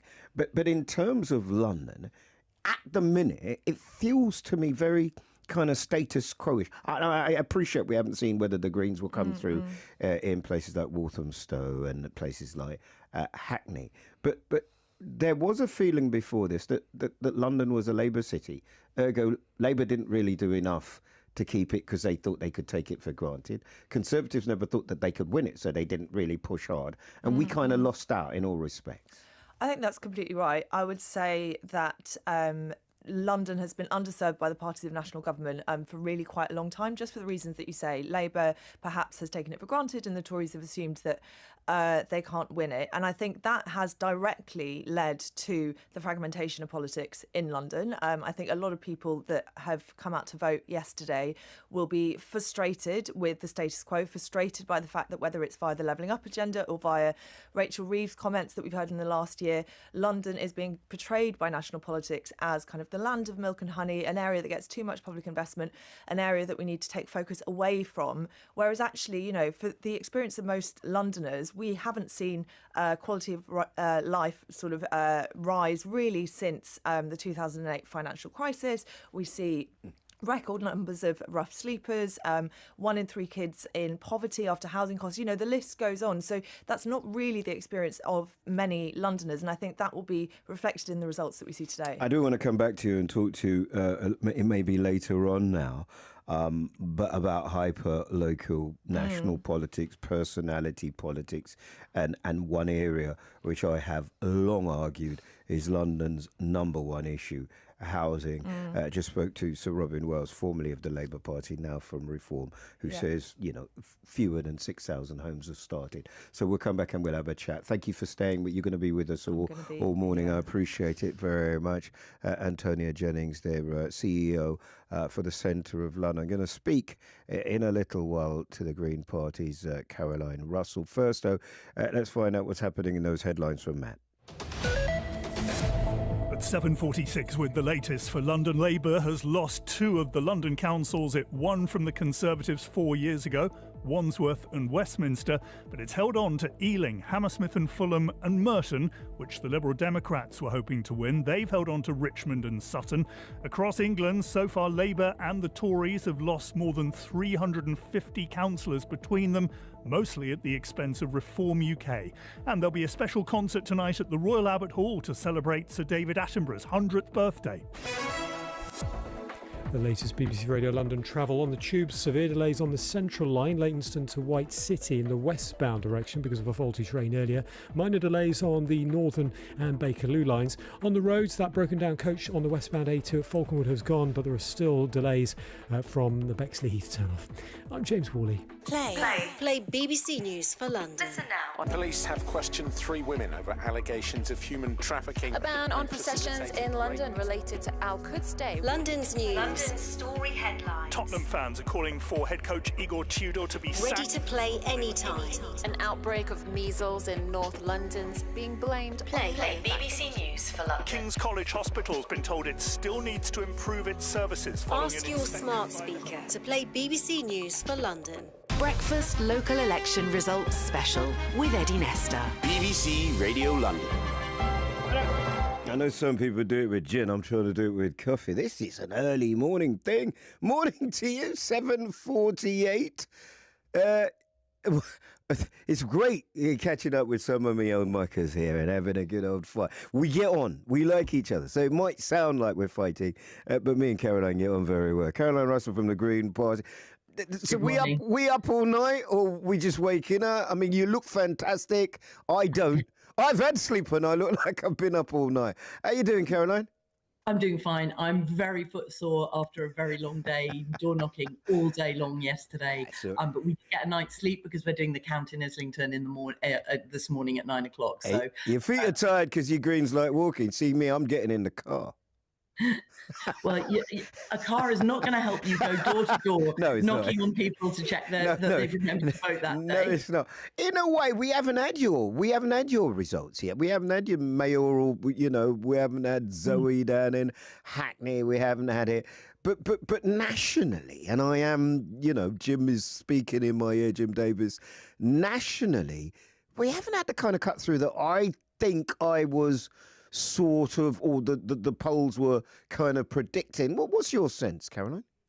Well, I think, you know, we know that the seats the Greens are targeting, the results are going to be coming through today. I think it just all depends on where the counts are happening and when the counts are happening. And so the places that we've been really targeting in London are all going to be reporting their results later today or even tomorrow. So there's a waiting game to play, and I'm just really excited to see how people have done, because people have been working so hard, and we've got parties have been scaling up as our membership has grown. We've been scaling up and just doing more and more work across the whole of London.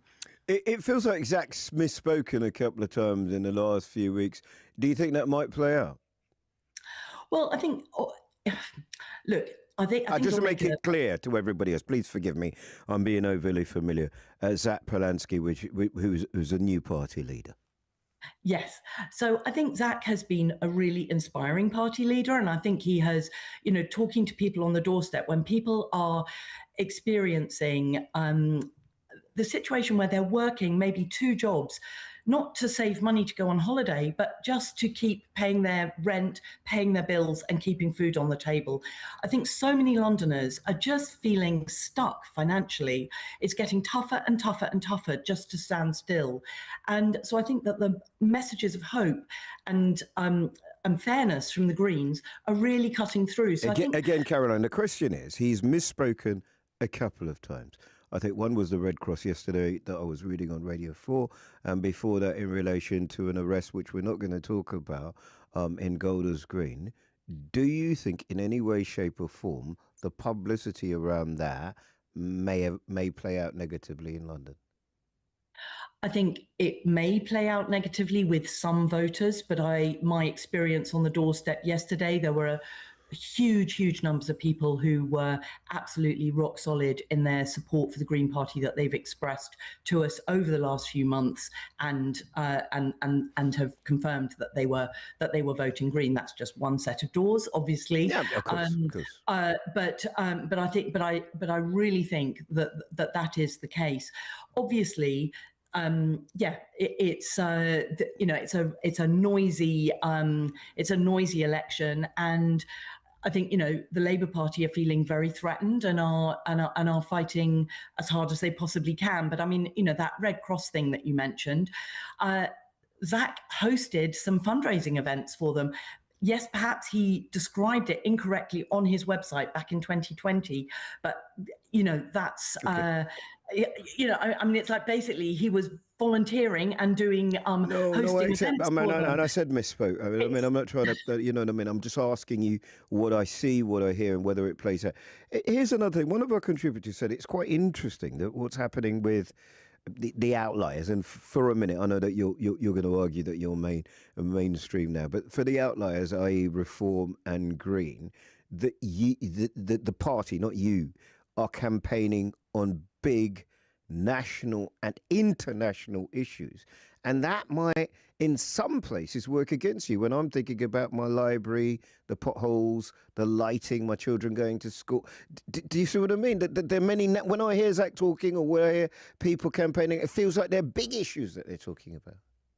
I think people have been talking about lots of issues, and housing in particular in London is just beyond a crisis. People are struggling to pay their rent as private rents go up year after year, month by month, and people have been until recently facing no fault evictions, and just housing has been something that has felt very precarious and incredibly expensive and just broken as a model. And I think that that things like adult social care, where we're not thinking about the need for adult social care, we're just lurching from crisis to crisis. Well, I agree with you. One, housing, biggest issue in London. Social care, in my opinion, anyway, biggest issue in the country. And just wondering if that's what people are. It'll be interesting. You and I will talk again through my other programme in the week. I promise you that, because I'll be fascinated to hear what the feeling is like on the Assembly, because I can imagine there'll be some very interesting nods and smiles when next you're back. The big place. Caroline, thank you for talking to me. I appreciate it. As Caroline Russell, Green Party member, just laying the foundations. Of course, as Jim says, we will be hearing some of those other results later on in the day. Right now, well, let's get back to focusing. Dubois, the Palace. It is still London Sport on London's radio station. Tonight. Total Sport. Live. To Aziz, all on his own. Step over shot. Yeah! The Championship. Hull against Millwall in the playoff semi-final first leg. On DAB. With all the build-up on Total Sport from 6. BBC Radio London. Thank you, Eddie. Crystal Palace are heading to their first ever European final after beating Shakhtar Donetsk in the Europa Conference League semi-final last night. The Eagles won 2-1 at Selhurst Park to win 5-2 on aggregate. They now face Rayo Vallecano in Leipzig on the 27th of May. Well, boss Oliver Glasner says his players have remained on track throughout the competition. Everybody stick to the plan. We played our game. We trusted in ourselves, and whereas I could feel at the beginning, maybe we didn't have this trust, this confidence. It's new. We didn't know how it goes. The oppositions adjusted more to our game than they are doing it in the Conference League. It were different challenges we had to overcome, but overall, we did it. Especially the players did it, and they deserve huge credit for this. He's a popular figure in that area of South London, and after the game, these fans told us they want Glasner to stay and reverse his decision to leave in the summer. And I love Glasner. He is such a great manager. He's probably one of the best managers Palace has ever had. He is an absolute genius. He's leaving at the end of the season, of course. You're going to miss him? He's just, whatever he wants, the parish, listen to this, give him what he wants. He's a genius. Are you going to miss Oli Glasner? I'm 100% going to miss Glasner. They should do all they can. He's got to stay. We're going to win, and he's got to stay. Millwall's bid to gain promotion to the Premier League starts tonight when they travel to Hull in the Championship playoff semi-final first leg. The return leg will be at the Den on Monday. Both games are live right here on BBC Radio London, and Millwall boss Alex Neil says his team should leave everything out there. Do not have any regrets, don't have any fear, there's nothing to be scared of. If we get our best shot and we're not sort of quite there on the day, then at least we can look ourselves in the mirror and sort of live with that. But as if we undersell ourselves, or we don't run to the last second, or we don't because there's a little bit of apprehension there, that would certainly hurt me more. And this team's never done it once this season, so I wouldn't expect them to start doing it now. There's full commentary of Hull City against Millwall on Total Sport this evening. And in boxing, tomorrow night, Greenwich's Daniel Dubois will be looking to be crowned heavyweight champion of the world when he faces defending WBO champ Fabio Wardley. Thanks very much, Theo. Big up to the Palace. It reminds me of Manchester United and Casemiro. Get him out. He has a few good games. Keep him on for an extra year. Oliver Glasner's last game will be in a European final. It's a fairy tale story, and we've got it and had it and followed it all the way through on BBC Radio London. Good morning to you. It's an election results special. We're looking at 10 today morning. Afternoon, we're talking about the leaders of 5, that's the elected mayors of 5 boroughs.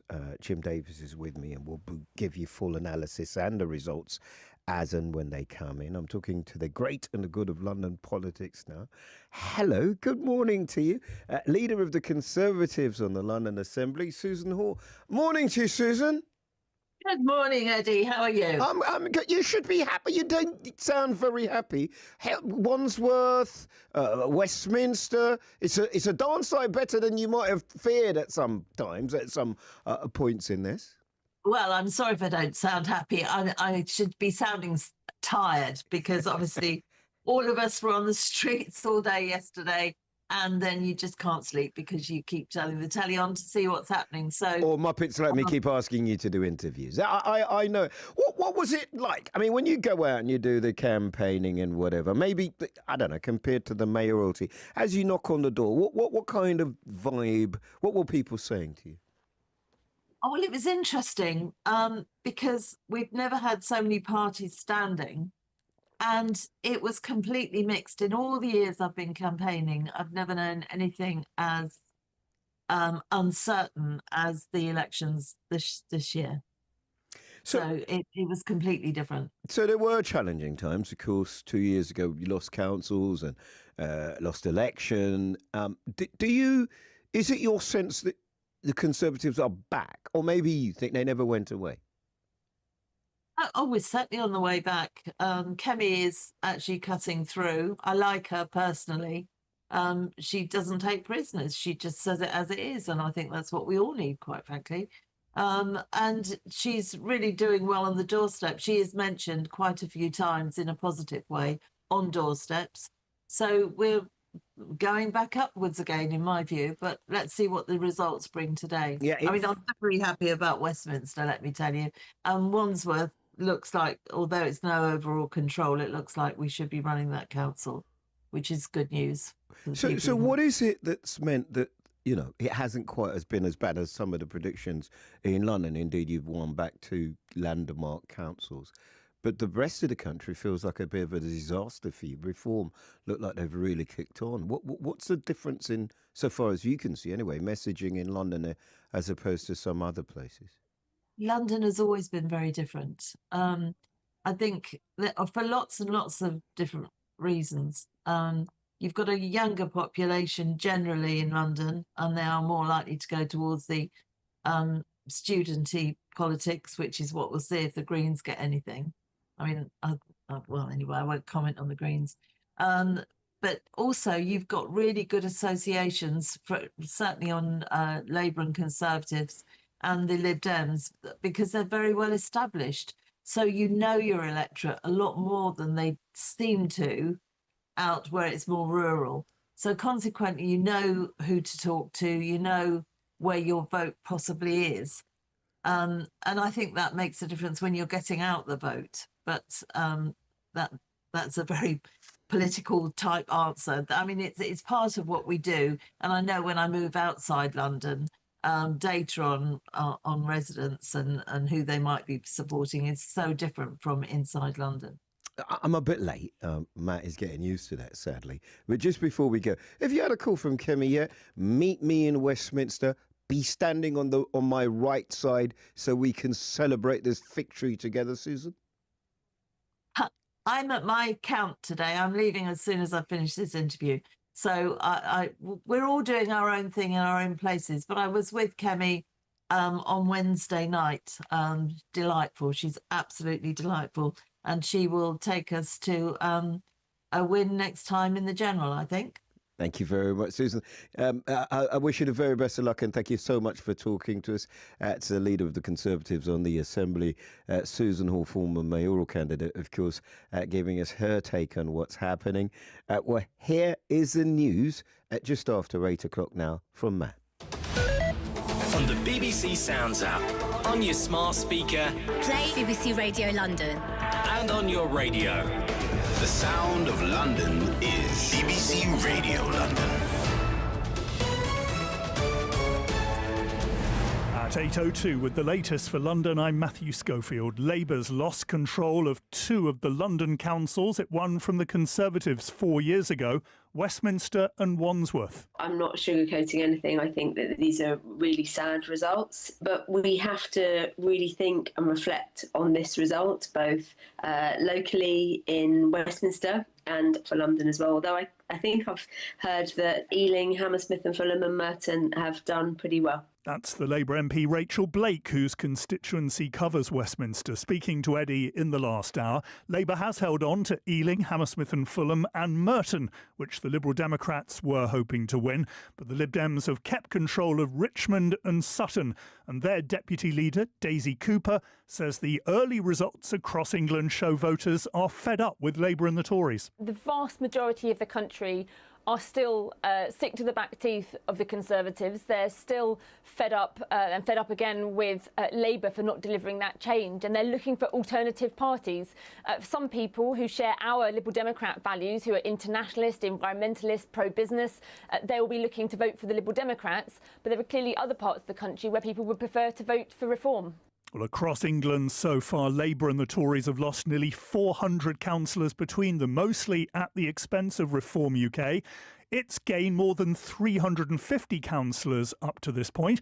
So Robin Wales defected to Reform a couple of months ago after 50 years in the Labour Party, including a spell as Mayor of Newham. Reform is excited people across the country, and I think the challenge will be there'll be a number of councils that will be reformed. We have to make sure they do well. They have actually done quite well in the first year of, I think there's 11 reformed councils, and they've done better than the other councils, but there's a long way to go. Here in London, 10 boroughs were counting votes overnight, and the other 22 counting won't start until later this morning or even tomorrow.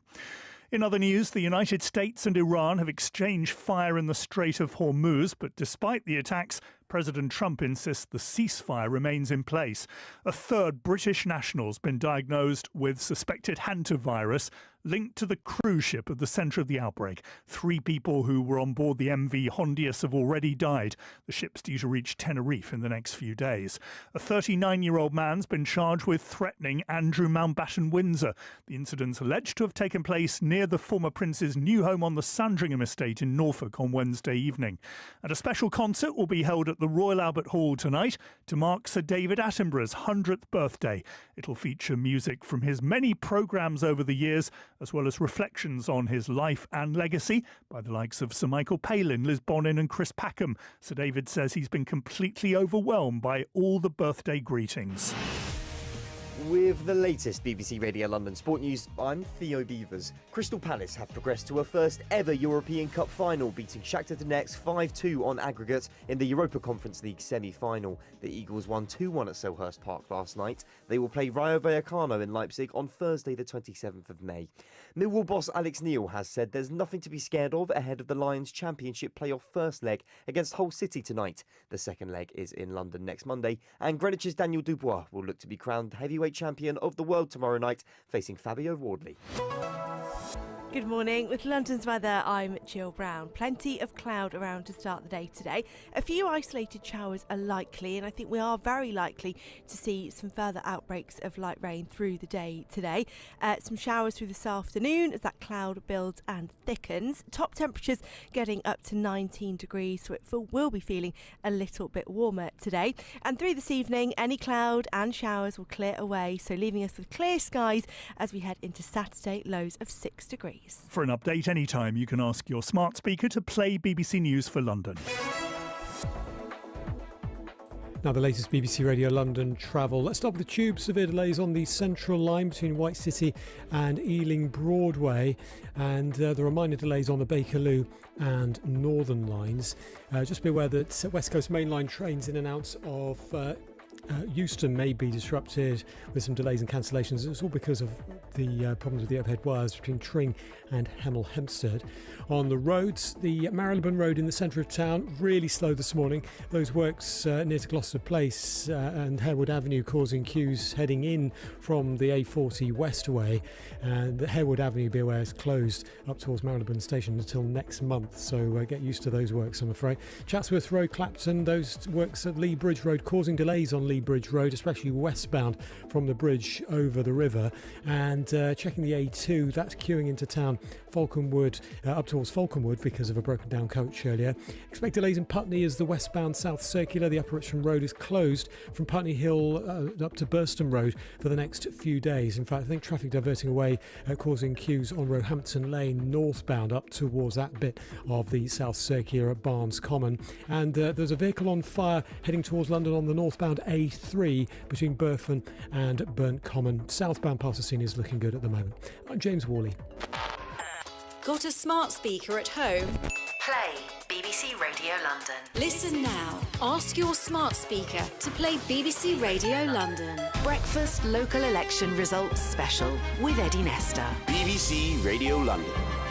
Morning to you. It's 8 minutes past the hour of 8 o'clock. It's Friday the 8th of May. Hopefully all is good in your world. Don't worry, we tell you about sport, we tell you about travel, and Matt has the news, but full detailed analysis of where we are in regards to these elections. Here's Jim Davis. Eddie, what a fascinating night it's been, and we're only getting 10 of the 32 London boroughs who were counting overnight. The results are coming through now, and we can tell you in the last few moments that Havering has been won by Reform UK. They've won enough seats to take control of Havering Council. That means Nigel Farage's party will be in charge of a London borough for the very first time. You remember, of course, in January, Andrew Rossendale, the MP for Romford, which is in the borough, defected from the Conservatives to Reform, proving there was already momentum in that direction. And Havering, now on the eastern border of Greater London, will be run by Reform UK, as will a number of councils in neighbouring Essex as well. Looking outside the M25, there's some really interesting gains for Reform UK. Within London, though, from what we've got so far, the results are atypical as regards that fragmentation of national national politics. In Ealing, Labour have held the borough. Hammersmith and Fulham also a Labour hold. Merton and Richmond upon Thames both holds for the Liberal Democrats. Sutton as well, Sutton and Richmond upon Thames are Liberal Democrat holds. Labour have held on to Merton. And in Wandsworth and Westminster, the Conservatives have made gains. Wandsworth falls to no overall control, but the Conservatives have a majority there of one, whereas Westminster, they will run the council again after losing it to Labour back in 2022. We're still waiting to hear from Bexley and Kensington and Chelsea this morning. And then as we go through the counts today, we'll get the 22 remaining boroughs, including the 5 mayoral elections happening inside London too. Let's get a little bit of a snapshot of what we've heard so far from the great and the good of London politics. We spoke earlier to the Labour MP for Kensington and Bayswater, Joe Powell, who's reflected on how Labour have been doing in London. I want to focus on what we can actually deliver for people. And I think we started to do that in some areas, but we need to do more. The London picture is going to be harder to assess because we've only got a small number counting overnight. And actually we've, picked up ground in Merton and we've held Hammersmith and Fulham. Wandsworth to no overall control. It looks like, unfortunately, we will lose Westminster. But, the big bulk is to come on Friday and Saturday. So London, a bit early to say, but certainly across the country, a really tough night against reform.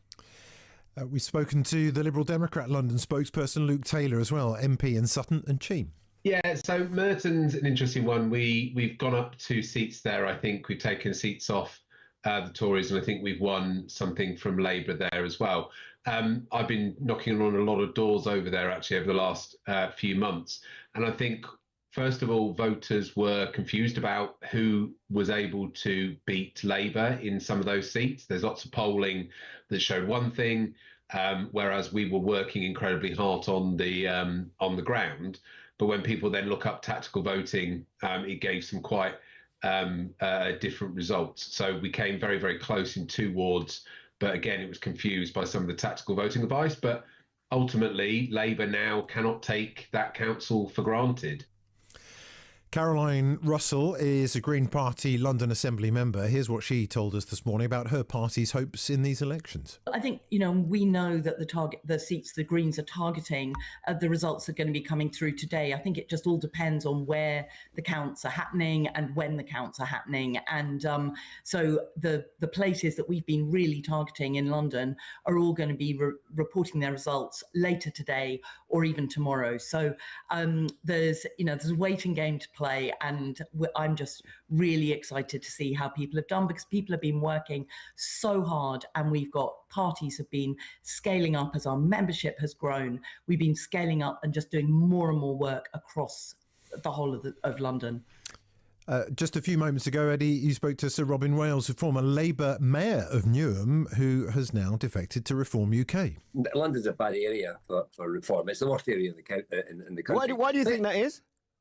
I think people have been conned by the Greens and by Labour and by others into thinking that there's some sort of progressive alliance, when actually I think they're extremely reactionary.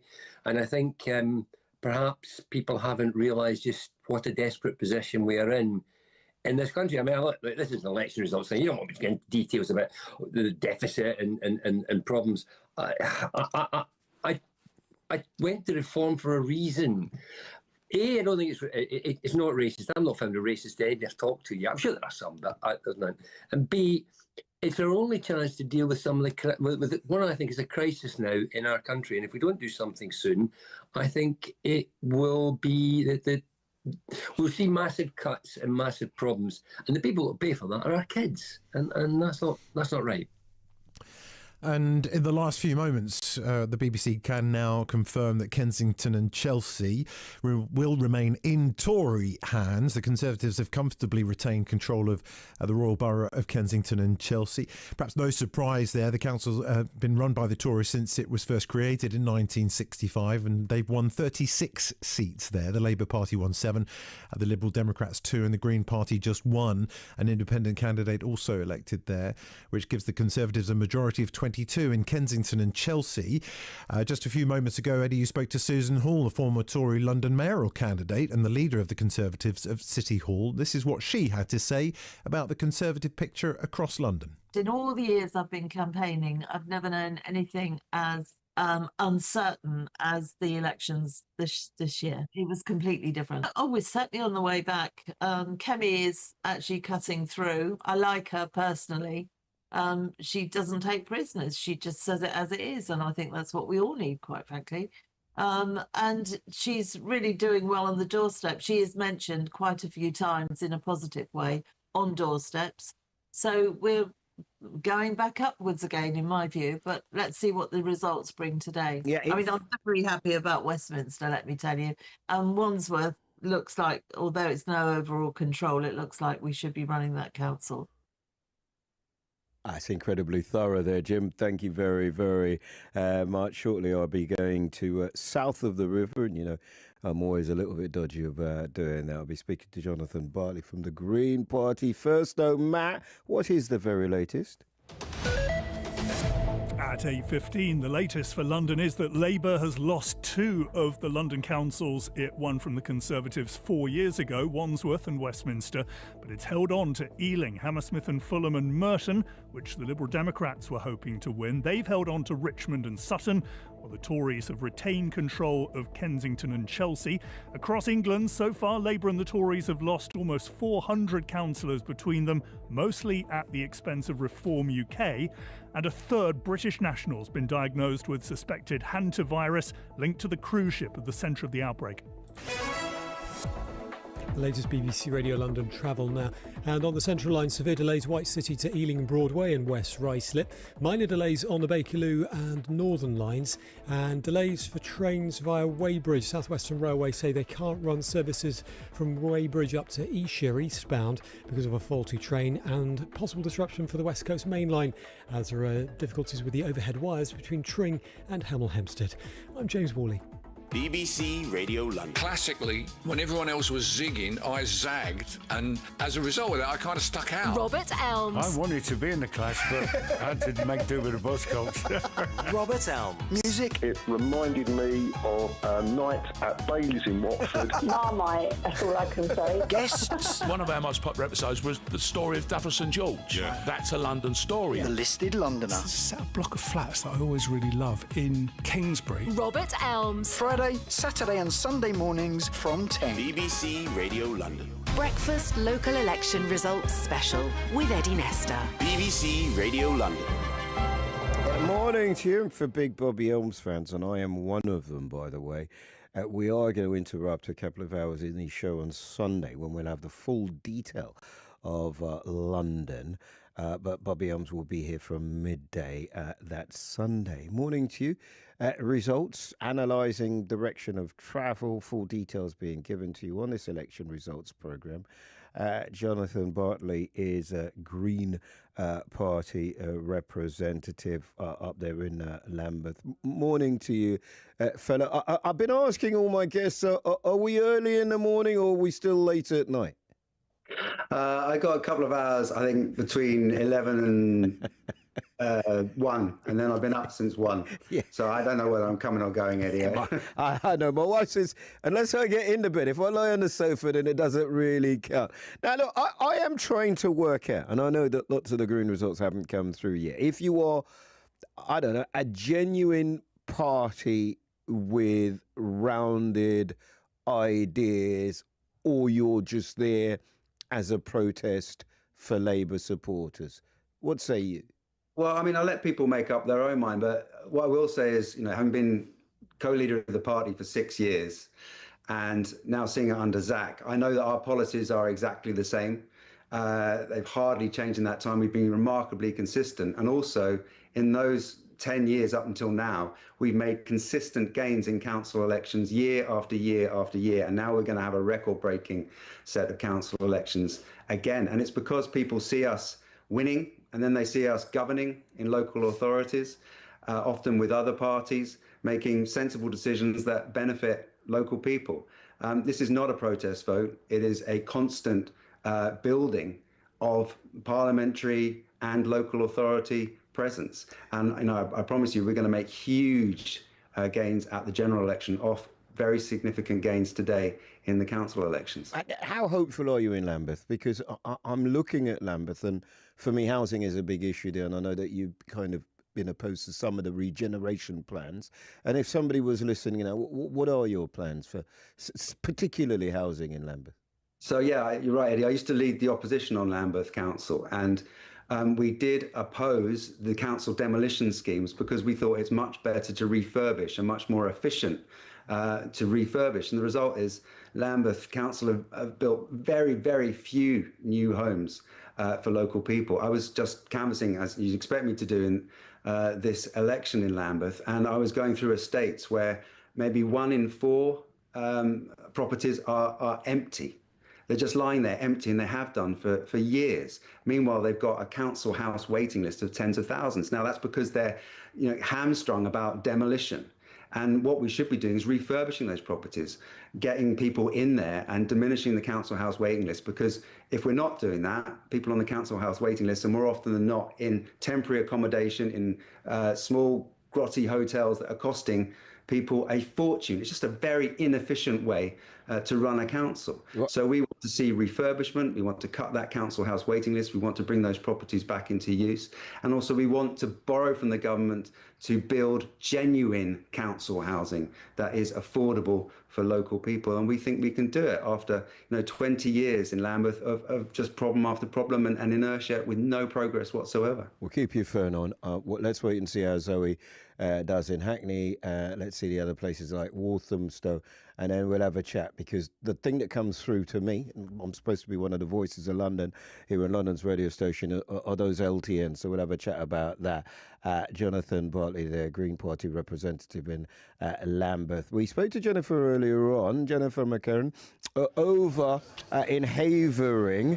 We'd had a few in. There was a flurry. Are we there yet, Jennifer?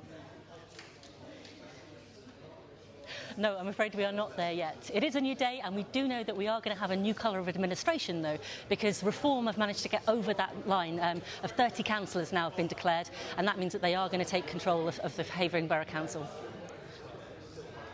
In terms of atmosphere, was it close? Was it ever tense? Was this one of their target scenes? I always like the compare and contrast. Give us the sense and the mood there, Jennifer, if you can. Well, I mean, it has been a fairly good-humoured campaign here overnight. It has been a very difficult battle for people. There's been a lot of people losing their seats tonight, and that obviously makes people very emotional. We've been counting for about 10 hours now, and there's still recounts going on, 4 wards still to declare. And tempers have been fraying. We just had one declaration where the Havering Residents Association chair actually held on to her seat, so a Havering Residents Association hold, and tempers started to fray there, where one Reform candidate was shouting after her victory speech, "Where is the humility?" So there have been definitely some issues with people's emotions and keeping that under control.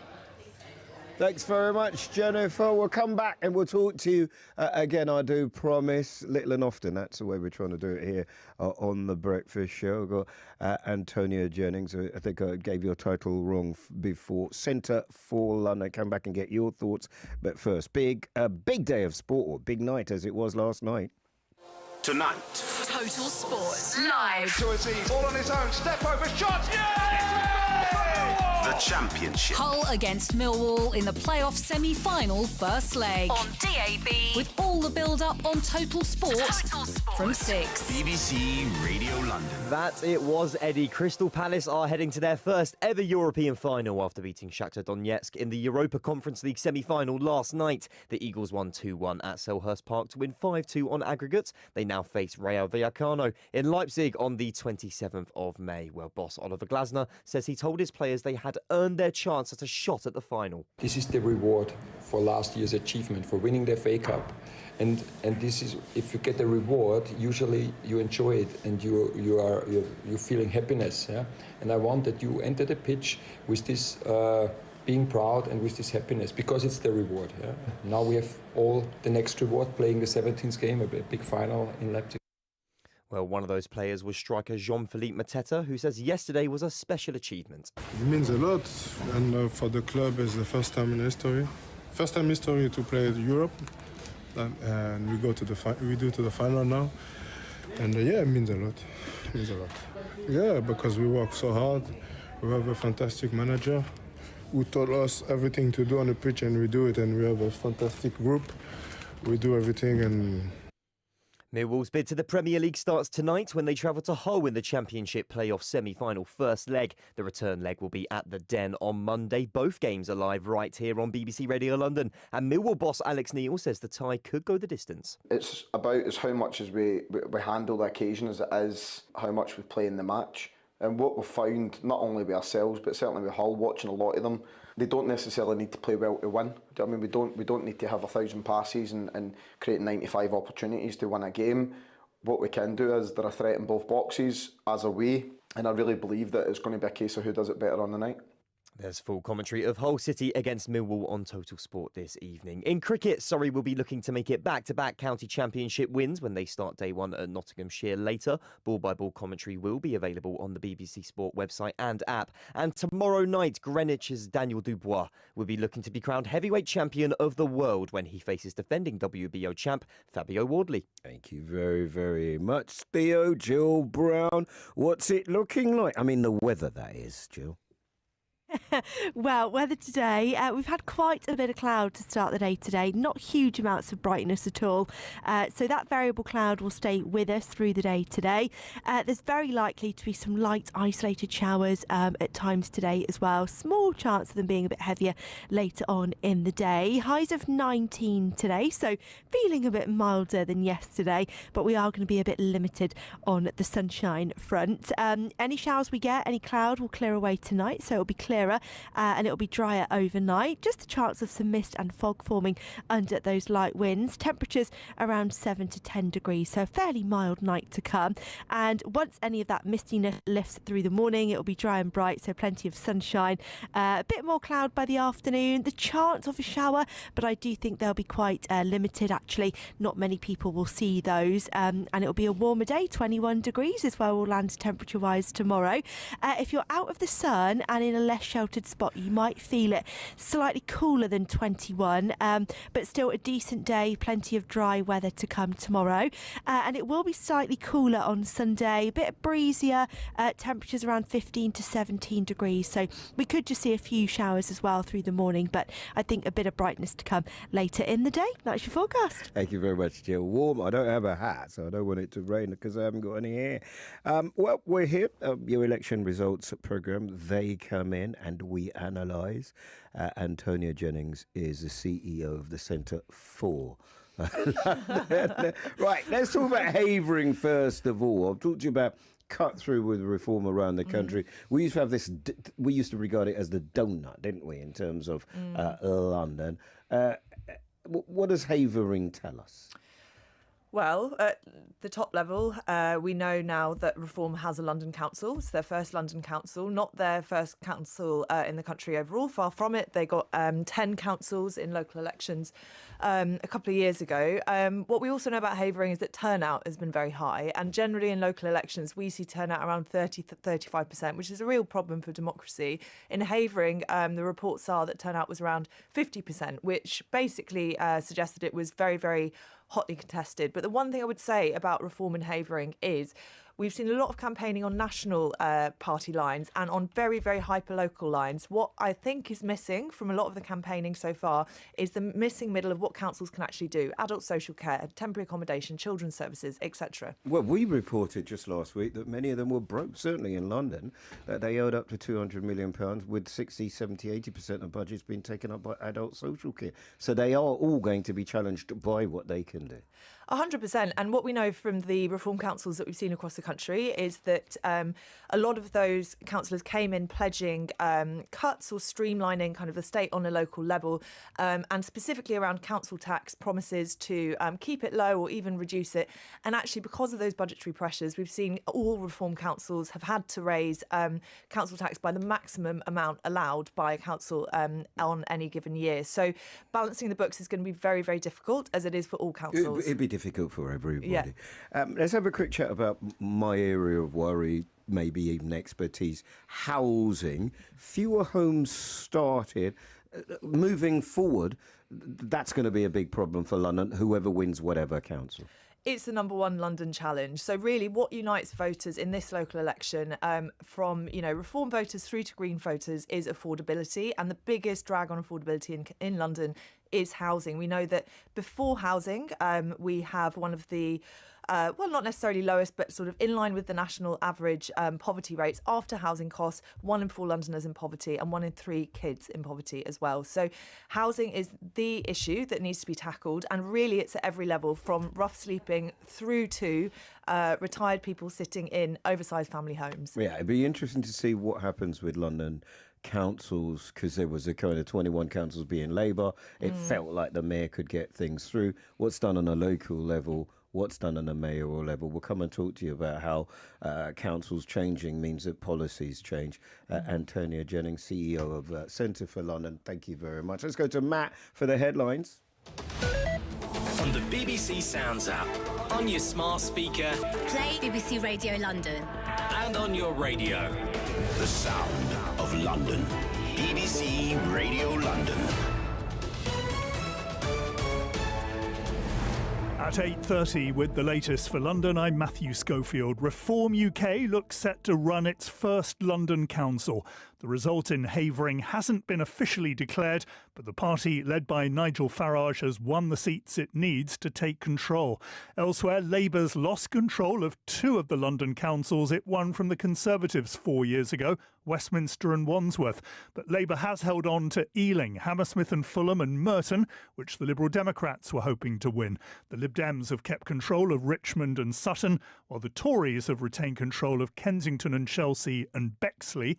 Susan Hall, who ran for mayor for the Tories in 2024, says their leader Kemi Badenoch is delivering the goods. In all the years I've been campaigning, I've never known anything as uncertain as the elections this year. We're certainly on the way back. Kemi is actually cutting through. She doesn't take prisoners. She just says it as it is. And I think that's what we all need, quite frankly. Well, across England, so far Labour and the Tories have lost nearly 400 councillors between them, mostly at the expense of Reform UK, which has gained more than 350. There's been much speculation about Sir Keir Starmer's future as Prime Minister, but the Defence Secretary John Healey's defended him. He has rebuilt Britain's position and influence in the world in the face of rising threats, greater Russian aggression, the problems in Ukraine, the need to strike trade deals. He is bringing to Britain the leadership we need in this uncertain times. People expect their government and their Prime Minister to be getting on the job and not have a party turning in on itself. In the last few minutes, Sir Keir's indicated he has no plans to step down as Prime Minister, saying while he takes responsibility for Labour's tough local election results, days like this don't weaken his resolve to deliver the change he promised. Well, here in London, 10 boroughs were counting votes overnight. In the other 22, counting won't start until later this morning or even tomorrow. In other news, the United States and Iran have exchanged fire in the Strait of Hormuz, but despite the attacks, President Trump insists the ceasefire remains in place. A third British national has been diagnosed with suspected hantavirus linked to the cruise ship at the centre of the outbreak. 3 people who were on board the MV Hondius have already died. The ship's due to reach Tenerife in the next few days. A 39-year-old man's been charged with threatening Andrew Mountbatten Windsor. The incident's alleged to have taken place near the former prince's new home on the Sandringham estate in Norfolk on Wednesday evening. And a special concert will be held at the Royal Albert Hall tonight to mark Sir David Attenborough's 100th birthday. It'll feature music from his many programmes over the years, as well as reflections on his life and legacy from the likes of Sir Michael Palin, Liz Bonin and Chris Packham. Sir David says he's been completely overwhelmed by all the birthday greetings. With the latest BBC Radio London Sport News, I'm Theo Beavers. Crystal Palace have progressed to a first ever European Cup final, beating Shakhtar Donetsk 5-2 on aggregate in the Europa Conference League semi-final. The Eagles won 2-1 at Selhurst Park last night. They will play Spanish side Rayo Vallecano in Leipzig on Thursday the 27th of May. Millwall boss Alex Neil has said there's nothing to be scared of ahead of the Lions Championship playoff first leg against Hull City tonight, and Greenwich's Daniel Dubois will look to be crowned heavyweight champion of the world tomorrow night night, facing Fabio Wardley. London's weather, a few sunny intervals around this morning, but generally today is looking mostly cloudy. Some scattered showers, light at first but heavier this afternoon, but feeling milder with highs of 19 Celsius. Right now, 10 in Hanwell and 11 in Ilford, Holloway and Camberwell. For an update anytime, you can ask your smart speaker to play BBC News for London. Now, the latest BBC Radio London travel on the tube. Severe delays still on the Central Line from White City to Ealing Broadway and West Ruislip. The reminder delays on the Bakerloo and Northern lines. South Western Railway reporting 25-minute delays approximately heading in towards Central London from between Weybridge and Surbiton because of a faulty train earlier at Weybridge. And delays on the West Coast Main Line of between 20 and 30 minutes as there are problems with the overhead wires between Tring and Hemel Hempstead this morning. On the roads, there was a broken down lorry in the Limehouse Link Tunnel at the exits heading into London or into central London earlier. The broken down lorry has been recovered, but queues starts on the A13 at Aspen Way, from Canning Town rather. The Marylebone Road really slow at Gloucester Place because of those ongoing works. Harewood Avenue is closed northbound towards Marylebone Station for the next month or so. So the A40 is queuing the Westway up towards the Marylebone flyover. Expect delays in Putney with the ongoing closure of the westbound Upper Richmond Road. It's shut from Putney Hill westbound for the next week or so for emergency power repairs. And checking the motorways, M4 usual queues this Friday morning into Heathrow on the Spur. I'm James Worley. BBC Radio London. There aren't enough people like you in this world, and we need to keep shining a light on people just like you. Please keep doing what you do. The sound of London. The very awards themselves make a difference. And it also reminds us that kindness exists. And it's just kind of given us some kudos that I never thought would happen. It's been totally amazing, honestly. I do envy people that live in the country, but cities do hug you, and they're non-judgmental. The sound of London. It's a big one, isn't it? Good morning. And being very much a festival rooted in London. BBC Radio London. Listen on your smart speaker and on BBC Sounds. Breakfast Local Election Results Special with Eddie Nestor. BBC Radio London. Morning to you if you're just waking up. The sun is coming out. Still a bit chilly.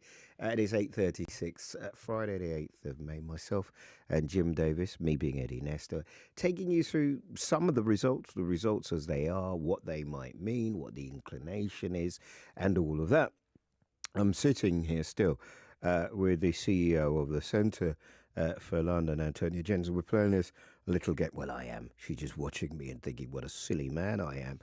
If I am Nigel Farage, I'm turning up at Harrow, and I'm going to make my speech from there.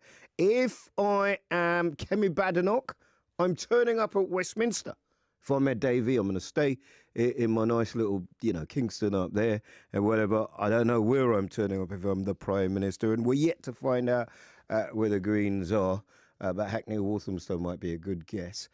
So Susanna Mendonça had her pick, because she's the boss, of every single constituency, and she chose Bexley. Why did you choose Bexley, Susanna? I chose Bexley because had Reform won in Bexley, they would have beaten the Conservatives, whereas in Havering, which it looks as though they're probably going to win there, that's an overall control council. So this would have been a bigger scalp for them had they won. But they have not won. I can tell you what's happened here. So the Conservatives are now on 26. It might be more, actually, because there was something announced just behind me. But they're on 26 at my last count. They only needed 23 for a majority. And so the Conservatives have held on to Bexley. But what's really interesting is at the beginning of the night, the Reform team were telling me that they were going to win this. I had certain Reform people coming up to me at regular intervals telling me that they had it in the bag, they were going to win this borough.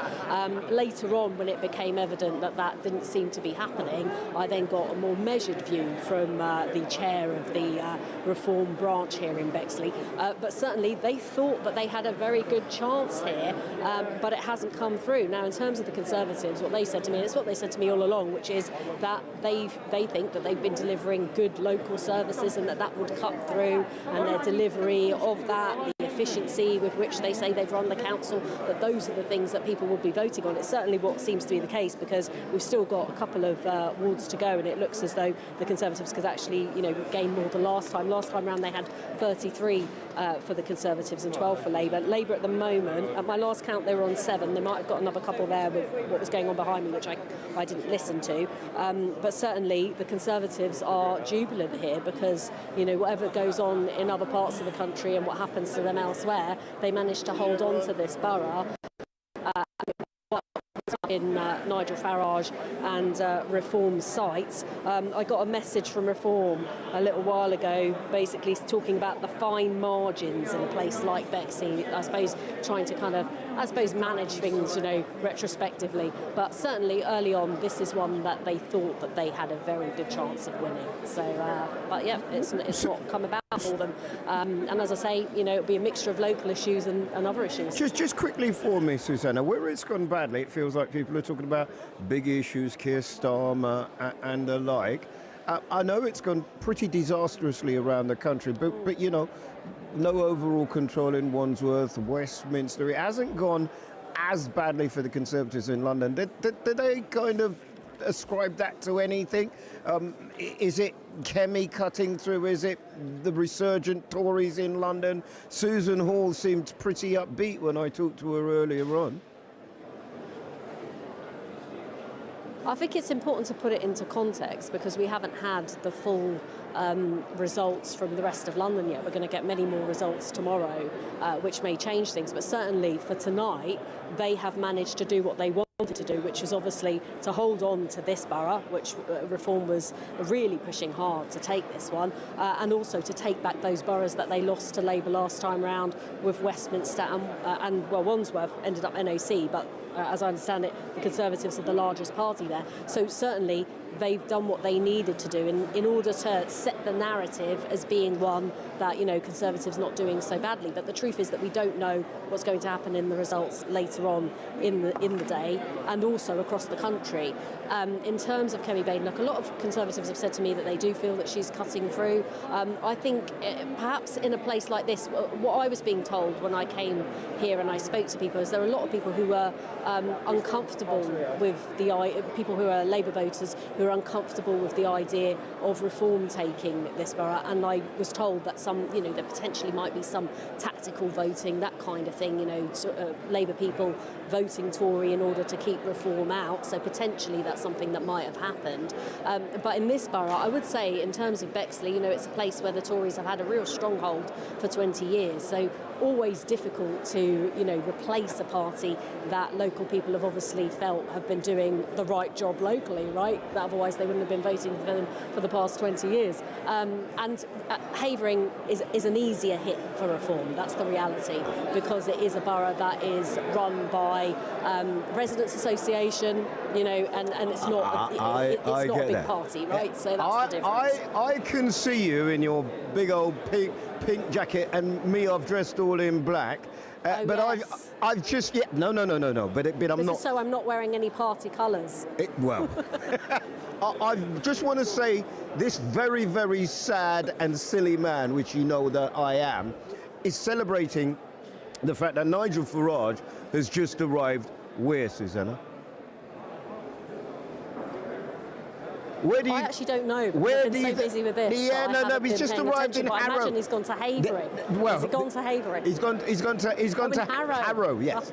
Oh, there you go. Well, sorry, Havering. It's me being silly. I've written down Harrow. I can see him on the screen. Oh, yes. Can you see him? Someone's just let me look at the screen. There he is. I can see him now. He's frozen on my screen. I think we can go to it now. That Labour have dominated, frankly, since the end of World War I. At the moment, we're winning 1 in 3 of all the seats that are up, but I genuinely think the best is yet to come. I'm very excited about the North East results, the Yorkshire results, some more to come in the West Midlands. Essex, we're feeling supremely confident, and that's significant given that half the Shadow Cabinet have seats in Essex. So it's a big day. It's a big day, not just for our party, but for a complete reshaping of British politics in every way. And it all goes to show that over the course of the last 2 years, since we made that breakthrough in the general election. We have professionalised the party. We've done it at a very, very rapid rate. I'm thrilled and delighted and happy to take any questions. Good Morning Britain. Okay, we'll opt out now, guessing that we'll record that and play that out to you. Antonia Jennings is with me, CEO of Centre for London. You think they sit in the middle of the town and work out where's going to be good, and as they get the good result, the party leader just heads straight down there? I don't know what the system is, but it must be something like that. It must be, mustn't it? Yeah. But Susanna, quite clear, it would have been a big deal had they won where she was. But they have won in Havering. They will now, and they do now have their first London council. And as you say, challenges as they are. I just want to speak specifically on housing for a second. Limited numbers. It feels like the numbers are going down. We're talking about the numbers of homes that have been started. We know the population is rising. Huge challenge from individual councils and for the Mayor's office. Absolutely. If you think of the housing system as a system, it's got lots of different layers, from rough sleepers, those in temporary accommodation, those in a council house, social home, through to those that are renting, through to home ownership. And the point is about that system, on every single level, it's being squeezed at the moment. So we're not building the homes that we need. Our target set by the Labour government, famously the Build Baby Build government, was sort of 88,000 homes a year in the capital. We're struggling to meet a quarter of that at the moment. But then also the homes that we have are not being distributed correctly. So we know that we've got massive problems in London with under occupancy. So essentially people sitting in homes that are far too big for them. But then we know right on the other end of the spectrum, councils are spending £5.5 million a day, and that's going up every day, on temporary accommodation. And 2/3 of those in temporary accommodation are families. So there's a real issue with distribution and getting the Londoners in the homes that they should be in. Yes, before we get to the £1.5 million that were promised by this government across the whole country. Anthony is going to be with us through the whole show. As I say, Jim has got the commoners looking at big picture stuff. I'm going to talk to Paul in a little while. Paul Curler from the Liberal Democrats. First, though, let's hear what the latest news is from Matt. Reform UK looks set to take control of its first London council in Havering. Elsewhere, Labour's lost control of two of the councils it won from the Tories 4 years ago, Westminster and Wandsworth. But Labour has held on to Ealing, Hammersmith and Fulham and Merton, which the Liberal Democrats were hoping to win. They've kept control of Richmond and Sutton, while the Tories have retained control of Kensington and Chelsea and Bexley. Across England, it's been Reform UK's night. So far, they've gained more than 350 councillors, while Labour's lost 250 and the Tories nearly 150. Sir Keir Starmer says he takes responsibility for what he calls Labour's tough results, but he's indicated he won't stand down as Prime Minister. Latest BBC Radio London travel now. Let's start with the Tube's Central Line suffering severe delays. White Cities at Ealing Broadway and West Ruislip. There are minor delays on the Bakerloo and Northern lines, and South Western Railway reporting delays. In fact, no, they're back to a good service. Having said that, through Weybridge, there was a breakdown earlier, but all back to normal now for trains through Weybridge. I'm James Worley. BBC Radio London. Weekday afternoon. I sense a sort of unceasing spirit of exploration in you. Well, that's why I play jazz. Shay Core Godaval. Monday to Thursday. It's quite shocking, I must say. 1 in 5 children have tried FACE. Quite surprised. I think that's higher than I would have expected it to be. Jumoke Fashola on Friday. This sounds like science fiction, but it actually happened this week. Yes, you're absolutely right. It happened. Shay Core Godaval. Jumoke Fashola. Really important conversation that we need to have more of. What a joy to have you on the programme. Great to have you back on Radio London. Weekday afternoons from 2. BBC Radio London. Breakfast local election results special with Eddie Nestor. BBC Radio London. I gotta say, there's some new tech around. I haven't said it yet, me and Jim. It's very, very impressive, and it means that I can see the people as I interview them. I can see you've not had any sleep. I see you didn't really want to do the interview. It's very interesting. Paul Curler is a fellow I know really well. He's been in to see me. We've had a good old chat. We've even had a hug or two. Paul, are you looking like that because it's me? You're not making a boy feel like he's wanted. I'm here to reflect London politics, fella. I thought I was looking quite good because I only had 2 hours sleep. So where have you been? Where have I been? In what percent? I spent all night in the count at Merton, where we gained more seats. We didn't gain the counts as we were hoping. Oh, right. That's why you're looking miserable, isn't it? Merton would have been one. I mean, I was asking this question earlier on, and I didn't get an answer, but I know you better, so I'm going to press you on it, which is where you are established, you are entrenched, and everybody tells me the Kingstons and the like, it's really, really good. Now, in order for, at a time when you would imagine Labour Party are under pressure, certainly here in London, Conservatives will still trying to, work out, even though they've done better than lots of us would have thought, the Liberal Democrat expansion of empire has just not happened. Why has how good you are where you are entrenched not transferred to places like Merton? I wouldn't go that far. Remember, we won Wimbledon by beating the Tories, and we've kept beating the Tories in Merton. We reduced the number of Tories election. We're talking about local elections. But in this local election, we reduced the Tories to 4 now. We deposed the Tory leader. The Tories are almost in internal decline now in Merton. So we did that. You're absolutely right. The Labour Party were more resilient than we were expecting, but we've always been stronger in the Conservative areas. We've now almost totally turned Lib Dem and Orange.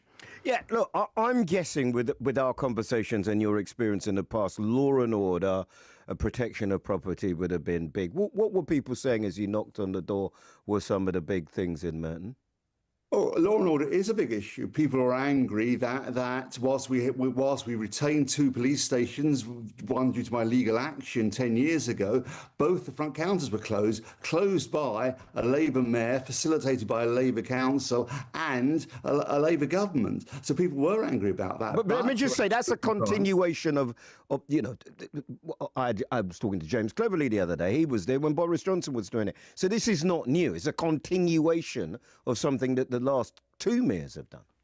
You're absolutely right. Boris Johnson halved the number of police stations in London, and Sadiq Khan then halved them again. So we reduced them to less than a quarter. You're absolutely correct. And people are angry about that. In terms of messaging, I'm guessing, and I know we don't have everything through yet, but you do have targets, don't you? And I had asked party leaders, Ed Davey being one of them, to articulate where they were targeting. What was their number one target? One imagines Merton was yours. When you sit down and you analyse, perhaps, we're doing all right here, we've got 70-odd seats, why didn't that quite get over the line? What do you think the answer might be? I think that's a fair question. I think Labour pushed a very strong it was a strong campaign. They pushed the cost of living, rightly so. It wasn't the most honest of campaigns. They talked about the fact that they argued we would increase council tax, which is of course nonsense, and based that on comparisons with places like Richmond and Kingston that get no central government funding. The only reason council tax is higher there than in Merton is because they get no central government funding for council tax support. We do in Merton. So they very cleverly used a somewhat disingenuous campaign, but I accept that. That's the cut and thrust of politics, and we must learn from that. Apart from sleep, what now? Where do you go now?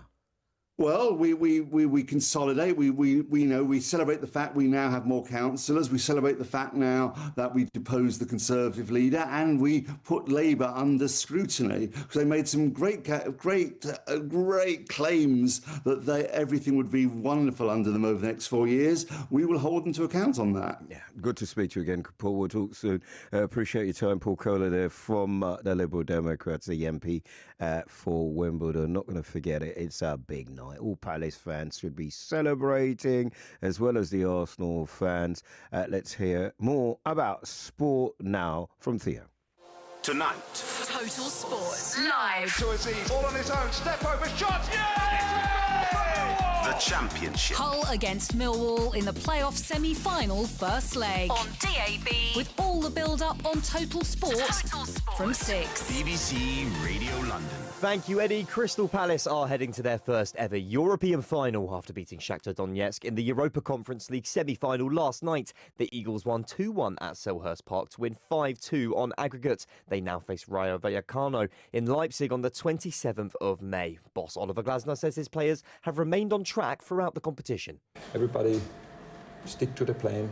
We played our game. We trusted in ourselves, and whereas I could feel at the beginning, maybe we didn't have this trust, this confidence. It's new. We didn't know how it goes. The oppositions adjusted more to our game than they are doing it in the Conference League. It were different challenges we had to overcome, but overall, we did it. Especially the players did it, and they deserve huge credit for this. He's a popular figure in SE25, and these fans last night told us they want Glasner to reverse his decision to leave in the summer. And I love Glasner. He is such a great manager. He's probably one of the best managers Palace has ever had. He is an absolute genius. He's leaving at the end of the season, of course. You're going to miss him? He's just, whatever he wants, the parish, listen to this, give him what he wants. He's a genius. Are you going to miss Oli Glasner?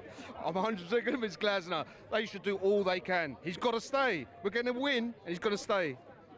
Millwall's bid to gain promotion to the Premier League starts tonight when they travel to Hull in the Championship playoff semi-final first leg. The return leg will be at the Den on Monday. Both games are live on BBC Radio London, and Millwall boss Alex Neil says the secret to his side's success this year is simple.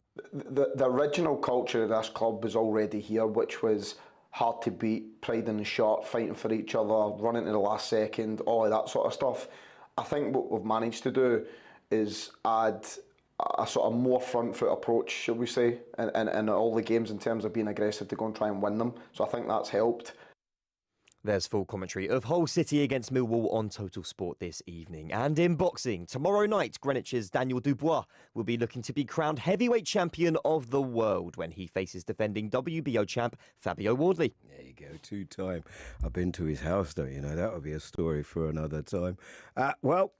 Big for Palace fans. They lost their captain. They lost the guy who scored in the FA Cup final, and they're going to lose their leader. Politically, might other establishments be looking to keep or lose their leader, Jim? It's hard to say at this point, isn't it? So Keir Starmer's been talking in the borough of Ealing in just the last few minutes at Kingsdown Methodist Church Hall, taking full responsibility, he says. The results are tough. They are very tough, and there's no sugarcoating it, he says. We've lost brilliant Labour representatives across the country. These are people who put so much into their community, so much into our party. But, well, the buck stops with him, doesn't it? And I think the next few days and weeks will be key in terms of Sir Keir Starmer's future. Just looking around, though, the rest of London, Reform have won Havering. That is the big news in the last half an hour or so. London has its first Reform Council with a majority in the borough. And our reporter Gem O'Reilly has been in Romford for us this morning within the borough of Havering, speaking to locals there. So we're not too far from Romford Market, just bumping into a couple of locals. And we've just found out about Reform UK taking hold of the council here. How are you feeling about it? Yeah, very happy that they give them a chance. That's all we can do, give them a chance. Because, it's, as you say, it's not been very good lately. I mean, the town's deteriorated really badly. So it'd be nice if he can pull things together and, make a change. And what type of changes do you want to see? You know, just for clarity, is there anything specific in the town that you would want to see? Well, there's so many empty shops. I think I'd like to see sort of like the town get up and running again like it used to be. I mean, I remember it back in the 70s and it was a lovely, vibrant town. And it's sad to see the decline. So, maybe the shops, more shops in the area. I mean, the market is so sad. The market used to be really sort of like bustling, didn't it? And I think because we remember it from years ago, that's how we'd like to see it back again. And I know when Andrew was, I know he's just gone over to Reform, but I know when he was in the beginning, he did his best, but it has had a very, very slow decline. But it is, it needs a big facelift, big uplift. Yeah. And there's a lot of talk of identity here, obviously, because it is London, but a lot of people identify more with Essex. Is that a change you would want to see? Yeah, definitely. Back to Essex. I don't know why they keep changing these borders around. But yeah, we want it back as it was. All right, you're not going to get it how it was years ago, but want it back as it was. Also, our cleanliness around here is slipping. So, yeah. But yeah, definitely back to Essex. Yeah, we don't like being called Greater London. Well, that's their choice, isn't it? Reform UK leader Nigel Farage has been talking to reporters in Havering and saying this is a truly historic shift, and Havering Town Hall is now under new management. I'm just wondering, though, whether locals' wishes there will actually come true. The newly elected council are now in charge. Keith Prince is the Reform London Assembly member for Havering and Redbridge. He's also now a Reform councillor, the first to be elected in Havering this morning, and he was talking earlier to our reporter Jennifer McKernan. Well, our priorities will be, first of all, to put the Love and TLC back into Havering, but also to sort out the mess that we've now inherited. There's a lot of contracts that were entered into in a rush to get them in before the election. I've already told the Chief Exec to start getting the paperwork ready to cancel those contracts. We're not going to be bulldozed into these. We're going to be doing proper consultations on things like the data centre. That was all rushed through. We're just not going to have it. We're going to be honest, upfront, and we're going to put the people of Havering first. We're not going to be led by the nose, by the officers. We are going to be running the council. What about the more national picture? How are you seeing Reform performing across the country, and how is this playing into it? Phenomenal, absolutely phenomenal. I think that there's going to be two big job vacancies after tonight. One of them is Kemi, and the other one is Kia. So the two Ks are going. You've obviously come from the Conservative Party. You were the first defection. Why did you leave them? Well, first of all, I didn't defect. It was an upgrade. I've always called it an upgrading. I upgraded to Reform. Keith Prince sounding determined there, don't you think, Eddie? I interviewed him when he left, and he's clearly developed a way of saying it now. I've upgraded. That's great.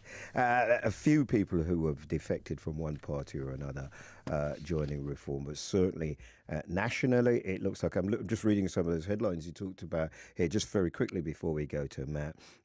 End of two-party policy, and also they have been demolished. Of course, the language of the leader of Reform UK. Thanks very, very much. Look, we'll continue with the coverage of these local elections. Matt has the news. On the BBC Sounds app, on your smart speaker, Play BBC Radio London. and on your radio.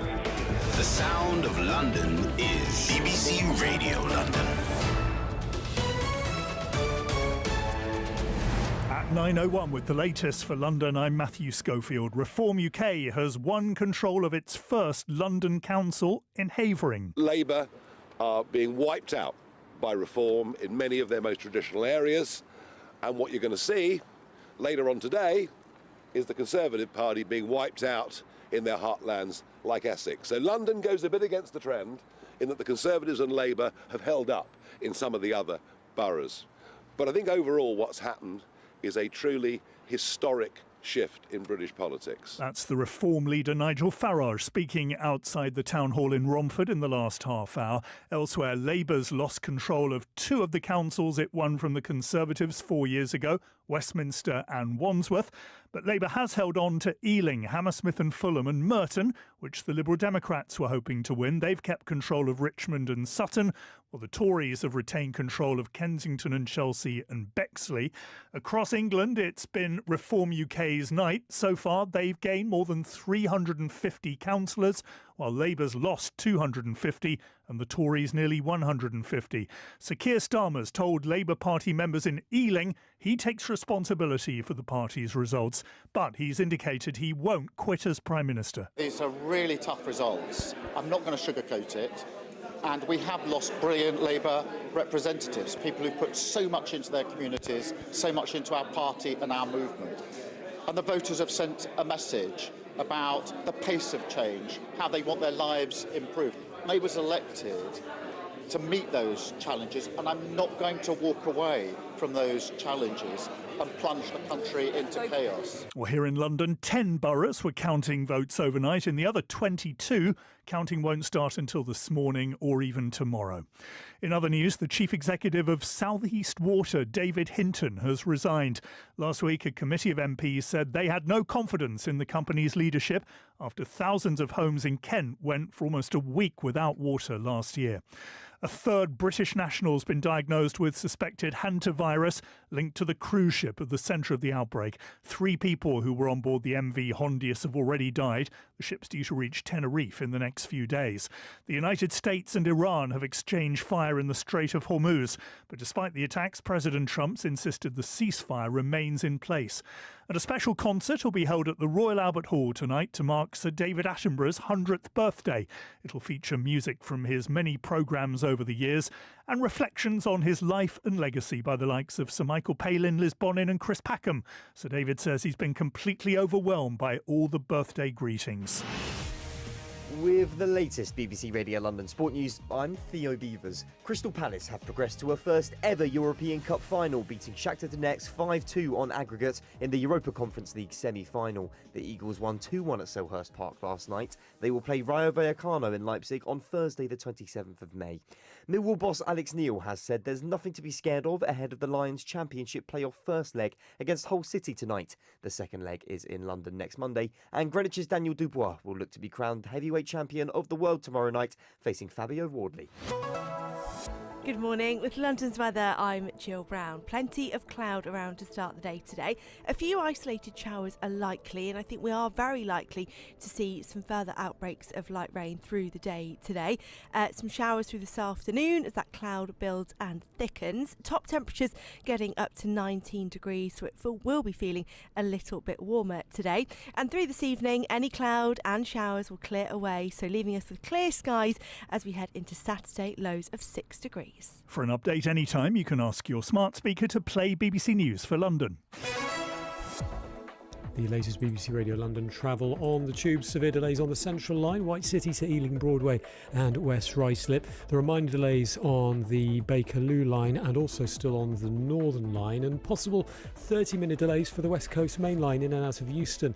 London North Western and Abanti West Coast affected, obviously. It's all down to problems with the overhead wires between Tring and Hemel Hempstead. It's still really slow through the Limehouse Link Tunnel heading in towards the city. It's all because of a broken down lorry earlier, but queues still through the Limehouse Link onto the highway, looking at the cameras. Slow moving also on the A501 Marylebone Road in the centre of town. Works continue at Harewood Avenue, which is closed northbound up to Marylebone Station until next month. So that's been the cause of the queue on the A40 heading in on the westway towards the Marylebone flyover. And be aware that the South Circular at the Upper Richmond Road in Putney is closed westbound from Putney Hill to Burston Road for the next week or so for emergency electricity works. Checking the motorways, not bad at all, and the M4 into Heathrow has eased off now, I can see on camera. I'm James Worley. Breakfast Local Election Results Special with Eddie Nestor. BBC Radio London. This is BBC Radio London. It's just after 9 o'clock. It's Friday, the 8th of May. Look, they are trickling through. They haven't come through in the way that lots of people might have expected. I'm going to be able to give you a full result, but certainly 10 London councils today. We've got 5 mayoral candidates. We are going to be seeing direction of travel. We can look at how London compares to the rest of the country. Antonia Jennings is here with me, Centre for London, looking at London issues, London talking points. When I went to my voting booth, when we went there yesterday, I was surprised. Actually, there was a queue. Any indication as of yet? So I mean, I know what you talked about, Havering had an above average number. It feels like more people are out. People are inspired by something. Absolutely. We don't obviously know the exact numbers on turnout, but we've got reports that Havering was around 50%. I've got reports that another South East borough was around 40%. And given that local elections generally are around the 30-35% mark, we're seeing a big step up in terms of turnout. I would say still a low turnout compared to what we see in the general elections, which generally is between sort of 60 and 70%. But I think that sort of reflects that this is a really hotly contested local election. And more than that, people are feeling the pinch and they're seeing the challenges in London and they're annoyed about it, And more than that, we know that, on a national level, Labour and the Tories have kind of passed the baton back and forth in terms of who's in government. But a consistent thread through all of that has been a bit of an anti-London rhetoric. And I think that is also leading people to turn away from those two main parties. In terms of London, you and I and everybody else who lives here looks at London, knows that housing is a big issue, and we kind of articulate that quite a lot. What are the other maybe 2 or 3 big issues that you know that played out massively in terms of how people decided to vote? So when we speak to Londoners and we do polling and we do focus groups and all this kind of stuff, the 3 main issues that come back time and time again are cost of living, housing and crime. Cost of living, we know, is most affected by housing costs in London. We know at the moment Londoners are spending, on average, around 40% of their income on housing, but that really jumps if you're renting privately, for example.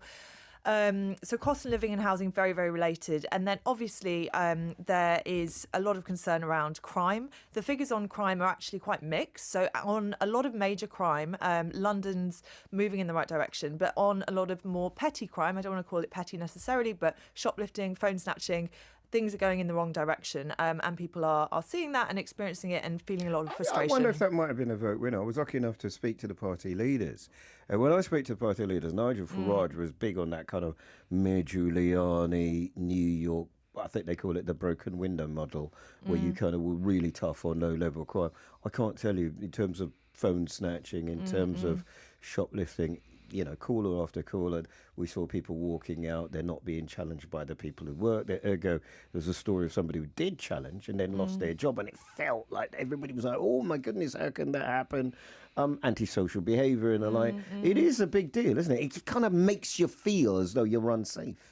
Absolutely. It's a huge deal and it has implications for the everyday Londoner, but it also has implications on, for example, the amount of investment the city gets. And it's a sort of soft driver of business investment, you could say. So it affects lots of different aspects of kind of how well London is doing.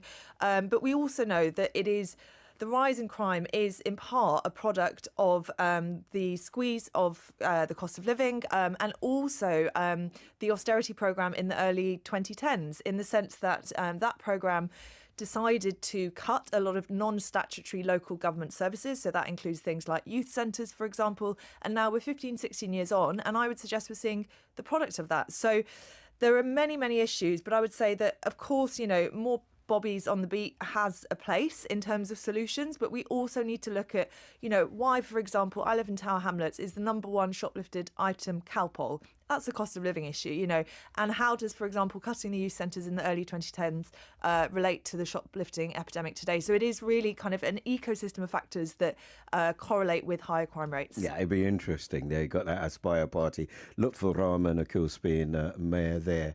I found that a very interesting borough. Certainly, when you come out of the very posh new Whitechapel station and you walk along that market, that's a kind of cheek by jowl. Very rich, very poor, very aspirational, fantastic borough. We'll be fascinated to see how that turns out. Antonia Jennings there, CEO of the Centre for London. Antonia will remain here or in and out and about till 10 a.m. I am really, really passionate about the London elections, but you probably know if you listen to any of the shows, I'm also passionate about London sport, because I think sport transcends all. I thought, as a radio station, and I give full props to the sports department, Nick heading that up, following Aston Villa through the FA Cup, not just the football, but how things are sold, scarves, what it does to the local economy, this team never being in a final before, and then losing, I don't know, you're losing your captain, losing your best player, and still making it through to the UEFA Conference League final. Come on, let's celebrate. This is Crystal Palace. Wharton feints, drives forward, shoots, save, comes out to Munoz, back across, oh, it's in the post and got in! Daniel Munoz has scored for Palace from an impossibly tight angle. Palace do now have a 3-goal margin. Into the box it goes, and Santana hooks it in! Well, where's that come from? They have scored, Shakhtar Donetsk, and they're level on the night, and it's 4-2 on aggregate. It was picked up by Mitchell, here's the cross, oh, it's turned in!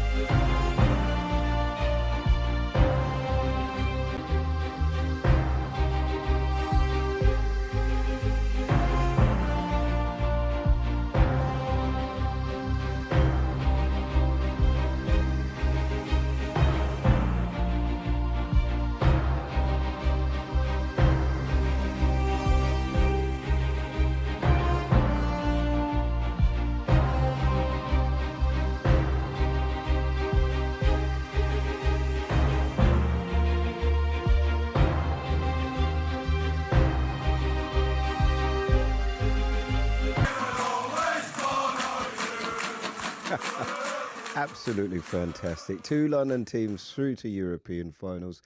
We are London. No wonder they hate us. Here's Matt with the headlines. At 9:15 with the latest for London, Reform UK has won control of its first London council in Havering, and the party's made big gains across England as well. So far it's up nearly 400 councillors. But Bexley, one of its target councils in London, has been retained by the Conservatives, who've also held on to Kensington and Chelsea. The Tories have also taken back Westminster from Labour, which has also lost Wandsworth to no overall control, but Labour's kept hold of Ealing, Hammersmith and Fulham and Merton, which was one of the Liberal Democrats' top targets. Across England so far, Labour's lost more than 250 councillors, and Sir Keir Starmer says he takes responsibility for the party's results, but the Prime Minister says he's not going to walk away and plunge the country into chaos. The latest BBC Radio London travel on the tubes. Minor delays now on the Central Line, North Acton to West Ruislip, and also between Leytonstone and Epping, as well as Hainault via Newbury Park. It all stems from a faulty train earlier at Oxford Circus. There are minor delays also on the Bakerloo and Northern lines, and West Coast Main Line trains, possible delays of up to 30 minutes, as there are problems with the overhead wires up in Hertfordshire. I'm James Worley.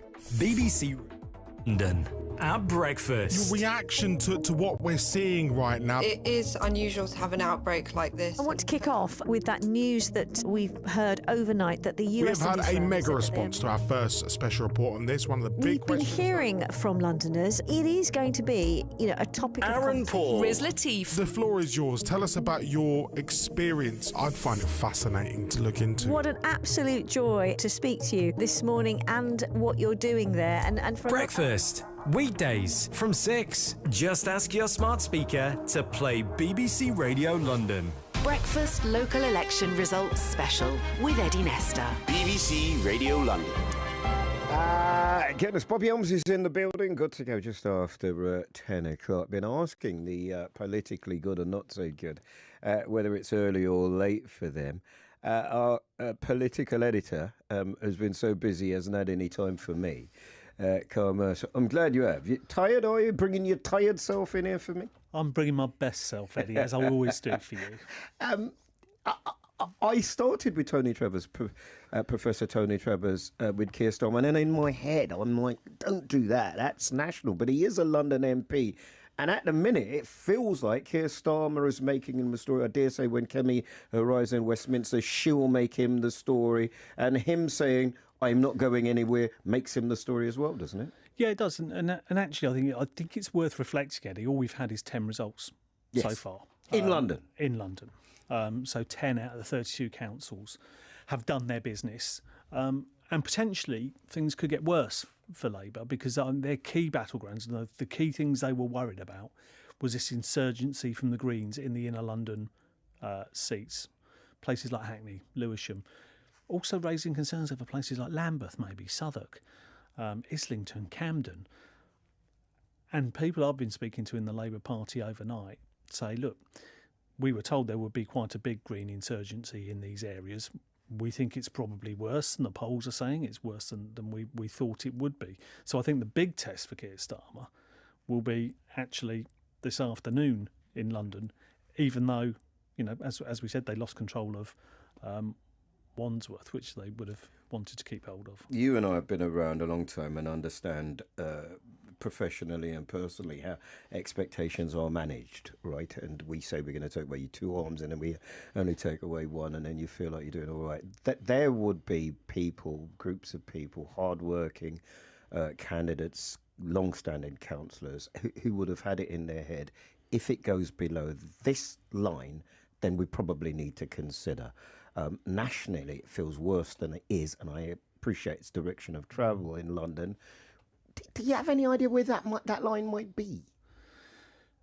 No, and I think it's probably a movable line depending on where you stand in the Labour Party. To be honest, there'll be some that say if we lose 500 seats nationally, that's too many. Some who say if we lose 1,000 seats, what if you lose 1,500 seats? Well, I think the prediction is somewhere between 1,200 and 1,400 seats at the moment. And before the results started coming in, I think 1,500 was set as the kind of the real baseline. If you lose that many, then we're kind of facing a wipeout, really. But clearly questions are going to be asked about his leadership and about the direction of the party and the speed of travel to change, all of those sort of things.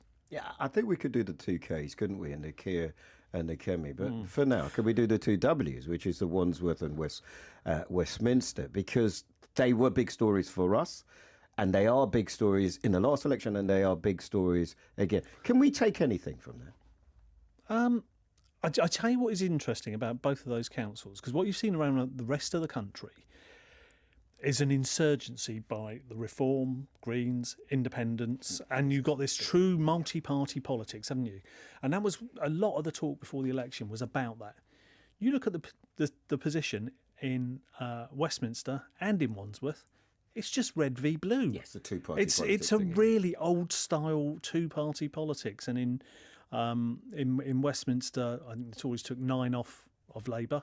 In Wandsworth, they took 7 off of Labour, and it was a direct swap between the two, which we're not seeing anywhere else in the country. So that's interesting. I mean, clearly it's going to be something that Kemi Badenoch is going to want to trumpet and say, look, we've won Westminster back. But you would, wouldn't you? And then that offsets some of the other disastrous results across the country. I think there is quite a big but on this. The results we have so far do not necessarily tell the whole story of London, and not just for Labour, who might have a difficult few hours ahead, but also for the Conservatives, because you remember they were on their lowest ever number of councillors in London after the last elections, around 400. There's a real chance, even though they've taken back Westminster and Wandsworth and held on to Bexley, that they could be lower than that 400 in London. So, and that would be an historic low number of councillors. Just very quickly, because I know in one way, shape or form, you and I are going to be doing this over the next month or so. The Labour group in Westminster didn't want the pedestrianisation. It was a kind of, mash-up of the Mayor of London versus central government. What opposition can the Conservatives bring to the table that Labour could not or did not? There was a quick interview I heard with the new leader, Paul Swaddle, the Conservative at Westminster, and he was saying they would be looking at considering legal action to see what they can do to stop the pedestrianisation. I think, there may be a route, but it will be quite difficult because the Mayor, as you know, has set up this Mayoral Development Corporation, a special thing has been set up. But Paul would say local residents want this. We are a local party, local politics. It is our right and our duty, in fact, to fight for the people who live within our constituency. Yeah, and interesting, isn't it, that that street probably and the mound that the Tories put at the end of it last time pretty much cost them the election last time. It was seen as a waste of money, and now you've got again Oxford Street being at the centre, not just of the council, but at the centre of the election. Well, one thing it tells us is how important, as you and I know, that street actually is. Carl, thank you very much for now. That's our political editor, Carl Mercer. Sports big here in London. You heard about Crystal Palace. You'll hear it again, and also a boxing match that takes place this weekend. Tonight. Total Sports Live. All on his own, step over, shot! The Championship. Hull against Millwall in the playoff semi-final first leg. On DAB. With all the build-up on Total Sport. From 6. BBC Radio London. Thank you, Eddie. And Crystal Palace are heading to their first ever European final after beating Shakhtar Donetsk in the Europa Conference League semi-final last night. The Eagles won 2-1 at Selhurst Park to win 5-2 on aggregate. They now face Rayo Vallecano in Leipzig on the 27th of May. But tonight, there's a huge game for Millwall, who will be looking to grab a first-leg advantage when they travel to Hull in the Championship playoff semi-final. The Lions finish third in the regular season and face a Tigers team who sneaked into the final playoff place on the last day of the campaign. The return leg will be at the Den on Monday. Both games are live right here on BBC Radio London, and Millwall boss Alex Neil says his team should leave everything out there. It's about as how much as we handle the occasion as it is how much we play in the match. And what we've found, not only with ourselves, but certainly with Hull, watching a lot of them, they don't necessarily need to play well to win. I mean, we don't need to have 1,000 passes and create 95 opportunities to win a game. What we can do is they're a threat in both boxes as a way, and I really believe that it's going to be a case of who does it better on the night. We have build-up and full commentary of Hull City against Millwall on Total Sport this evening. In cricket, Surrey will be looking to make it back-to-back county championship wins when they start day one at Nottinghamshire later. Meanwhile, in Division 2, Middlesex are in the northwest as they take on Lancashire at Old Trafford. Ball-by-ball commentary of both those games will be available on the BBC Sport website and app. And tomorrow night, Greenwich's Daniel Dubois will be looking to be crowned heavyweight champion of the world when he faces defending WBO champ Fabio Wardley. The build-up to the bout has been accompanied by some traditional trash talking. On this occasion, quite literally, as Wardley described his challenger as a bin man. It's fair to say Londoners Dubois was not impressed. And by the way, Fabio, I heard you call me the dustman, and I'm going to collect the trash, boy. Nah, it's disrespect, so I'm going to put it right in the ring, boy. I'm going to put it right in the ring. Nah, mate. Nah, I heard what you said. I'm going to bust his bubble anyway. That's what I got to do. Ring walks are expected at approximately 11 p.m. BBC Radio London. Classically, when everyone else was zigging, I zagged, and as a result of that, I kind of stuck out. Robert Elms. I wanted to be in the class, but I had to make do with the bus culture. Robert Elms. Music. It reminded me of a night at Bailey's in Watford. Marmite, that's all I can say. Guests. One of our most popular episodes was the story of Duffer St George. Yeah. That's a London story. The Listed Londoner. It's a set of block of flats that I always really love in Kingsbury. Robert Elms. Friday, Saturday and Sunday mornings from 10. BBC Radio London. And we're just half an hour away. Robert is in the building, good to go. Hopefully I'll have a chat with him before 10 a.m. Now, out and about in London. London is changing, or we think it may change. We've sent Jem O'Reilly out and about in Romford. Jem, where are you? I only know the brewery in Romford, which is where my kids like to go and run about. Where are you, and what have people been saying? Good morning, Eddie. I am just on Romford Market now. I've walked all the way up, seeing the stall owners put up everything for today, and it is really bright and shiny, but the general feeling is one of exhaustion here. Speaking to people, they feel they've not had much support on this market for many years. One of the stall owners telling me that they've not had investment for 20 years, and he's had this stall for a very long time. And I'm asking many of them, obviously, what they feel about reform getting in and that announcement. Some are feeling very positive. They feel that change is needed. Now, Romford is a very specific case because since 2014, there has been no control of the council, and it has been deferred to another party that was set up basically as a result of the 2022 election, and that was the coalition of the Havering Residents Association. So many people are quite excited that a party is in, but a bit unsure whether reform will bring what they need, and a lot of the sentiment is investment in places like the High Street and the market. Talking to local people who've lived here for more than 40 years are saying how much it has depreciated over the years, and just walking down the High Street before I got here, many of the shops are closed. So there is evidence of improvements that could be made, but many have the same sort of sentiment. So here's what a few had to say. I'm feeling good. I think the public want it. We want change. Starmer's a dead man walking, and he'd be gone by the weekend.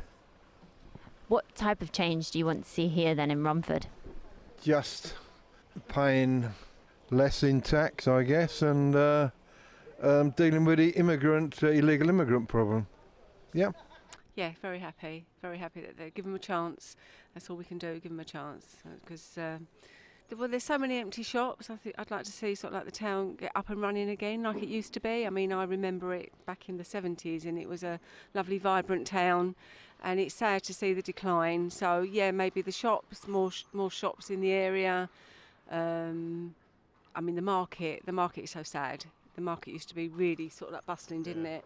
And I think because we remember it from years ago, that's how we'd like to see it back again. I'm operating from my trailer, and I am selling Caribbean food to take away, and which is very successful down here. But what I would love to see improved in this whole Romford market area and the shopping centres is for the government to look into the rents and the business rates and the insurance, the amount of money that we have to pay to get a shop. I tried to get a shop in the Liberty Shopping Centre, and it was horrendous.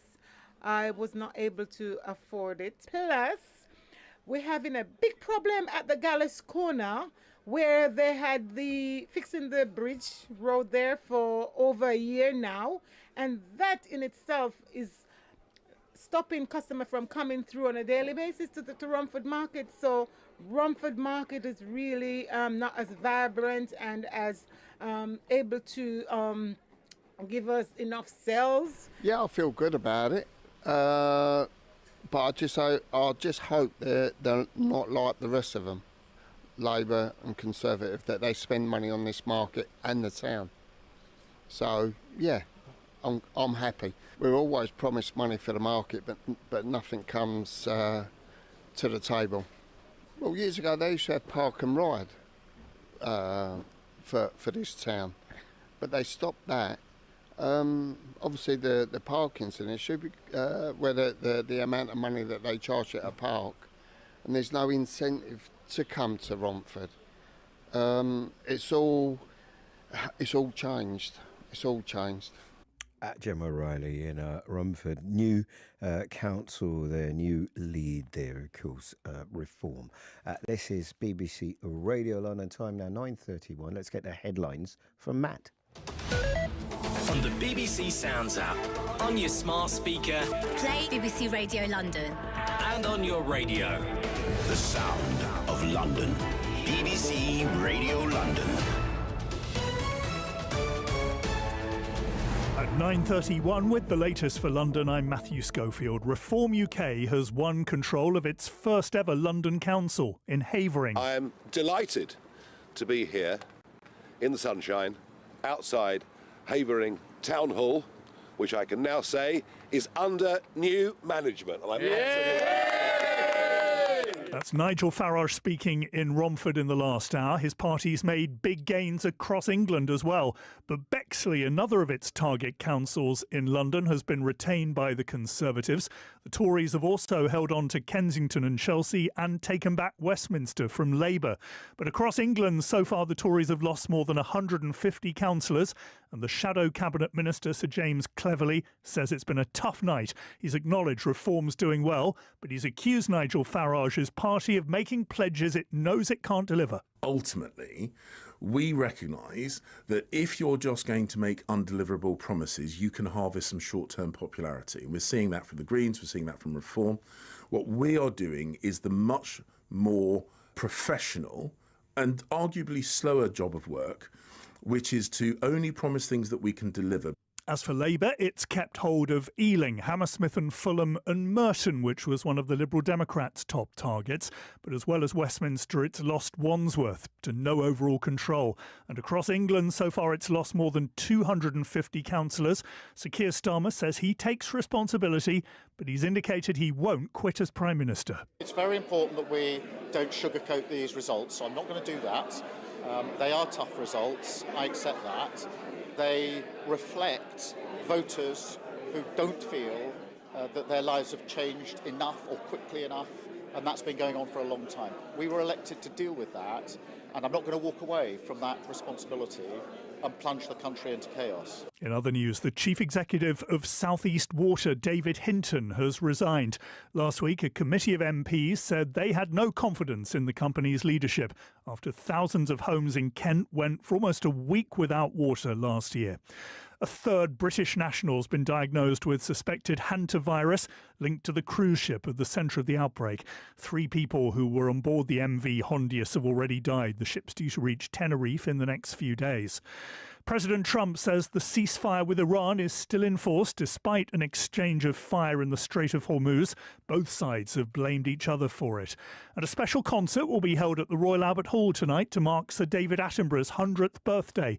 It'll feature music from his many programmes over the years, as well as reflections on his life and legacy by the likes of Sir Michael Palin, Liz Bonin and Chris Packham. Sir David says he's been completely overwhelmed by all the birthday greetings. With the latest BBC Radio London Sport News, I'm Theo Beavers. Crystal Palace have progressed to a first ever European Cup final, beating Shakhtar Donetsk 5-2 on aggregate in the Europa Conference League semi-final. The Eagles won 2-1 at Selhurst Park last night. They will play Spanish side Rayo Vallecano in Leipzig on Thursday the 27th of May.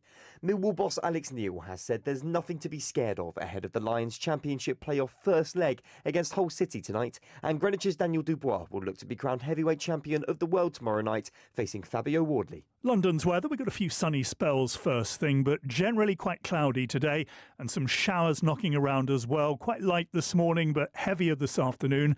Feeling milder though, highs of 19 Celsius right now, 12 in Hanwell and Wood Green, and 13 in Croydon and Ilford. For an update anytime, you can ask your smart speaker to play BBC News for London. Now the latest BBC Radio London travel on the tubes, minor delays on the clockwise Circle line. There are minor delays also on the Northern line. Central line suffering with minor delays North Acton to West Ruislip and also Leytonstone to Epping. And the West Coast main line delays of 40 minutes now in and out of Euston. It's all down to problems with the overhead wires between Tring and Hemel Hempstead. Checking the roads, the A501 Marylebone Road seeing long delays this morning, especially heading into town from the A40. It's all because of the works at Harewood Avenue. Belmont Hill in Lewisham is blocked with a police investigation. It's blocked at Lee Terrace, the 89 and the 108 bus diverts. Out of St Paul's Cray and Mickleham Road, that's blocked with the crash at the junction of Chipperfield Road. Just be aware, if you're heading up the M1 into Buckinghamshire, there is an overturned lorry. A lorry left the motorway earlier and ended up in the field to the side of the motorway. So the left lane is shut northbound 13 to 14. This is Bedford up to Milton Keynes. Recovery likely to take some time. Looking at the scene up there on camera, there are queues.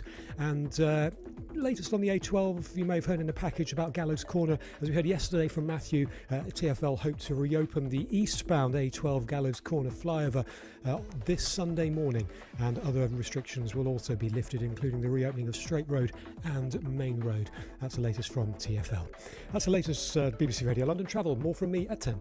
BBC Radio London. How do you react when you get the phone call that you've been cast in Bridgerton? It kind of changed my life in many ways. It opened so many doors. The sound of London. Who visited your school when you were growing up? The chairman of the GLC. The chairman of the GLC? That doesn't sound very sexy. London Assembly. Have I missed a story then? Like, Eddie, why are you calling me now? Is it one of those? The thing about this story is it's one of many bridges, and on the 94 bus that I took from Chiswick. That's how I got here. Real Londoner. The sound of London. I've also put lipstick on for you two. Did you see that? Saw you change. Well, we saw you change. My blood pressure went through the roof. Yeah, I didn't know where to look. BBC Radio London. Listen on your smart speaker and on BBC Sounds. It's the election results show. Interesting there, listening to Joe Good talking about putting lipstick on. So Robert Elms's hair I think he's come on the bike. He's kicked Jim out of his studio, Robert's studio. Jim is now in the lounge. You look really handsome. Have you just put lipstick on and makeup on as well? No, I'm just very at home. What can I say? Just very relaxed at home. You look fantastic. I love being in the lounge. Right. Tell us, give us an overview of what's happened since 5 o'clock. Oh, my head's spinning because I've been in 4 different locations through the course of the morning, but I'm settled here now just to talk us through what's happened so far. Ben emailed to ask, why do some councils count overnight and not all of them? That's kind of a legacy because it's always been a UK tradition to count overnight. That's all down to transparency and linking the election directly to the result without those ballot boxes being left unattended overnight. But of course, the reality is, Eddie, it's much cheaper to count it the following day, which is why some councils are holding off their count. We've got about a third of London's results so far, with 10 councils counting overnight. So we can tell you now then that the Lib Dems have held on to Richmond upon Thames and Sutton. They failed to gain Merton, though, which they were hoping to do from Labour. Labour have held on to Merton, which they were delighted about earlier this morning. Labour did lose control of Wandsworth, though, with Conservative gains there putting them in the majority, but no overall majority there. But the Tories have done rather well elsewhere, and reform is the big news in Havering. They now have their first London council there. So that is a quick summary of what's happened so far. But let's hear from some of the voices that have been joining us on the programme throughout the morning. We spoke earlier on to the Labour MP for Kensington and Bayswater, Joe Powell, who reflected on how well Labour did in this set of elections so far. I want to focus on what we can actually deliver for people. And I think we started to do that in some areas, but we need to do more. The London picture is going to be harder to assess because we've only got a small number counting overnight. And actually we've, picked up ground in Merton and we've held Hammersmith and Fulham, Wandsworth to no overall control. It looks like, unfortunately, we will lose Westminster. But, the big bulk is to come on Friday and Saturday. So London, a bit early to say. Yeah. But certainly across the country, a really tough night against reform. We also spoke earlier to Luke Taylor, the MP for Sutton and Cheam, of course. He's also the Liberal Democrats' London spokesperson. Yeah, so Merton's an interesting one. We've gone up 2 seats there, I think. We've taken seats off the Tories, and I think we've won something from Labour there as well. I've been knocking on a lot of doors over there, actually, over the last few months. And I think, first of all, voters were confused about who was able to beat Labour in some of those seats. There's lots of polling that showed one thing, whereas we were working incredibly hard on the ground. But when people then look up tactical voting, it gave some quite different results. So we came very, very close in 2 wards. But again, it was confused by some of the tactical voting advice. But ultimately, Labour now cannot take that council for granted. Well, we're still waiting to hear from 22 London boroughs, and among them we could see some further Green gains. Certainly Caroline Russell, who's the Green Party London Assembly member, told us earlier what she's hoping for from these elections still. I think, we know that the seats the Greens are targeting, the results are going to be coming through today. I think it just all depends on where the counts are happening and when the counts are happening. And so the places that we've been really targeting in London are all going to be reporting their results later today or even tomorrow. So there's a waiting game to play, and I'm just really excited to see how people have done, because people have been working so hard, and we've got parties have been scaling up as our membership has grown. We've been scaling up and just doing more and more work across the whole of London. Well, Sir Robin Wales is the former Labour mayor of Newham until he defected to Reform UK and spoke to Eddie earlier. London's a bad area for reform. It's the worst area in the country. Why do you think that is? I think people have been conned by the Greens and by Labour and by others into thinking that there's some sort of progressive alliance, when actually I think they're extremely reactionary. And I think perhaps people haven't realised just what a desperate position we are in this country. I mean, look, this is an election results thing. You don't want me to get into details about the deficit and problems. I went to reform for a reason. I don't think it's not racist. I'm not found a racist to ever talk to you. I'm sure there are some, but there's none. And B, it's our only chance to deal with some of with what I think is a crisis now in our country. And if we don't do something soon, I think it will be that we'll see massive cuts and massive problems. And the people that pay for that are our kids. And that's not right. And of course, the big news for the Conservatives, aside from making gains in Wandsworth, was holding on to Bexley and winning back Westminster, which was a major moment this morning for the Conservative Party. You spoke earlier, Eddie, to Susan Hall, the former Conservative London mayoral candidate, and of course, London Assembly member. This is what her assessment of the Conservatives' performance in London so far was. In all the years I've been campaigning, I've never known anything as uncertain as the elections this year. It was completely different. Oh, we're certainly on the way back. Kemi is actually cutting through. I like her personally. She doesn't take prisoners. She just says it as it is, and I think that's what we all need, quite frankly. And she's really doing well on the doorstep. She is mentioned quite a few times in a positive way on doorsteps. So we're going back upwards again, in my view, but let's see what the results bring today. Yeah, I mean, I'm very happy about Westminster, let me tell you. Wandsworth looks like, although it's no overall control, it looks like we should be running that council.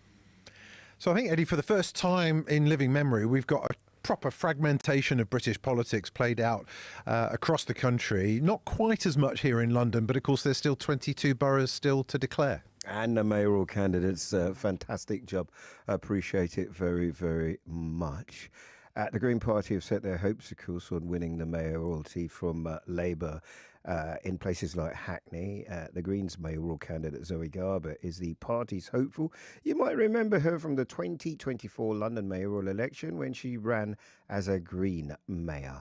Our correspondent, Tom Edwards, is at account and sent this report. I've just arrived here at Hackney and counting has started for the directly elected mayor, and the first news is turnout is high, about 41% showing voters are engaged, and Labour could be under pressure here from the Greens on two fronts, because there's the council election and, as I say, the directly elected mayor. We're expecting a result about 12 o'clock on that mayoral vote. Caroline Woodley is the Labour incumbent, and she's being challenged by the Greens and Zoe Garbett.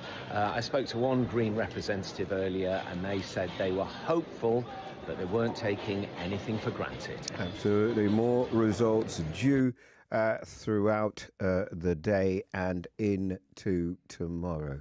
It's BBC Radio London's breakfast show. My name is Eddie. Robert Elms is coming up next. Antonia Jennings is here with me from the Centre for London.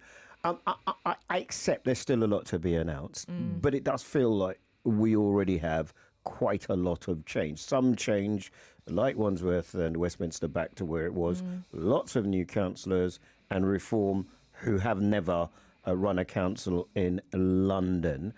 What does lots of change mean? Is that good? Is that a good thing? Well, it sort of depends how you interpret it. So, you know, lots of change can keep democracy fresh. It can bring new energy into democracy, bring new party activists, all the rest of it.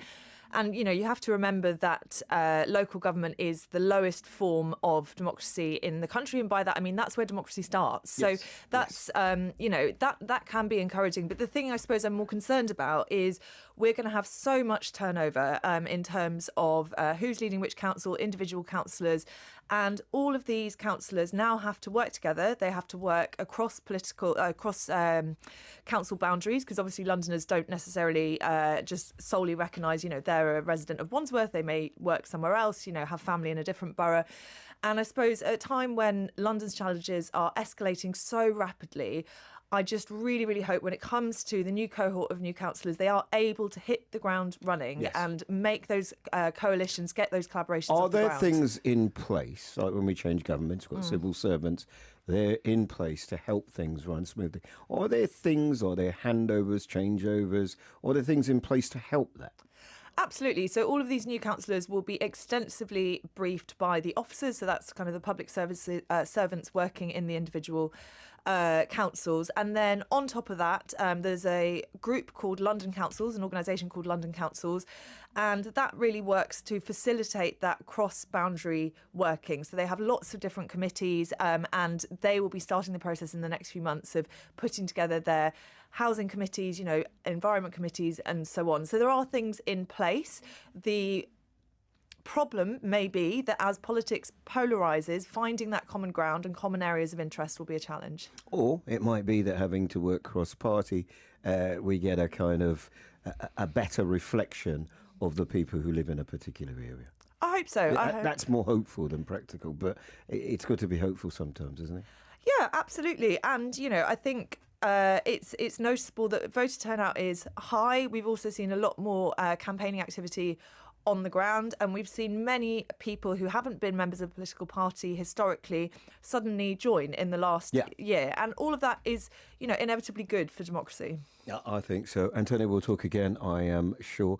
Let me say thank you very much. I don't know how many cups of coffee you've had, but I've tried to do it on 2 flasks today, and I'm not sure that I'll ever go to sleep again. Thank you very much, Antonio Jennings, who's the CEO of an organisation called the Centre for London. I often say this fellow's the leader of our republic, formerly Camden, if my memory serves me right now right in the heart of it. Should we do the politics or should we do football? Which one are you more comfortable doing, Robert? Well, look, I'm a QPR fan, right? Yeah, so you should be supporting the Palace, shouldn't you? I try to get Londoners to join with me to support Arsenal. They've made it. Nobody was having any of me nonsense. But surely the romance of it determines that you and I need to be Palace fans. I don't mind. I've got nothing against Crystal Palace whatsoever. I sort of think of Crystal Palace and Millwall and Fulham and Brentford and QPR as kind of they're that second range of London clubs, and that's where we belong, and I'm all in favour of them. But it's that you don't want anyone else to do well. When you're struggling, the only joy you get is other people's misery. Can you not? Is it misery likes friends? Is that what we're doing? What you got lined up for us today?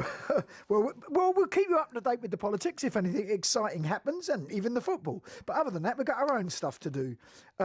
We've got a whole load of stuff. We've got the Barbican Music Library with an exhibition called 1996, 30 Years On. This is sort of a celebration of Britpop, I think, at its absolute finest. We've got Jess Izzat with all the latest in new music. We've got Tom Moriarty, singer-songwriter. We've got One Track Minds, which is celebrating 10 years of people picking just one track that they think can sum up their lives. We've got Pete in Byfleet with Funky Friday, and we've got a couple of excellent notes and queries to solve. So what more could you want? I know, and I'm really sorry you're going to have to cram it all in on Sunday. I apologise for that. But we won't know the result until Sunday. I get a lie in. You're not supposed to say that out loud. Well, Robert Elms is very upset, Eddie. His programme has been reduced to 2 hours. Robert, can you toe the party line, please? Thanks very much, Robert. Coming up in about 10 minutes time. This is BBC Radio London. Just let you know, right, the election is taking place, or people voted yesterday. The votes are coming through at the minute. 10 councils, 5 mayoral candidates. They will come in through the day, and tomorrow on Sunday I'm here at 10 a.m. We'll have all the information by then. Once we've got all the information, we can start to talk to you about some of the things that Antonio Jennings was talking about, how these new councillors, perhaps people who've never run local authorities before, how they get on. Will we have conciliatory kind of local politics? Will it be fighting and then nothing gets done? All of that we'll have for you on Sunday. So on Sunday, from 10 until 12, we'll be tidying up London politics. Antonio, you're still here, so let's talk, shall we? If I had to ask you what the headline has been, right, the number one thing that's jumped out at you, surprised you, confirmed what you've already thought, what would it be based on what we've already heard? I think there's something about the fact that London is reflecting the national picture of politics going seemingly 5 ways, but less dramatically. Yes. And I think we need to obviously see as and when more results come in, why exactly that might have happened. I think expectations were a bit higher on the reform side for London, but I think given Bexley hasn't gone reform's way, it may just be Havering that we're expecting. And then I suppose the campaign overall, when I look back at it, I'm slightly disappointed at how much of a referendum this has been on national politics. Councils have a huge amount of power at their disposal in terms of adult social care, housing, children's services, leisure, the list goes on. And the fact that so many leaflets that have been posted through my door are focused on national figures on growth, on Gaza, on stopping the boats, on all of these things that really... But you could argue with the number of... I went to a hotel the other day and they said to me, you can't go to the top 2 floors because we've got people living in there. And if all the pictures coming in make you think homelessness or housing is a top issue and they portray it as though these people are living in 4-star hotels, if you can't go on holiday in the way that you did because you're looking at pictures of what's happening in terms of geopolitics in the Middle East, you already know the first pressure on oil prices was because of Ukraine, and that's nowhere near finishing than it was. It is, I think, for me, easy to see how these big picture things do impact. It's a privilege to think of how often my rubbish is taken at the minute. Absolutely. All of these things are connected, but I mean, it is categorically not the case that the small boats crisis is the sole driver of the temporary accommodation crisis in London. Those two things are not to be equivocated. But you're right, they're, of course, completely interlinked. But I suppose my point is more that councils do a lot of very important things in the community, and the campaign has not been as focused on those things as I think it should have been. Certainly things like the social care aspect of it and the amount of the budget that's actually taken up by it that may not have money to do a lot of the other things they're talking about. Antonia, thank you very much. Havering is a place that's been talked about out and about on Romford High Street. Is Gemma Riley. Hi, Eddie. Well, I'm just at the top of the market and it's in full swing now. Everyone has got their different stock out, but it's not super busy, and that's what people have been saying, that the market has suffered for many years because of a lack of investment. One woman was telling me also that it costs her £15 a day to park, so massively affects her profit. And the high street, which isn't too far from the market, also from local people, they're saying that suffers greatly, and a lot of those shops are closed. But what does Reform UK mean to many people down here? Well, some are saying that it's really a good thing for them. They're saying the change is good, and very much the political landscape here was quite unique because Havering had no overall control since 2014. But since the 2022 local elections, it's been run by a coalition of the Havering Residents Association. And Ray Morgan, who led that, acknowledged some of the financial difficulties recently with Susanna Mendonça, having said that the key issue of the borough is improvements that need to be made, but the borough actually suffering financially. And many people are echoing that view. Here's what one stall owner had to say about it. So we're not too far from Romford Market, just bumping into a couple of locals. And we've just found out about Reform UK taking hold of the council here. How are you feeling about it? Yeah, very happy that they give them a chance. That's all we can do, give them a chance, because it's not, as you say, it's not been very good lately. I mean, the town's deteriorated really badly, so it'd be nice if you can pull things together and make a change. And what type of changes do you want to see? You know, just for clarity, is there anything specific in the town that you would want to see? Well, there's so many empty shops. I think I'd like to see sort of like the town get up and running again like it used to be. I mean, I remember it back in the 70s and it was a lovely, vibrant town, and it's sad to see the decline. So, yeah, maybe the shops, more shops in the area. I mean, the market is so sad. The market used to be really sort of like bustling, didn't it? And I think because we remember it from years ago, that's how we'd like to see it back again.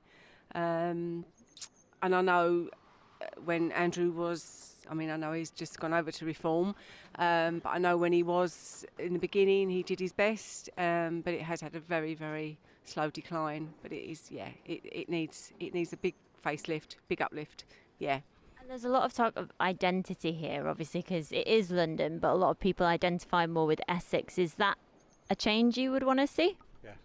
Yeah, definitely. Back to Essex. I don't know why they keep changing borders around. But yeah, we want it back as it was. All right, you're not going to get it how it was years ago, but want it back as it was. Also, our cleanliness around here is slipping. So, yeah. But yeah, definitely back to Essex. Yeah, we don't like being called Greater London. Thanks for Gems on the High Street there. Thanks to everybody involved in today's show. Really, really appreciate it. And we'll have full information. I'll be back here on Sunday, as Robert says, through his show and also Jamoke's show from 2 o'clock. As the results come in, we'll have them for you all under Life Lives right here. I'll be 10 a.m. sharp, nice and early. We're doing a bit on the telly, and then we'll have a chance to say what we think, and we'll have the full picture by then. Thanks to all our contributors, Antonia, to Tony Travers, to Carl for popping in. This is BBC Radio London. Robert up next. Election 2026. BBC Radio London. The voters have sent a message about the pace of change, how they want their lives improved. I was elected to meet those challenges, and I'm not going to walk away from those challenges and plunge the country into chaos. Oh, we're certainly on the way back. Kemi is actually cutting through. I like her personally. She doesn't take prisoners. She just says it as it is, and I think that's what we all need, quite frankly. And I'm going to point now to Sutton, where last night we had 23 games. So we now hold 51 of the 55 seats in Sutton. We asked residents who they trust to deliver for them, and for 40 years they've chosen the Liberal Democrats. We know that the seats the Greens are targeting, the results are going to be coming through today. I think it just all depends on where the counts are happening and when the counts are happening. And I'm just really excited to see how people have done, because people have been working so hard, and parties have been scaling up as our membership has grown. We've been scaling up and just doing more and more work across the whole of London. The pattern that's emerging over the country is that Labour are being wiped out by reform in many of their most traditional areas, and what you're going to see later on today is the Conservative Party being wiped out in their heartlands like Essex.